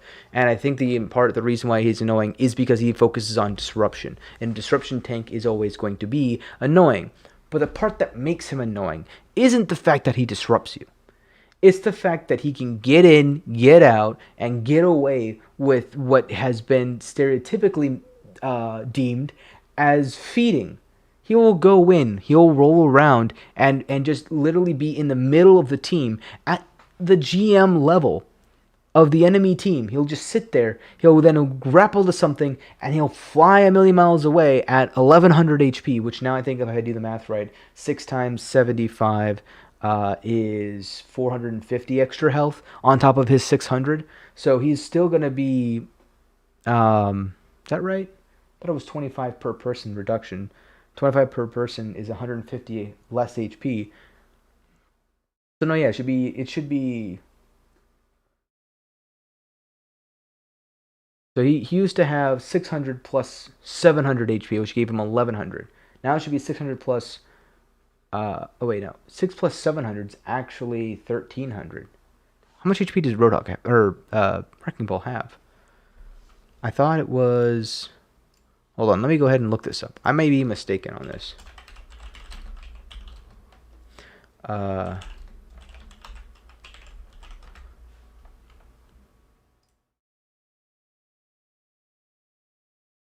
Wrecking Ball, he has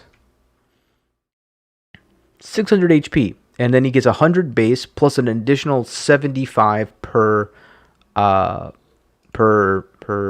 enemy nearby. So 75 times 6 enemies is 450 plus the 100 base, right? Is that still the case of 100 base? Yeah. And then plus his 600, he can get 1150 HP. So he's at 1150 HP, of which 550 doesn't give you Volt Charge. So if I were to change him, the first thing I would do is nerf adaptive shields to, I don't know, 50 or 40, we'll say, HP per enemy. Nerf pile drive damage. What is it currently? It's currently at something ridiculous. 120 to 100 with a fall off of 8 meters.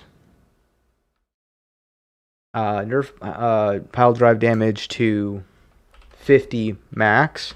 So he can combo with Genji. So if a dash and a pile drive will do half the damage of somebody. So all you need is a fire strike or something, and that will kill whoever just got dove. Or you have a Winston leap.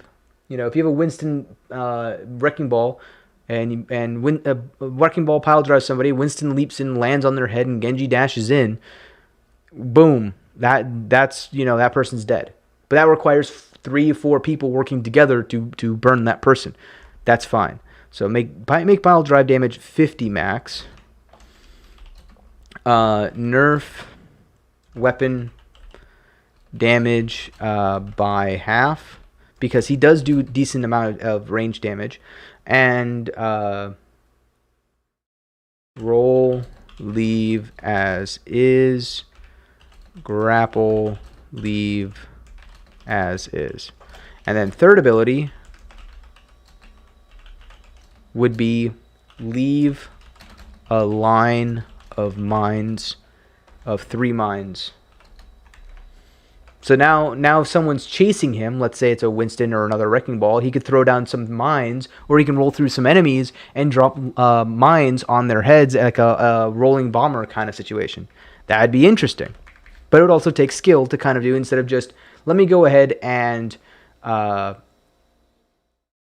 also, you'd have to probably nerf mine damage. Or maybe change it to stun mines. So instead of doing damage, you'd stun the enemy when they get hit for like 2 seconds or something, or a second, maybe a second and a half. I'm trying to think what would be not crazy, because like a bash and a McCree flashbang, those are both I think at a second or close to a second. Meanwhile, Earth Shatter's at like 2 seconds. So 2 seconds is really long. But a flashbang isn't that long. And for an ultimate, I think it would be fine if you get shattered or you get mined and you get stunned by those things.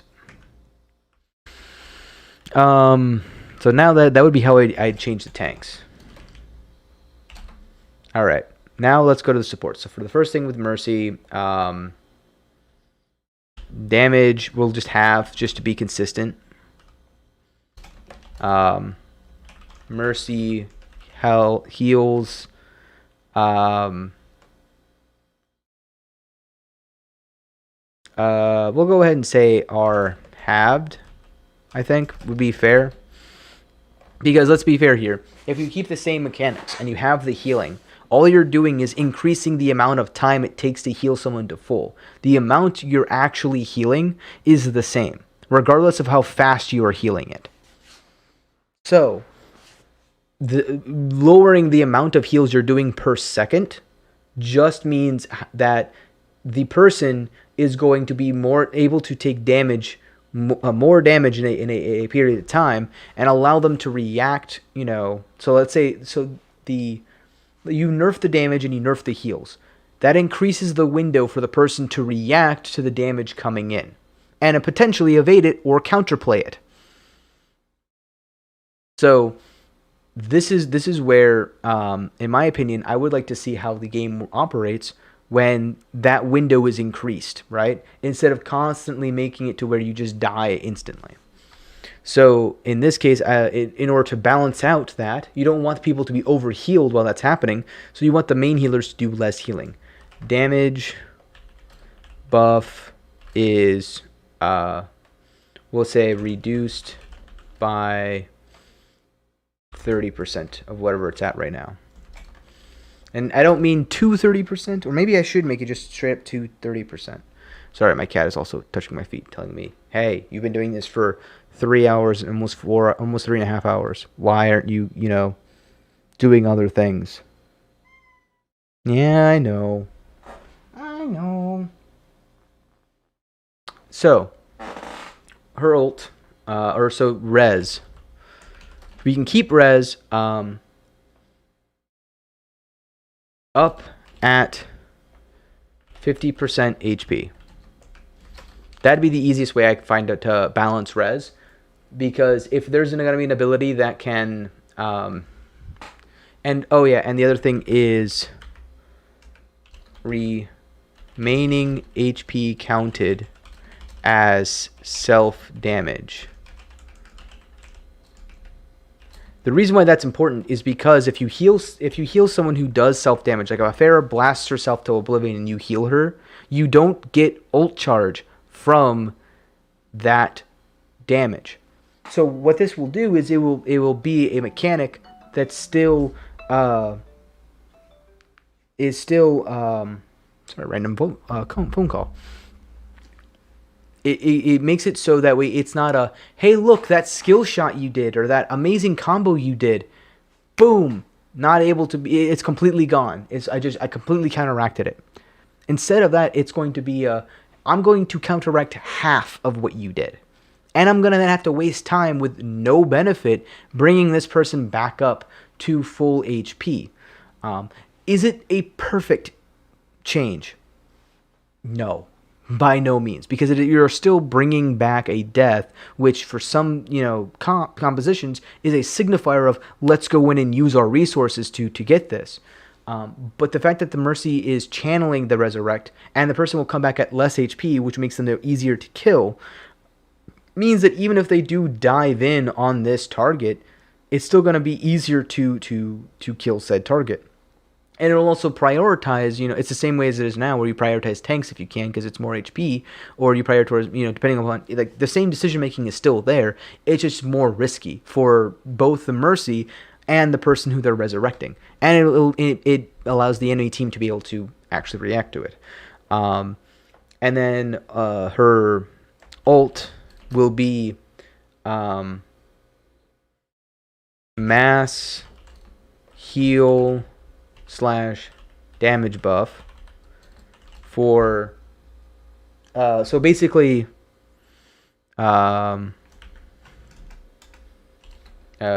manual bongo. That's how I would view it. Same duration, same everything as a bongo, but you get to choose between heals and damage, and you're still in the same position as you were before. And And if I really cared that much, I'd probably even say something along the lines of add super jump and keep guardian angel as is. I feel like that's honestly fair. Like that's her movement, and I feel like that's fair to keep as is. Moira, oh boy, Moira. Moira has this inherent issue that Brig has, and that Roadhog has, and even in some aspects Wrecking Ball. Because it used to be before tanks, it used to be off tank, main tank, like I said before. Shield tank, non-shield tank. That stopped being defined like that when Wrecking Ball came into the play. Wrecking Ball essentially broke the barriers down and became a new class, a disruption tank. And his entire job is to disrupt the enemy. The issue with that is there's no other disruption tanks. And there's nothing that synergizes well, really, with disruption tanks. At the time, at least. Now, there's some more off-tanky stuff that works with Wrecking Ball. And people take him more as a main tank. In my definitions, I view it easier to view him not as a main tank. I view him as an off tank because he doesn't have a shield. That's the long and the short of it. May that be naive? That's fair. But at the same time, it's the same reason why I'm not advocating for role queue to be tank. You must choose a main tank and you must choose an off tank. I'm not going to advocate for that because you can have two off tanks be your two tank line. Zarya Hog was meta for a little while, and you can have Ball Winston be your two. You can have double main tanks. You can have a Orisa Winston or Orisa Ryan, may or not be good, or Reinhardt Sigma, right? If they have a Hanzo who's really doing well, you get Reinhardt Sigma. Suddenly, you can't really do much. So these are I'm not going to deny the fact that those are valid compositions. So let's go back to the list for the support. Moira, the first thing I would do, I would probably keep Fade as is. I would change Orb to have limited number of bounces. Again, with the focus of, I don't care how long it lasts, right? I honestly don't care how long it lasts. As long as it disappears once it's out of the LOS of the Moira. If the Moira throws it down a linear line, that's a lot easier to predict as a damage dealer or as a tank dealer, because I can see it coming, right? The only time it's going to surprise me is if I'm rounding a corner at the exact moment and an orb is flying past, and that's unlucky. What's not really unlucky, in my opinion, what's unfair and not great to play against, is when I'm sitting in a room waiting on a health pack to come by and a Moira orb comes in bouncing 17 times up and down just to prevent me from being able to actually deal with it. Or I deal with a Moira and she looks straight down and bounces a damage orb, so she doubles her damage against me and is able to initiate a duel with me by throwing her damage orb and then getting her coalescence in 3 seconds, so that way she can then beam me down while getting a million self heals. To me, that's not fair. That's not fun to play against. If she's a support, she shouldn't be having the ability to duel. So I would change to have the limited number of bounces to max 1. Maybe 0. The next thing that I would do is have damage and double self heal just to compensate, because that way she can still survive a damage dealer coming in and dueling her. She can still heal her enough from her right click without successfully trying to kill the damage dealer. And then what I would do with her ultimate, so third ability would equal a half duration, half length, heal only beam with double healing of current ult, but no damage. That's just going to look weird. But, yeah. That's what I would go with. Lucio. Lucio's interesting. Speed. Boop. Lucio, more or less, what I would do is I would keep him the same. Speed, boop, and speed and boop. Keep the same. And damage half. Third ability. Mini sound barrier. They already have something similar in HOTS. That's how I look at it. And I think that's honestly fair. I feel like he's very well balanced.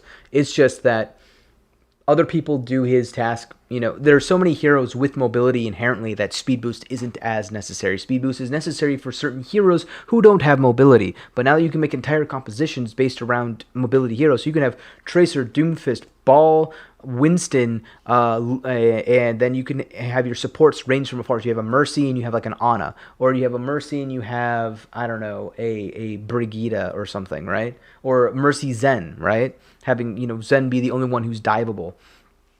You don't need Lucio necessarily. And it would be honestly better just to have the Ana who can escape, you know, with a sleep dart or skill shots. It has a higher skill ceiling, and then you have a Mercy who can undo a death as well as escape on her own, and then increase damage, just the same as like what Zen and you know, Ana can do with her nano. I feel like that's the reason why he's kind of out right now. So everything else is still relatively balanced, and it should be revisited when everything is done to see how it is, how it affects things. Same thing with Zenyatta, right? What I would do though is I would make orb, heal. Oh yeah, I should also say that up here. Damage and heals are halved. Same thing with this. Half damage and heals. The self heals are fine though. And honestly, I would keep the same. I would actually have the same healing because there's not as many things that are going to be doing as much healing. Having the same amount of healing is going to be big. Damage and heals are dead. Zen's orb will heal the same, make him be more of a healer. Discord stay the same actually. That way he's more impactful. But his damage is halved. And his movement is halfway between DPS and other supports. Oh yes, I should also mention the passive that they mentioned. I do agree with. Every support has passive healing, not as great as Mercy. That's the reason why Mercy is also really strong, is the fact that she can heal herself without the need of another person. And then his third ability is obviously going to be just a mini trans. Half duration. And, I don't know, 2/3 radius. Now Brigitte. Brigitte. Oh, Brigitte. If I were to really try to rework her, the first thing I would have to choose is one of her things, right? Obviously, the bash and the shield are together. If you remove the shield, the bash goes away naturally. If you remove the bash, the shield can stay. So the bash would be the first thing to go out of those two things, even though I'd probably want to get rid of the shield. The whip shot is her boop. So she has a boop, she has a stun, she has a shield. She has movement with her shield, with the bash. And she has a AoE healing and brawling capability with a melee weapon. The first thing that I would do is I would have healing. I would half the damage. And I'm going to go ahead and actually just combine these so they're all in 1 point. Have healing and damage.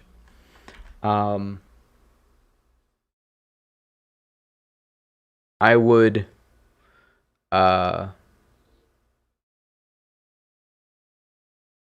she doesn't have armor pack now. She does. She has her 3 armor packs. So she has ranged healing. She has close range healing. I would say have healing and damage. Make armor pack ammo based. I would remove inspire and replace with with third ability being mini rally. So now she has like a Baptiste kind of feel where her third ability is going to be a mini rally, which is half duration, half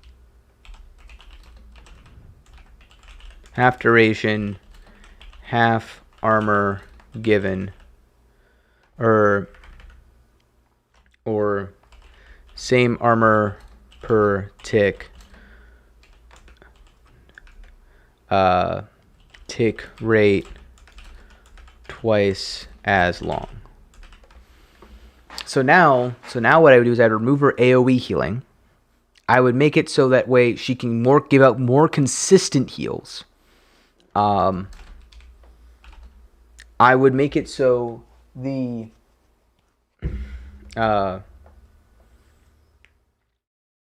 whip shot won't be as necessary. So I would remove whip shot, and I would make it so shield bash and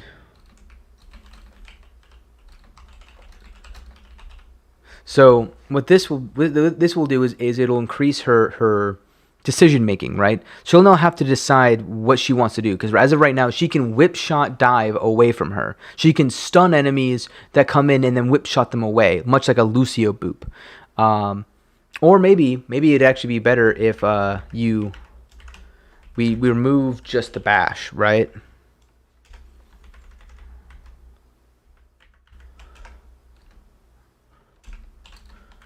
Shield and whip shot stay.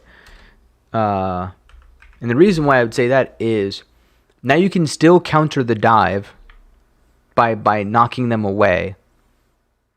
Or I guess I don't know. I think I do want the bash over the whip shot. I'm trying to decide which one I would want rather, because the bash really their only purpose is to stun the DPS heroes, which are the bigger threat in this new ID. The whip shot is to get rid of single use mobility targets such as Wrecking Ball and Winston, right? If you whip shot a Wrecking Ball while he's on fire, it's not going to be as easy for him to get back on fire running towards you. If you whip shot a Winston who tried to leap towards you and he lands away from you, there's not much you can do until his leap comes, back up. But if you whip shot a Tracer or a Genji, if he dashed at you and you whip shot him away, okay, you're fine. But if a Tracer comes and you whip shot them away, well, great. She's just gonna blink again towards you. So I think bash would be staying, but whip shot will be removed. Remove whip shot. Shield and bash stay the same. 2 charges of bash. And the reason why I'm giving her the 2 charges is 1 to stun and 1 to get away. And in order to make that, And the reason why I think that that'll be fine is because if you keep most of the damage dealers, you reduce their damage but not by as much, then what happens is Brig's Bash will be a more valuable to escape than to stun, because there's no way the Brig is going to be able to take advantage of the double bash. So if they stun you and then they hit you and then they stun you again and then they hit you, if they make it so, here we go. If you 2 charges of bash, but there is a delay between use, so they can't bash twice within, we'll say, 3 seconds.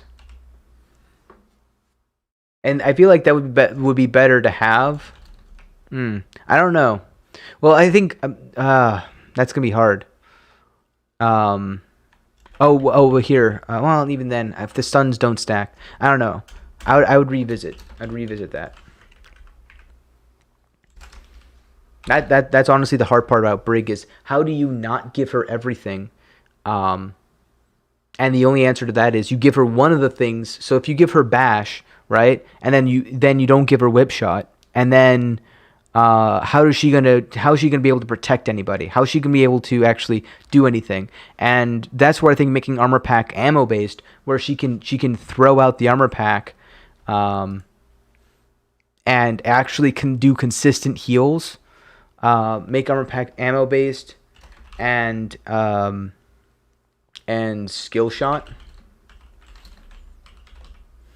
So you actually have to be like within range, maybe, or it's either you have to pick and choose, right? There's no AoE healing and long range self-targeting heals. It's either skill shot based heals or it's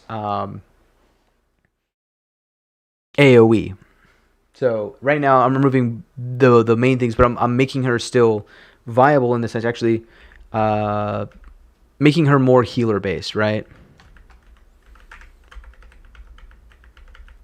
So armor pack ammo based and skill shot based,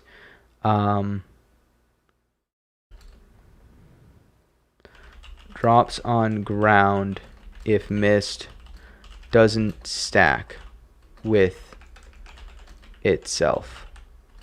That way it's a little bit more fair, I feel like, especially when we're removing a lot of her utility. Because keep in mind, she's still not going to do a lot of healing. She does a little bit of healing now, but the reason why she does more than you'd think is because she's able to AoE heal on top of be able to burst heal. So Ana's pretty well balanced. Heals halved. Heals and damage halved.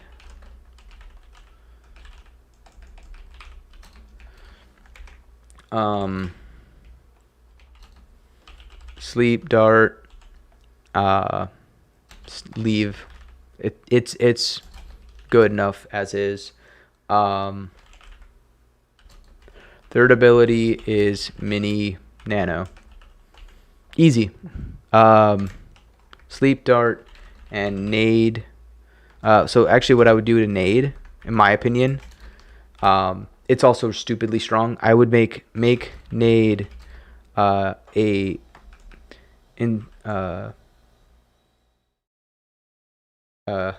80%, we'll say 80% heal reduction, not anti-heal. That's the thing that I would make. I would nerf her anti-nade, especially when you get more nano more frequently. Baptiste have damage and heals halved.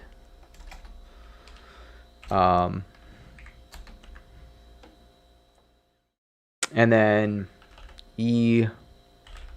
immortality. So immortality, I would make it take the damage it soaks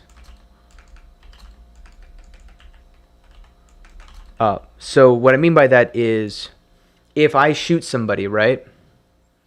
If a target gets hit, and he would have taken damage, but immortality prevented said damage, any extra damage would go to the immortality field. So if I shoot a Reinhardt who should die, but he has 100 HP left, and I do 300 points of damage to the Reinhardt, 200 of that will go to the Baptistal, or the immortality, and destroy immortality. Then the remaining 100 would go to the Reinhardt. Unless, of course, it's a 300 single burst thing. So let's say there's a nuke, right? It's like a Zarya bubble, where if anyone who's in the immortality gets hit by that nuke, it'll absorb the full 1,000 before breaking, and then leave the other person at whatever. And it only works for example, if let's say a 200 HP soldier, this is how the interaction would work. Soldier 76 is sitting inside of an immortality, and a nuke goes off. The soldier 76 HP goes from 200 down to 40.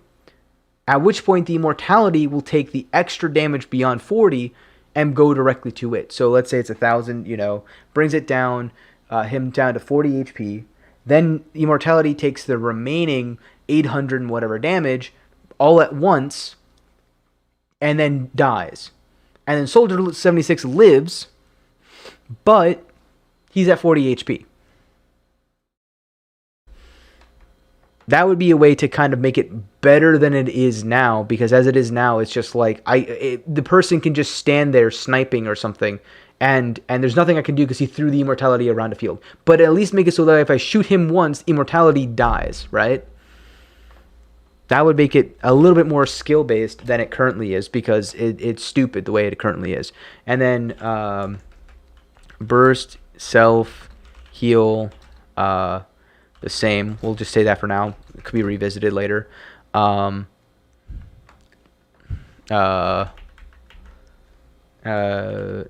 habit. And then third ability is old window. It is actually, we'll say new window, but only a, 1.5 times damage buff. Actually, no. I think actually just new window. And the reason why I'm saying that, heals are, actually no, we'll make it 1.5. I think that would be fair. Instead of double damage, double heals. And the reason why I was going to say that is because if you put down window, right, in this new environment, what's going to happen is that everybody is going to be playing through that window as Overwatch is just normally now, right? If I have everything and have all the heals and have all the damage, then when you put down this window, you're essentially putting a window down to old Overwatch. That's all that would happen there. Now we get into the more interesting things. I can't just say have this person's damage. So for Ashe, what I would do, TNT radius. This is where things get interesting. TNT radius halved. Oh yeah, and their buff that as per the BlizzCon, movement increased slightly.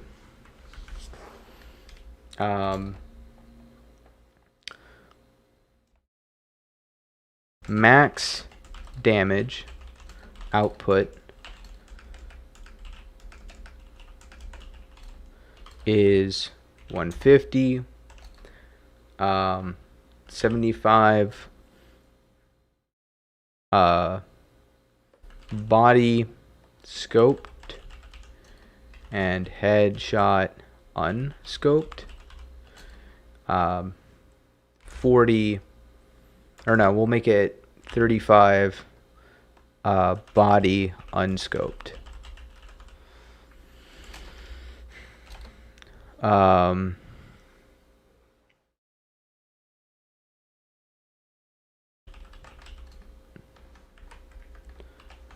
call it the conch. What is this? Is the coach gun is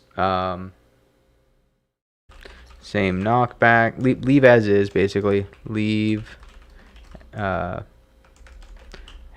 damage. Leave rest as is. And then third ability is just Bob charging, uppercutting, and leaving.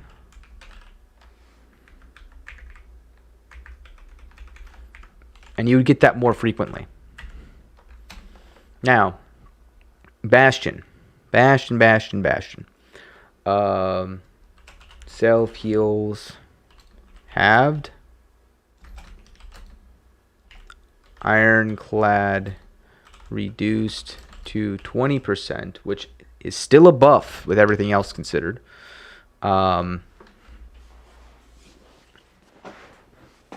The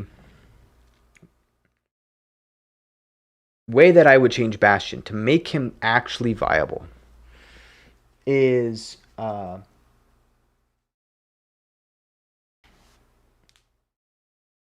would make it so there's a lot of things you could do with Bastion. You can make it so instead of a sentry like minigun, you give him like an artillery mode. I'm trying to think of how easy how I would want him to be changed.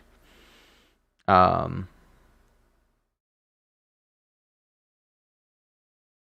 would almost revisit. I leave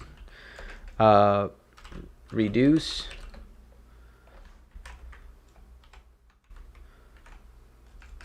sentry modes damage to heroes by 30%. So let me go ahead and just do this.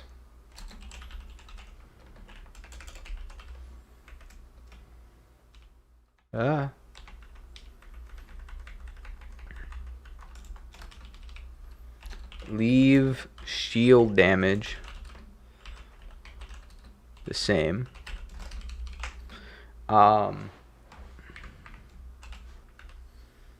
Add boost ability.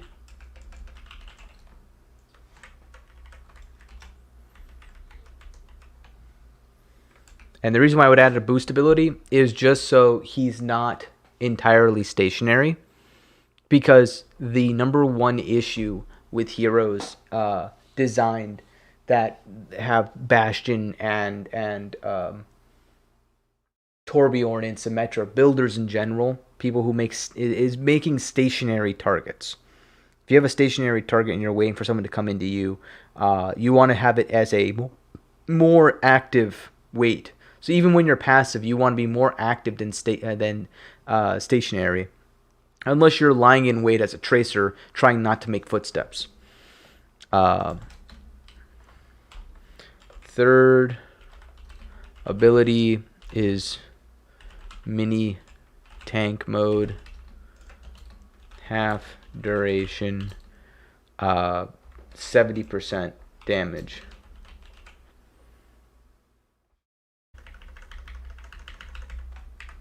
Oh yeah, and no self damage.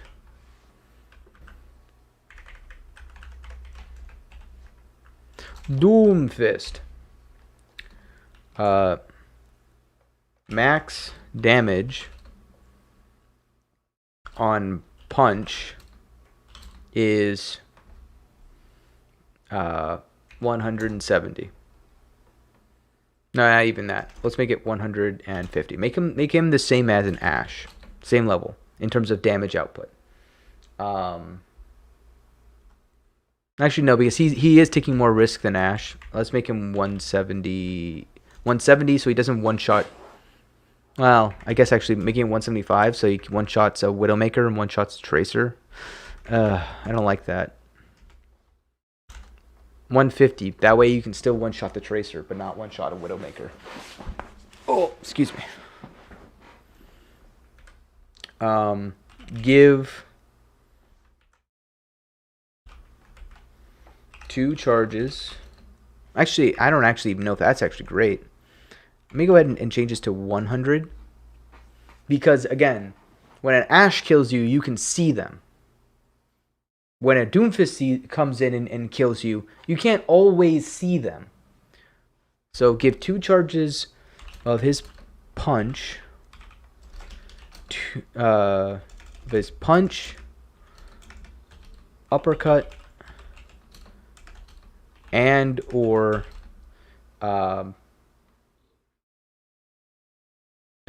slam.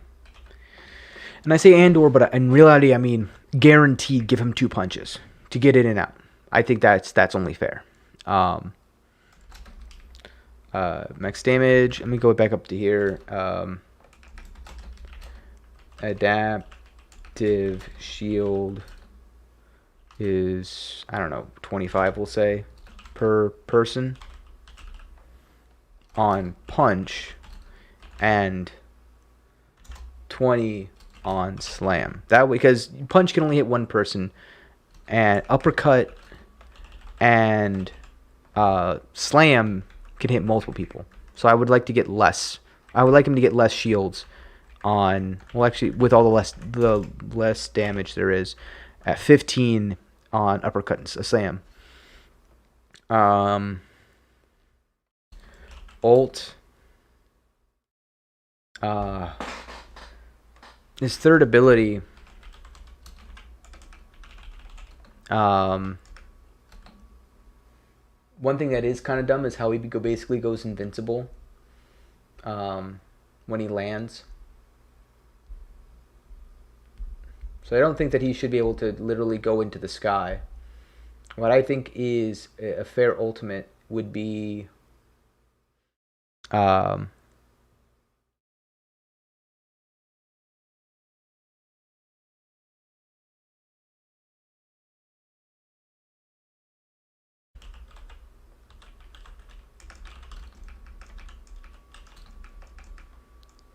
honestly, supercharge sounds like a cool thing. So basically, one of each ability.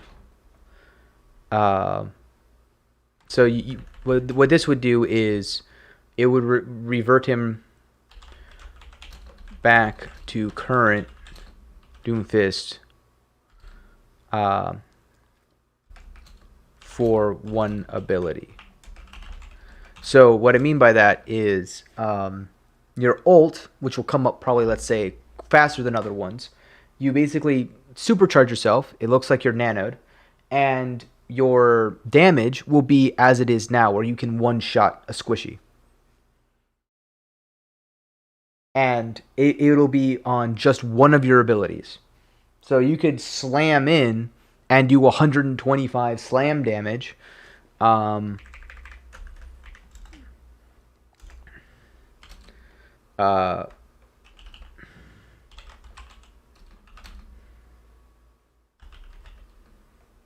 trying to think though. He's the one who needs the most nerfs in my opinion, because it doesn't make sense that you can either slam an uppercut and insta kill somebody, deal half max damage, and even that wouldn't be. I mean, in order to do that though, so here's the benefit, right? So if you have his damage but double his abilities, right?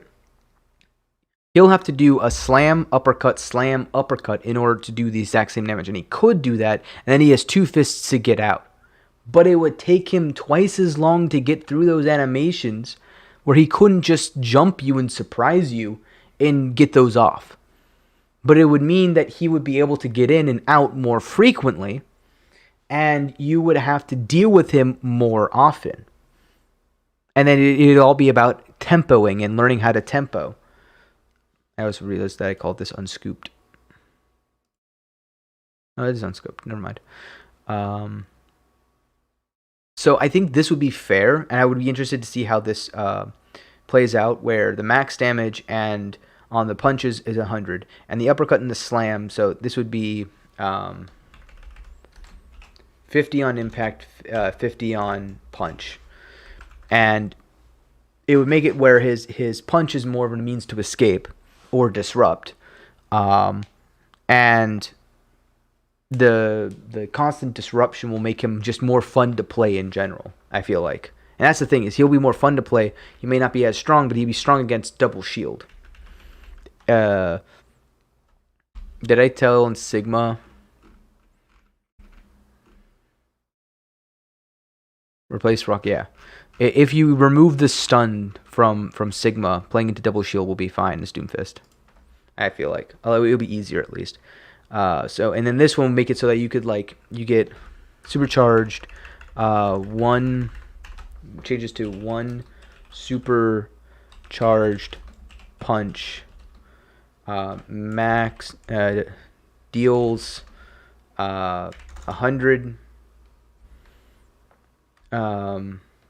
damage plus 150 impact. So he can easily kill somebody with his ultimate. Echo. Oh my god, I'm getting all the hard ones up front because I did this alphabetically. Echo. I don't even know what you call it. Leap. Leave as is. I would give 2 charges. Beam, lower damage to 100, to be completely honest, because I would lower max damage to 100 because the beam is honestly outrageous.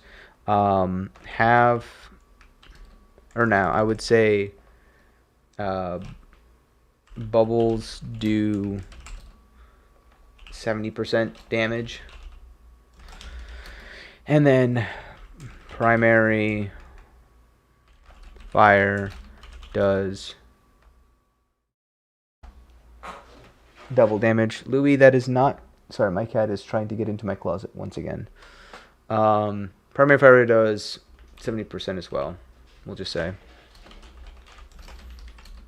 Third ability would be to copy. I don't know how I would say ult.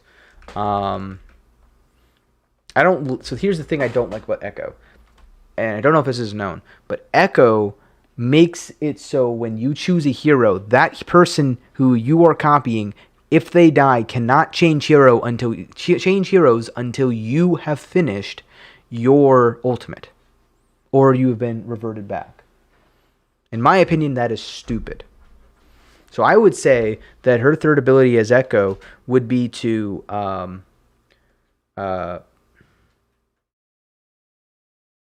duplicate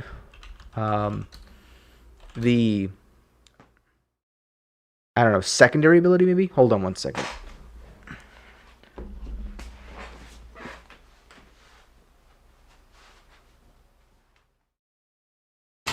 Cat, be gone. Sorry, my cat is trying to get into the closet, and I had to go ahead and take care of that real quick. So I would revisit this, but I would say maybe duplicate an ability of the enemy, but there would have to be some tell.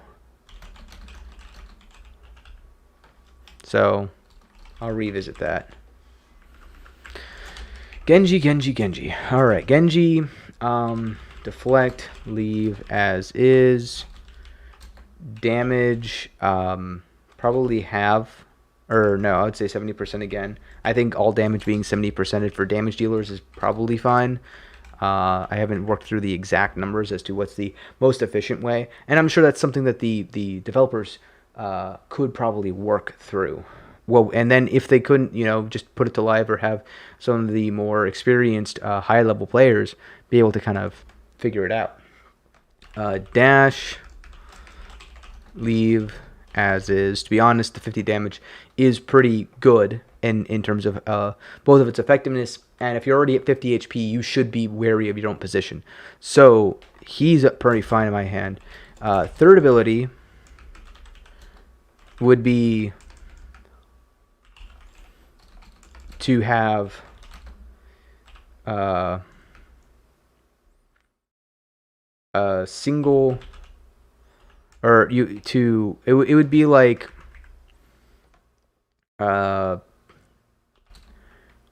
3 slashes maybe, or maybe 3 dashes that do 75 damage each. And then you can nano that to kind of dash through people, and then you can still counter it with ultimates like Mini Barrier or Mini Trance. Hanzo. Sonic. So the first thing is all damage. Also max damage reduced to 170. 165, I think. And that means, I think the reason I chose 170 before, do I make it 150 as well? No. I have to make it 160, I think. Max damage reduced to 160. And the reason is because this will leave you at exactly the HP of a immortality. But it means that you can still avoid it. It's still one shot to Tracer. Actually, no, I think having it at 170 is fine. Because it leaves you at 30 HP. If you've taken 30 HP of damage, though, the reason why I was going to do 160 is because if you've taken a melee and then you get headshot by a Hanzo halfway across the map, then you're in trouble.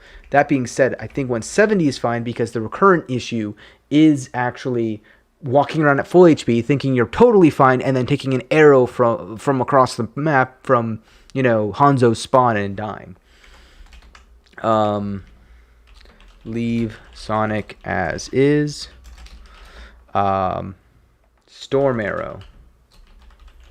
What I would do is I would replace with 3-shot single bounce arrows. So 3-shot single bounce arrows, and what I mean by that is it acts as Storm Arrow. Let me go ahead and that means I'm gonna have to do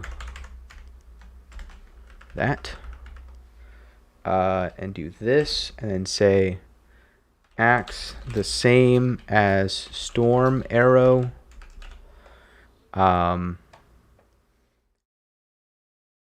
but 3 shots instead of 5, and bounces once. And then his third ability would be piercing arrow. So it's similar to current ult, smaller cylinder, and shorter duration. Doesn't go across the entire map. It's a literal like Moira beam almost, where you just pierce through the map. Sort of like how his dragons work now, except it's a single arrow's worth of that's narrower and does the damage. And it's single shot, so that will be his like coup de grace. And I don't know, it would have to travel. It'd have to have travel time like the dragons do now. but and it would deal tick damage the same way, much the same way. Junkrat I do like. Impact, grenades, grenades,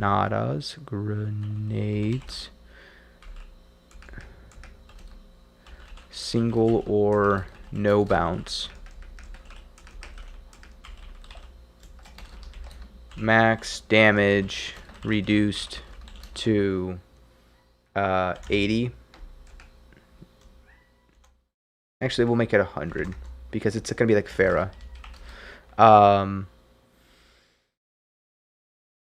Concussion damage reduced to 60.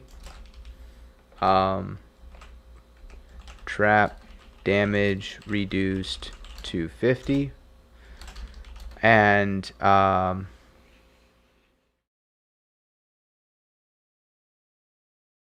the ultimate, the third ability, would be Riptire, that is AI controlled, to go in a straight line, player remote detonate. So let me go ahead and do this.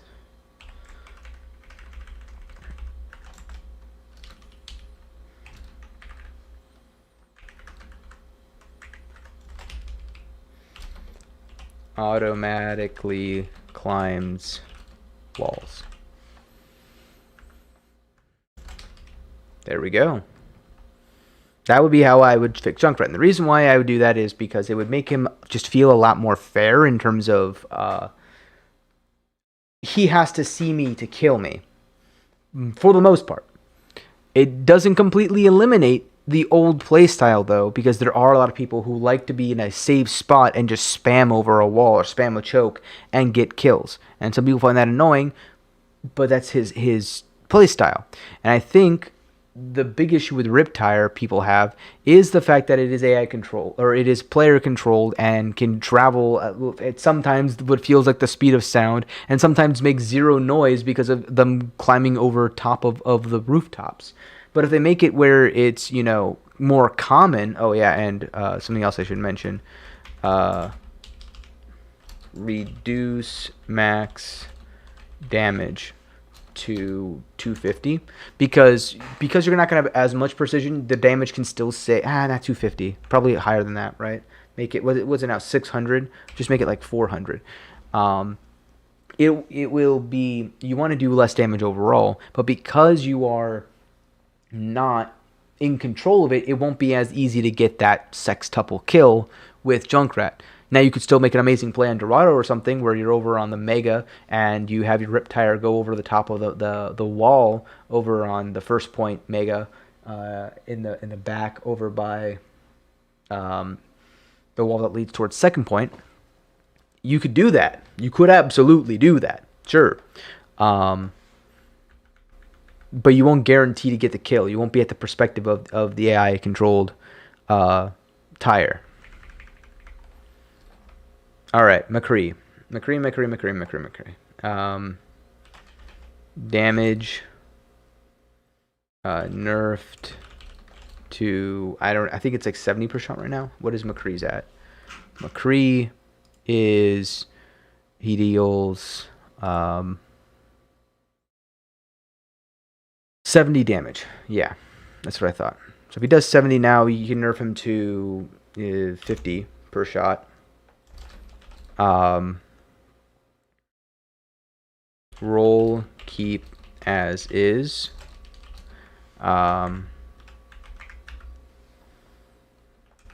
Maybe give 2 charges with delay between uses. I don't know. That way he can't roll, right click, roll, right click, roll, right click. Flashbang. For now, we'll leave it as is.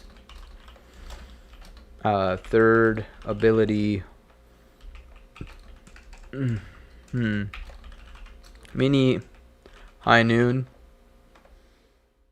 Just put it on a cooldown. Half duration, so he can't deal as much damage with it.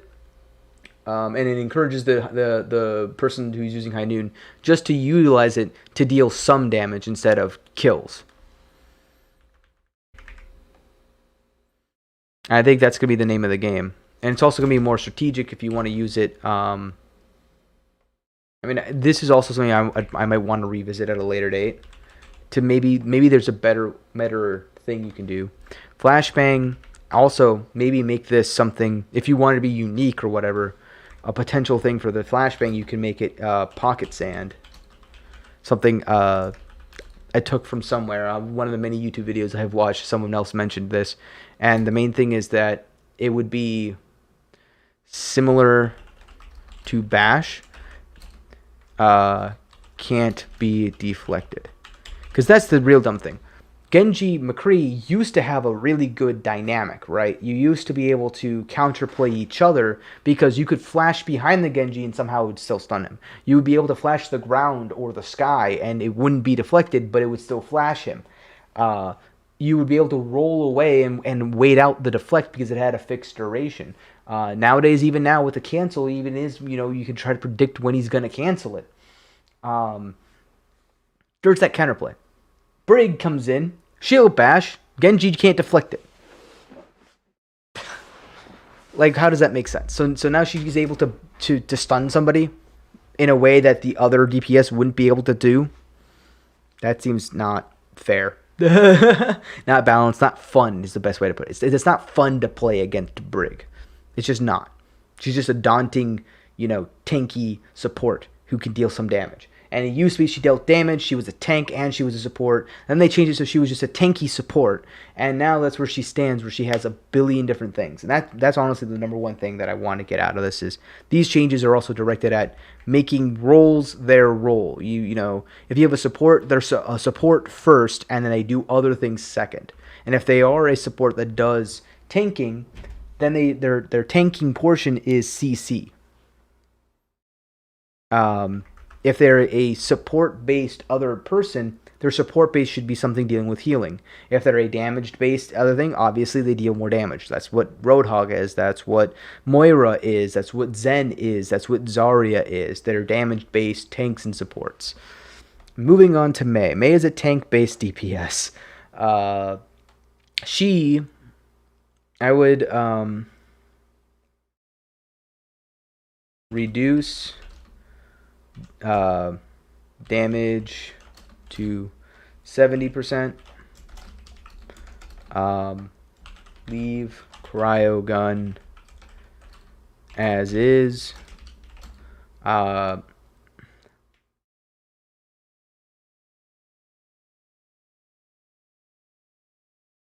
Might change to her cryostasis, I believe is what it's called. I would make it... I would leave as is for now. Because it's so integral to her kit that if you changed it, it would be bad. But I don't like how it makes her invincible. Invincibility in this game is something that basically promotes bad positioning. Because it allows you to stall. And stall is something that is not always great. It's what causes overtime to last a minute and a half. Stall is something that is honestly terrible, but at the same time, it is integral in the sense in this case because it gives her counterplay. She can go into her block to dodge a single ultimate or dodge a single headshot, pop right out of it at will, and then right click somebody. There's counterplay and an interestingness to it that makes it, it's interesting, but it has the same issue of Genji's deflect. If you just have a Genji who's just bouncing up and down, deflecting, and uses that entire 2 seconds to just run away, it's annoying to face against. If you got a Mei who's just running from spawn onto point on 2 CP, puts up a wall, sits there, and then goes into cryostasis and is invulnerable for another 2-3 seconds, she just basically bought her team an entire, half of their respawn timer. It's annoying. So for now, I'd leave it as is, but that is something that I would revisit. I'd revisit May heavily. The other thing that I'm kind of looking at is I've been doing this for 4 hours, almost 4 hours and 20 minutes. So I'm gonna go ahead and try to go through these a little bit quicker. I only have 1, 2, 3, 4, 5, 6, 7, 8 more heroes to do. Wall, it's been nerfed enough. Leave as is. I don't have really an issue with Wall in particular. Third ability, I would make it cryo zone, mini current ult. I actually don't know what her current ult name is. Half duration. Double freeze speed. Might be overpowered if you double the freeze speed, but if you half the duration, maybe you make it 2/3 and then 3 seconds. So, or 1.5 times. That's how math works. If you make it so the freeze speed of the ult is 1.5 times more, but you make it 2/3 of the duration, it gives you the same effect roughly. So Pharah is another interesting one. No self damage be the first thing I'd do. Second thing I would do is max damage be 100. The third thing I would do is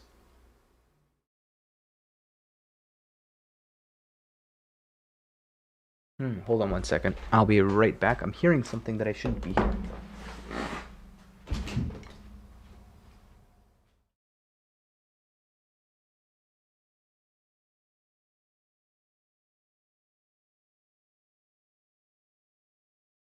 Not what I thought it was. All good. All good. So the next thing that I would do to Pharah is I would leave Boop as is, and I would leave Boop. I would leave Jetpack as is, and I would leave Boop as is, and third ability would be 3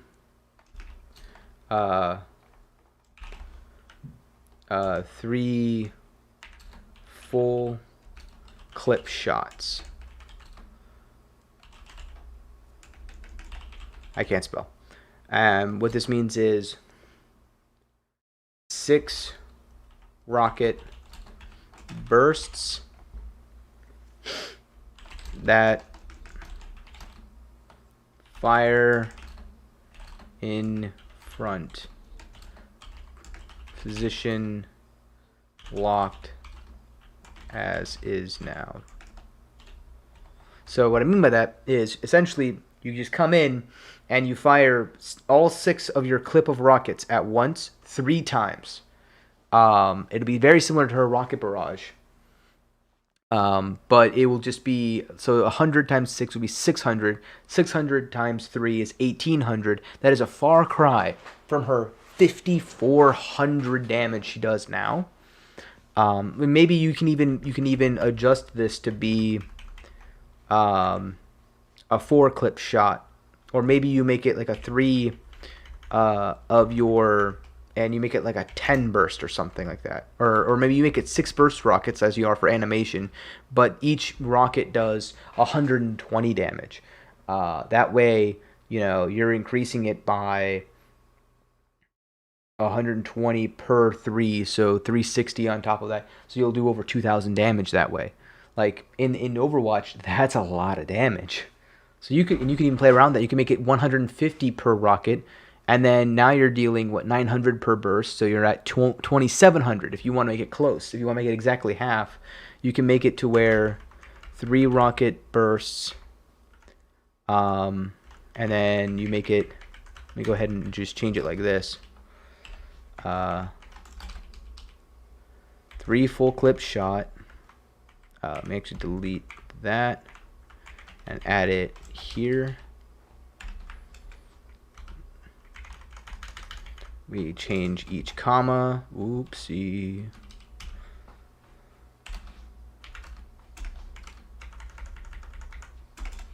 And each rocket does 150 damage, 900 per clip, 2700 damage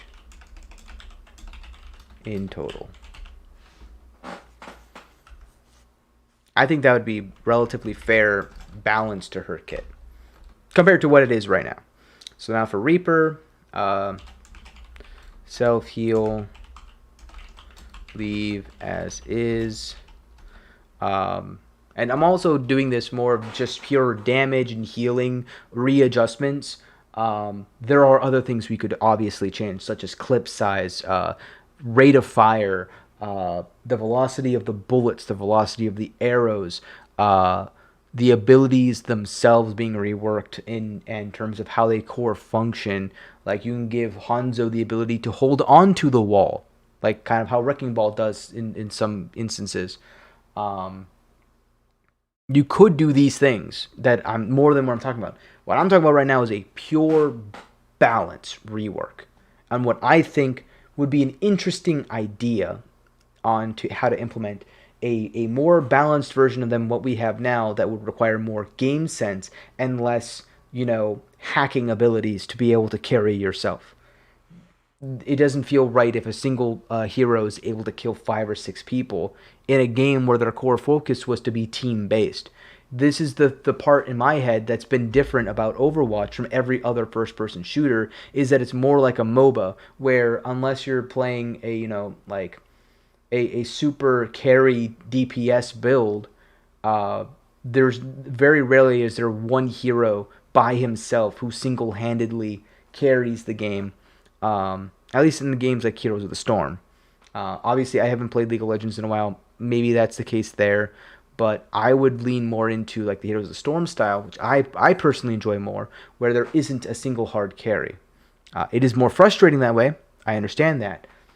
That's where I'm kind of leaning with the whole clans idea with people, where if you have a group of people that you play with regularly, or at the very least there's enough people that aren't toxic, that you could instantly hit up at any moment in time and 6-stack at will, the game would be vastly, vastly better off than it is now with solo queue. That being said, we don't have that, so we kind of have to suffer with the solo queue, and we have to do the best we can. So this is my attempt at what I would do right now, and feel free to tell me I'm wrong. Feel free to tell me what you would change with it. Don't just say that's dumb and that wouldn't work. Let me know how is it dumb? Why is it dumb? What would you change about it? And let me know what you think the repercussions of that would be, because maybe changing some of these things, I'm thinking about adding everything else in because they all interact with each other, because that's how Overwatch has been designed. Every single thing is unique and interacts in its own unique way. And if you alter one thing, one ability, suddenly there's now 30 plus other interactions that have changed because you changed that one ability. So it is very, very complicated, very, very spaghetti code-esque in some aspects, as seen by some of the previous developer updates where they changed something and then Diva breaks herself or something. So that's in part why I think they're also moving to this new system, is to get away from this engine that they've been using that has a lot of bugs. My hope, and it's always been a hope, and a hope of a lot of people, I think, is that this time they'll finally get it right where the physics engine won't be a broken mess. That's in part also the reason why I don't like Doomfist being able to one-shot people, is because he's a physics-based hero, and any physics-based thing in this game is atrocious. And just, it doesn't work right.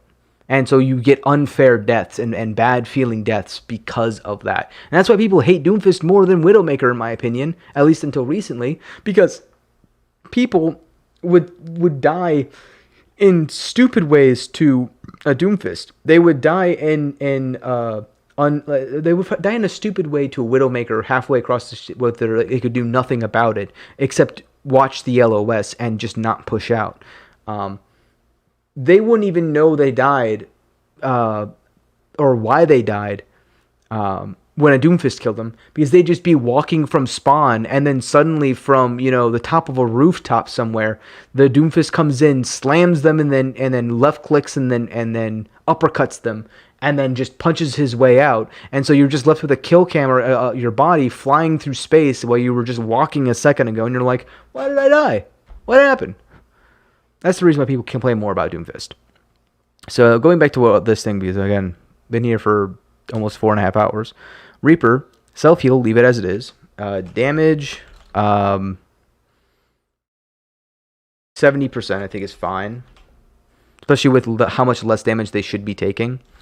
Wraith form, leave as is. There we go.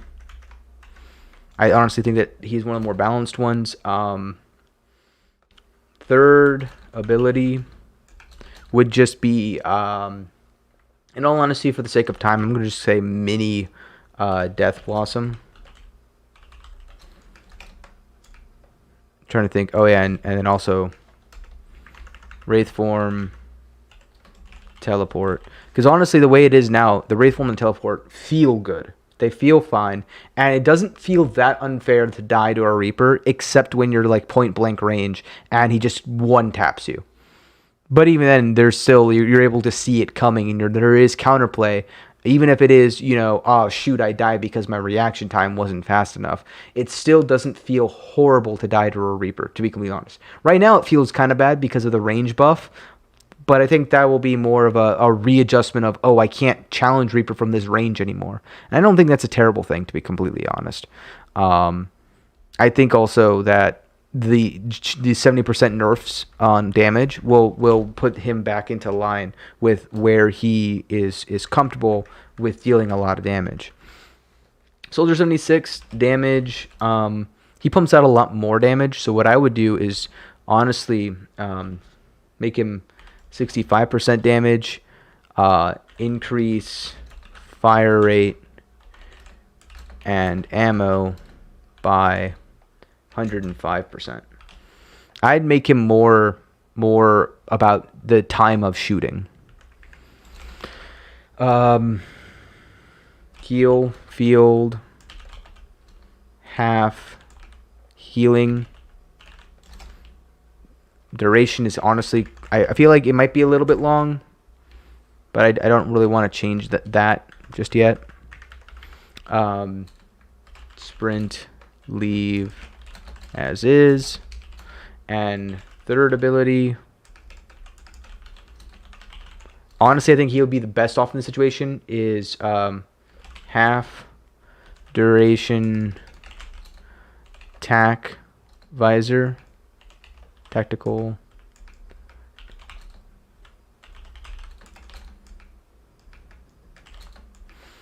Because in all honesty, his ult is basically just aim assist and is relatively useless, especially against a lot of shields. So giving him the ability to aimbot for a little bit, I feel like isn't that big of a thing, especially if you reduce the duration, so he could probably only burst down one enemy at best. It'd be used to secure kills. That's how I would envision him getting value out of that. Sombra, I'm actually gonna. Sombra's a big one in my head. So the reason why Sombra's a big one, the big ones in my head, if I'm going back up here, just to kind of explain my thought process with a lot of this, Impiayact.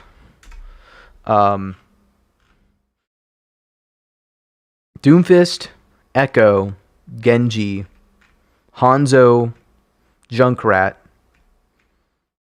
Mei,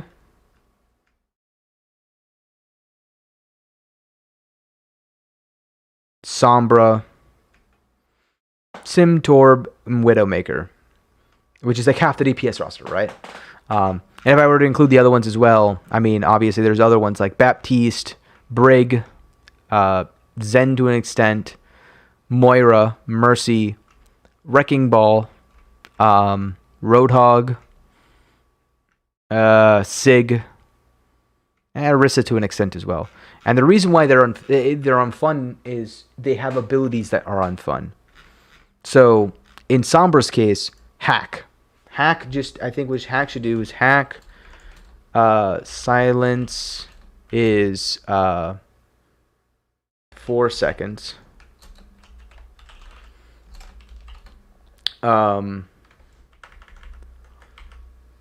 Reveals location.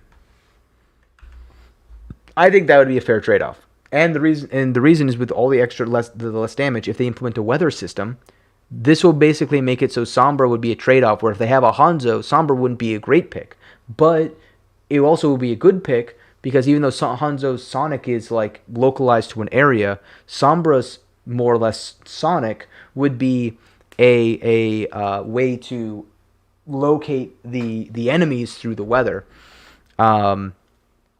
The translocator and cooldowns leave as is. I like the way that they've changed her, to be completely honest, to where it's more, there's less downtime with how her translocator works now. I do like that. Let me go ahead and add stealth to this. I honestly think with the new playstyle, after people learned it, it is still viable, and it actually makes her, it gives her more counterplay options in my head. It is harder to master, and it is harder for lower ranked people to use, but I personally feel like that's fine, because even as a casual person, especially with the PvE coming out in a year and a half, these are more competitive stuff. And in my head, if you're a competitive player, your goal is to improve. Your goal is to get to top 500. You're no longer part of the casual base. You should be part of the competitive base. And as part of the competitive base, you should be wanting to constantly either improve yourself, or have the game feel more competitive and skill-based. That being said, skill-based in my head doesn't just include mechanics. And that's something that people tend to correlate is, yes, high mechanics does equal high skill in most first-person shooters. This isn't most first-person shooters. This is its own genre. This is something that people have said before but seem to have forgotten. This game is its own genre, and it prioritizes not only mechanics. It prioritizes game sense. It prioritizes teamwork. It prioritizes your positioning skill.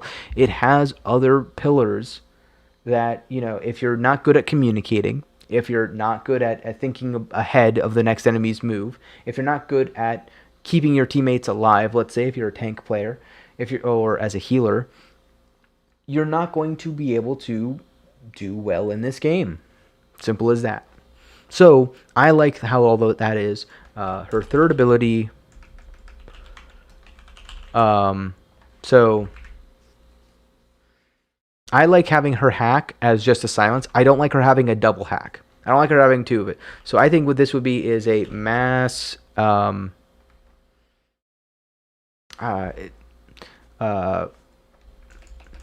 EMP,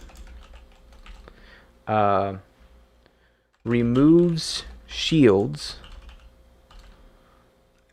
reveals locations, and doesn't silence. Now, this may be not the most... Now, this might be my most hypocritical thought. And the reason why is because I did say earlier, but didn't you say earlier you want consistency? How come a hack can make him silenced, but an EMP doesn't? I mean, like, there's a little bit of leeway here for me in the sense that, well, how come an EMP doesn't make Zen just die? He's a robot. Like, this is something, even in the comic books where they had their ability to, like, use their EMP generator or whatever, they killed an Omnic, right? How come Zen doesn't die even though he's an Omnic? How come Bastion doesn't take any damage from an EMP, huh? So, in terms of realism, and like, I'm more about consistency. I don't think that, I think you could make a distinction where you have hack as a silence, EMP is something that removes the shields and adds location. I think that would be making Sombra a scouter instead of a disabler might be a better transition for the stealth hero. And obviously it also already ties into the fact that she's usually used as scouting anyway when you're looking at the pro scene. When she was actually used during GOATs, she was used to come out of spawn to look at what the enemy's composition was and then translocate back to spawn so they could swap off and immediately go into battle. So may just play into that more. So Symmetra. Reduce max damage to 150 DPS. First off, actually I don't even know what is she at right now. There's only certain heroes that I actually care about who do a crap ton of damage as it is right now, that I want to actually make sure I get their numbers correct, just to give a general idea as to what I'm actually thinking. So right now she does a max of 180. So I actually want to reduce this down to probably 130. Actually, do I want him to be able to burn? I would say 120 DPS. And it would be, so right now what's that is 60, 120, 180. Right now that would be, if I put it into thirds, brain, 40, 80, 120. And I feel like that would be pretty fine. Her right clicks, I would do, again, I'd probably go down to like 70% of what they currently are at, or I guess, I don't know. Right now they do 120 full charged and 15 to 60 splash. So I would make the full charge secondary full charge damage reduced to what is 70% of 120? 84, so reduced to 85 damage. That'd be fine. As for her abilities,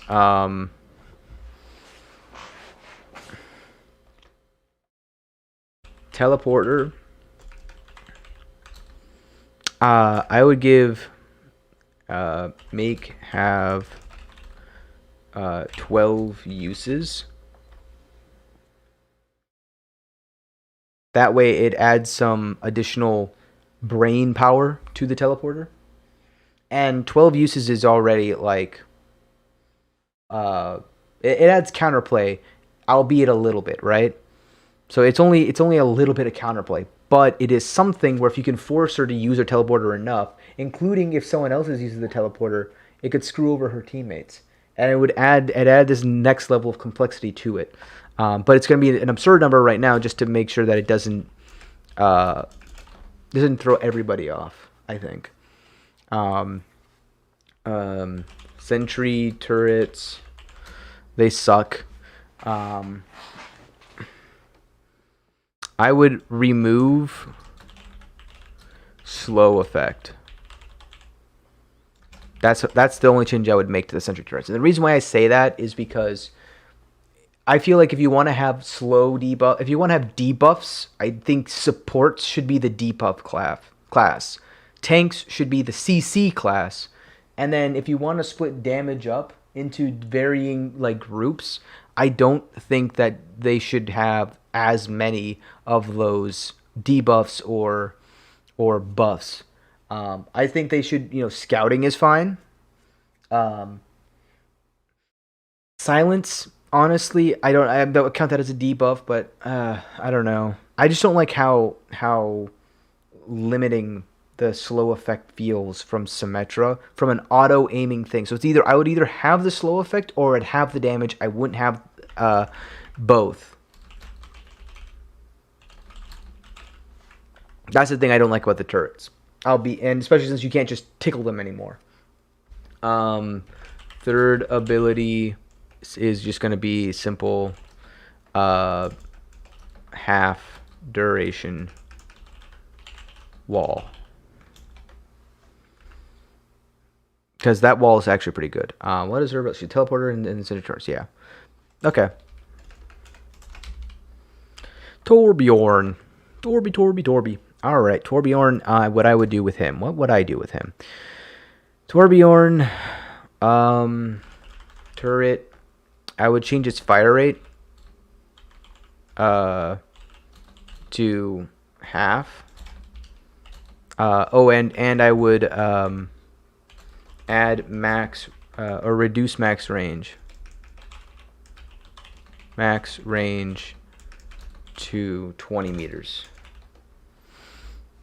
And the reason why we would do that is because it doesn't make sense that I'm coming out of spawn on Hollywood and the Torbjorn set up a defense on the elevator, and the elevator, because it's elevated all the way to the top of Narnia, can see my spawn through a little pixel crack and shoots me behind my Reinhardt shield because I'm hiding behind the car. And I have to, either choose to go in where the tracer is on the left side, or stay being shot behind the car and not being able to heal my tanks. Like, to me, that's just dumb. That range is stupidly strong. It also means that, like, it's harder for, if you put it on Hanamura and you put it on top of the tower, the Pharah is going to have to try to weave in and out of the gate to be able to hit that turret from their location. All in all, it's just the turret is terrible. So I would change. Those are the two things that I would change about him. About that, overload, leave as is. Damage reduced to. Honestly, Torb does a crap ton of damage if you can land his shots, and it's honestly absurd how much damage he does. He does 70 per shot, 140 on headshot, basically. And honestly, that's not terrible. I think what I would do is I would reduce by 70% for him. Both weapons. And then third ability, current ult, but with half as many blobs.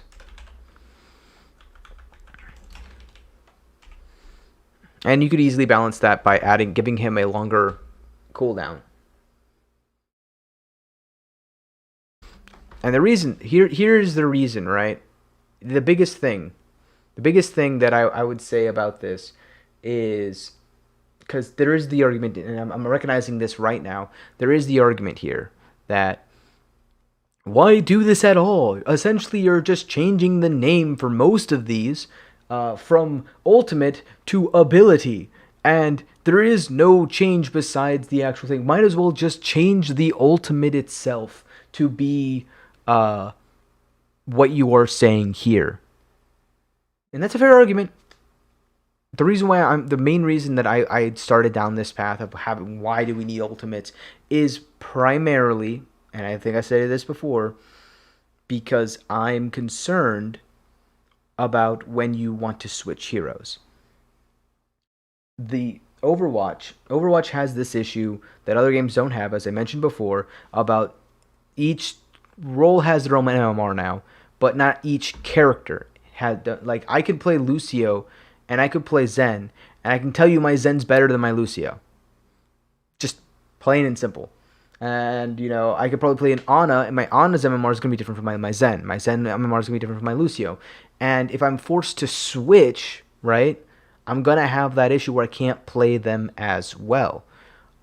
It doesn't help when I have to play a composition where I'm in a position where I don't play the one that I really want to play, or that I'm good at, and I need a swap.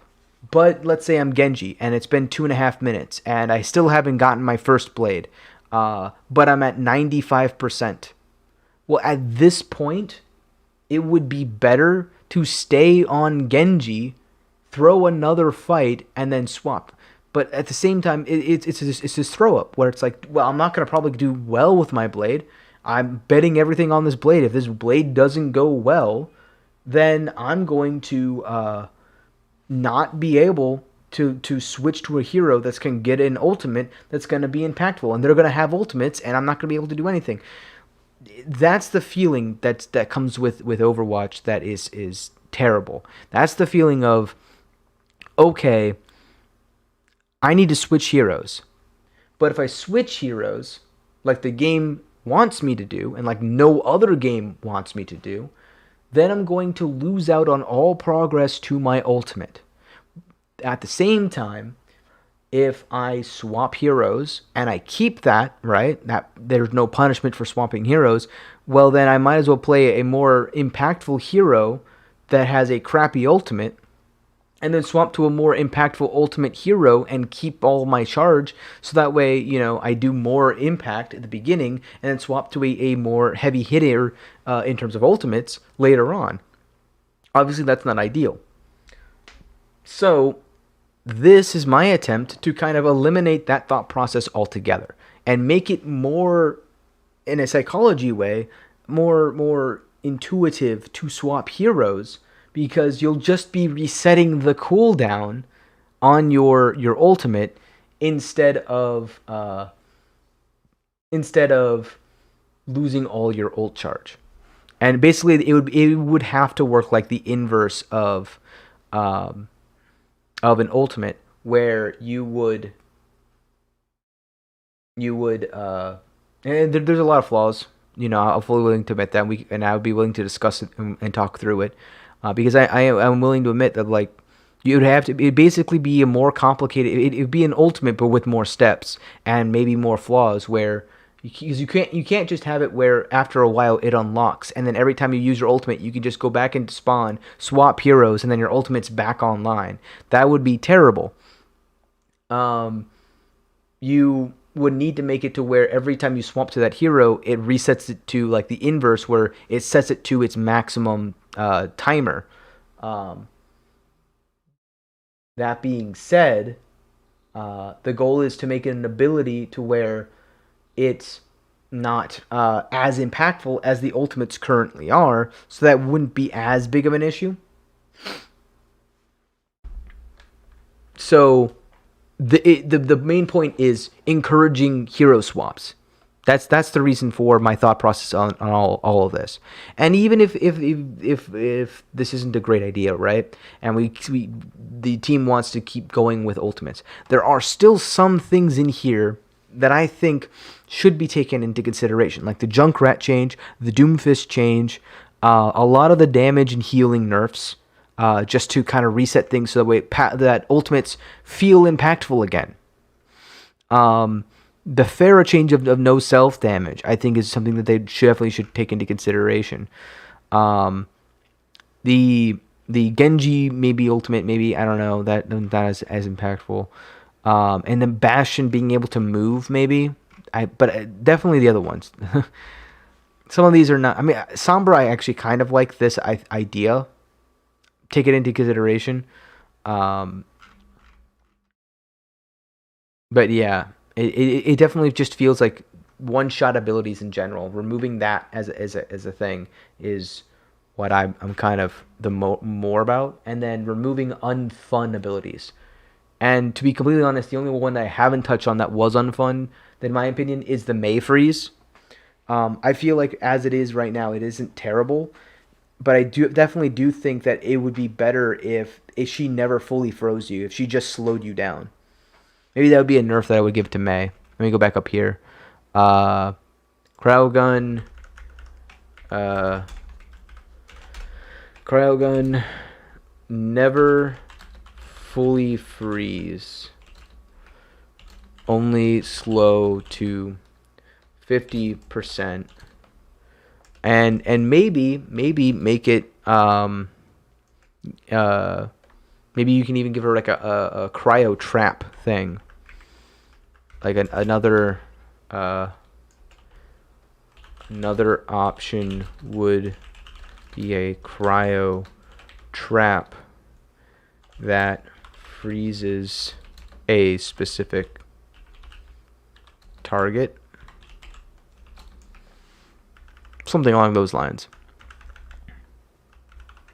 Tracer.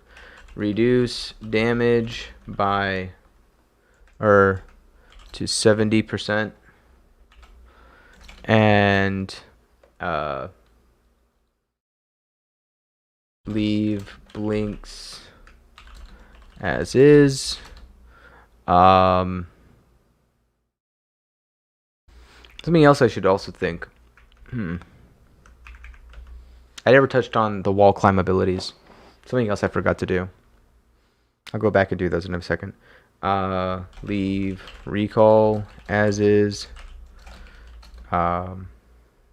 Third ability is pulse bomb. Literally one of the best, in my opinion, one of the best design characters is Tracer, because all of her stuff is skill based. All of her stuff is mobility based, which is perfectly what the game is revolving around. It transfers to other games, has been proven to be in those balances as well, like Heroes of the Storm.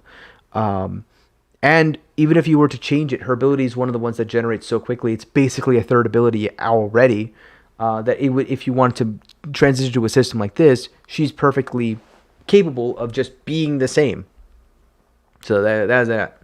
Widowmaker max damage is 170, just like Hanzo. HP is 175 as it is now, or I should just say leave that as is. Grapple. CD reduced to 8 seconds. I like giving the more mobility with less damage. And then third ability would be wall hacks. Oh yeah, and then the other thing that I would change, give 2 charges of Venomine. Have 2, or in other words, have 2 of these Venomines up at once. That way she can block off 2 entrances with her Venomines. Oh yeah, also reduce Venomine damage by half. And I think that would be fair. That way you could probably even double proc someone if you wanted to be cheeky. So let me go ahead and go back up real quick. Let me go ahead and revisit Hanzo. His other ability is Leap. Leave Sonic and Leap as is. The reason I'm not giving him additional mobility is because he is a sniper. I would honestly, the other thing I would probably do, reduce HP to 175. I feel like if you set a standard, right, and you make a standard of he's a sniper, he should be he does a lot of damage, but he doesn't have a lot of HP. And that's something else I would do up here. I would give her 2 charges. I would classify Echo as a glass cannon. I would reduce HP to 175.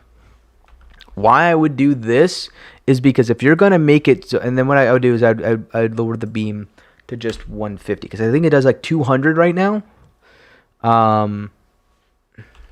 Duration of 2 seconds. What this means is that if a target is below a half HP, so if it's above half HP, you do 50 damage, let's say, and then you when they are below half HP, they do 150 damage for 2 seconds. The only way this would be fine, actually I would make this still 100, even still, is if she is able to die quickly. And the other thing that I would say is if her third ability is just to duplicate an enemy like it is now, where she gets a full heal afterwards, she should be more glass cannony to be able to die before she gets it off and die before or when she ends it. Because I honestly hate whenever there's a 25 HP Echo who gets her ultimate off and suddenly copied a Reinhardt and now has 550 HP, and then when we kill the Reinhardt who had 550 HP, suddenly they're back at 175.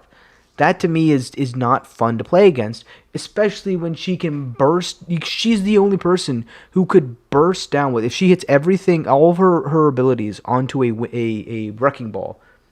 If a Wrecking Ball versus an Echo is in a 1v1, Wrecking Ball pushes Adaptive Shield. She goes up to 800 HP. Her right click does at max. Let me go in and bring up Echo's stats. Echo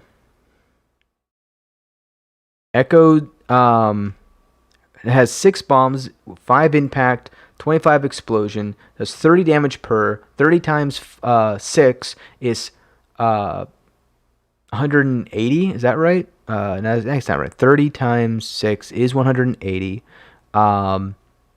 Then her tri-shot is 17 per pellet, so 51 per shot. She does 51 damage plus an additional 180. She gets rid of the adaptive shields instantly with one shot of the tri-shot hitting all of it, getting every single sticky bomb. And then her focusing beam does 200% on low targets and 50 per second on regular HP. So if Echo comes up to a ball, hits every single sticky, and uses her flight to get far enough away, ball will only go up to 700 HP. The sticky bombs will deal 180 damage, bringing him down to 520. And then from there, she just needs to do 220 damage, which is 4 shots of her gun. So she shoots him like 4 times or 5 times. And even if she only shoots him 4 times, she then uses her beam, which goes on for 2 seconds and does 400 damage basically to this Wrecking Ball, who had 700 HP. She bursted him down to under 300 and then burned him with a beam, all in the span of probably like 3 or 4 seconds. Why is that impressive? Because 0 other healers or damage dealers can do that. 0. Widowmaker can't do it. Hanzo can't do it. McCree can't do it. Soldier can't do it. No other hero can solo a Wrecking Ball and win and chase. Even Tracer isn't guaranteed because Tracer doesn't have vertical mobility. The only one who could maybe even do it is Genji, but he doesn't deal enough damage. Echo deals a crap ton more damage. So in my head, I would reduce Echo if she's truly a glass cannon. I would reduce her HP down to 175. She's nowhere near as mobile, in my opinion, as Tracer, nor as consistent in terms of medium to long range damage or popping out.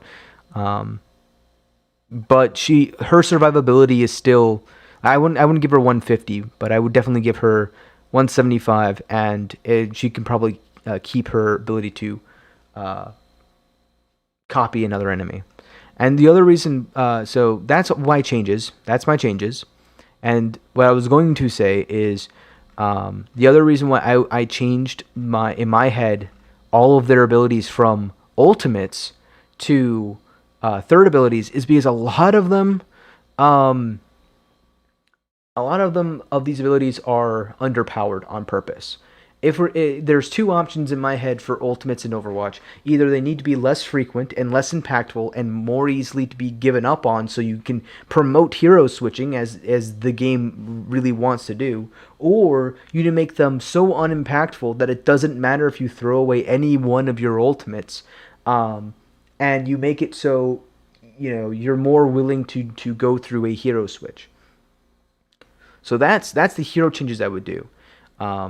Before I wrap these things up, because I didn't expect to be going this late, there is one last thing that I would change, that I would add as a potential mode type change to each of these things. And that, my friends, would be add additional objectives. I can't spell objectives to each game mode. And I talked about this a little bit earlier. I know I'm a little bit out of order with this, but I wanted to bring this up in regards to all the other changes. If you give, let's say on a control map, like thing that frequently pops up but doesn't always pop up. Let's say if your enemy team has control, these zones pop up on your side. One on your side, one on the enemy side, maybe. I don't know. Maybe it's just both on your side.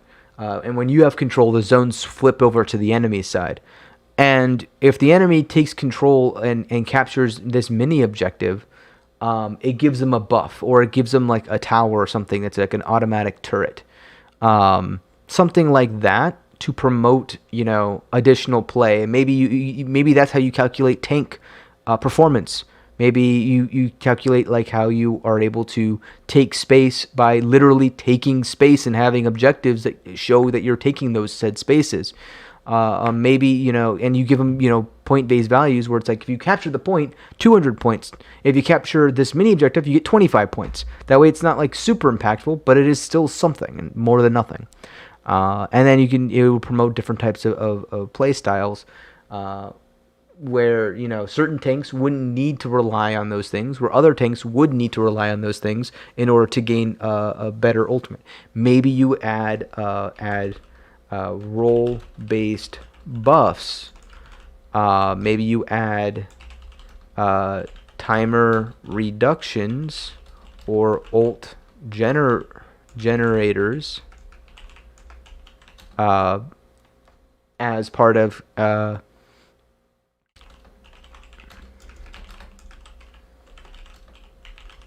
maybe it would give you a reason to go out of your way. It's sort of like going to jungles and getting mobs, or getting bruisers, getting camps in MOBAs, Adding that as another aspect to the game might be something that would help make it more competitive. Some things just to kind of help balance out the game and allow, if you're going to have this plethora of DPS heroes, and some of them are just not really that strong in inside of a straight up 1v1 feel good to die to type of characters, make them, have a purpose. If it doesn't feel good to die to this person, this hero, this ability, make it so that way you create an AI or something, as you are creating with your Overwatch 2 developments. Make it so that you have heroes or AIs that can die to their abilities more easily, so that way the players don't feel bad dying to them, but AIs do. But who cares about the AI? Let's be fair here. Sorry, YouTube algorithm. I feel like that would be a fair balance. If you make Bastion deal double damage to Omnix because he used to be one and he hates them or whatever, you make Omnix weak to explosive damage, so they group up more easily or something. So Junkrat and Pharah deal more damage to them. Make them, obviously they'll be more susceptible to being frozen by Mei. Make Winston's Tesla cannon, stun them or something, even though he's not really that unfair to die to. But just throwing that out there, all the things you're talking about in Overwatch 2, you could easily implement them into these AIs and then capture them. And have buffs added. Even if you don't add AIs to fight for you, you can make it so that you add variety into a comp game that currently we just do not see. Yeah, I feel like that's about it. That's what I would do to help fix Overwatch. As I said before, take this all with a grain of salt. I am merely a person who's an aspiring game developer. I have zero titles to my name. I am a mid-plat, low to high, depending on my role, player. And I've never been on a true grind. Maybe one day I will continue on Overwatch and stream some Overwatch, although I get a lot more salty in that game than I do Hollow Knight. Yeah. If there's anything any one of you who's watching this video thinks is stupid in my opinions on these things, or if you think there's a way to improve them, or you want to build off of them, or you want to submit them to the forums, this is also just a timestamp, so that way I can say, hey, look at my video that I did forever ago. At least one of those ideas were captured inside of that said video. Maybe if an Overwatch developer sees this, I would be eternally grateful.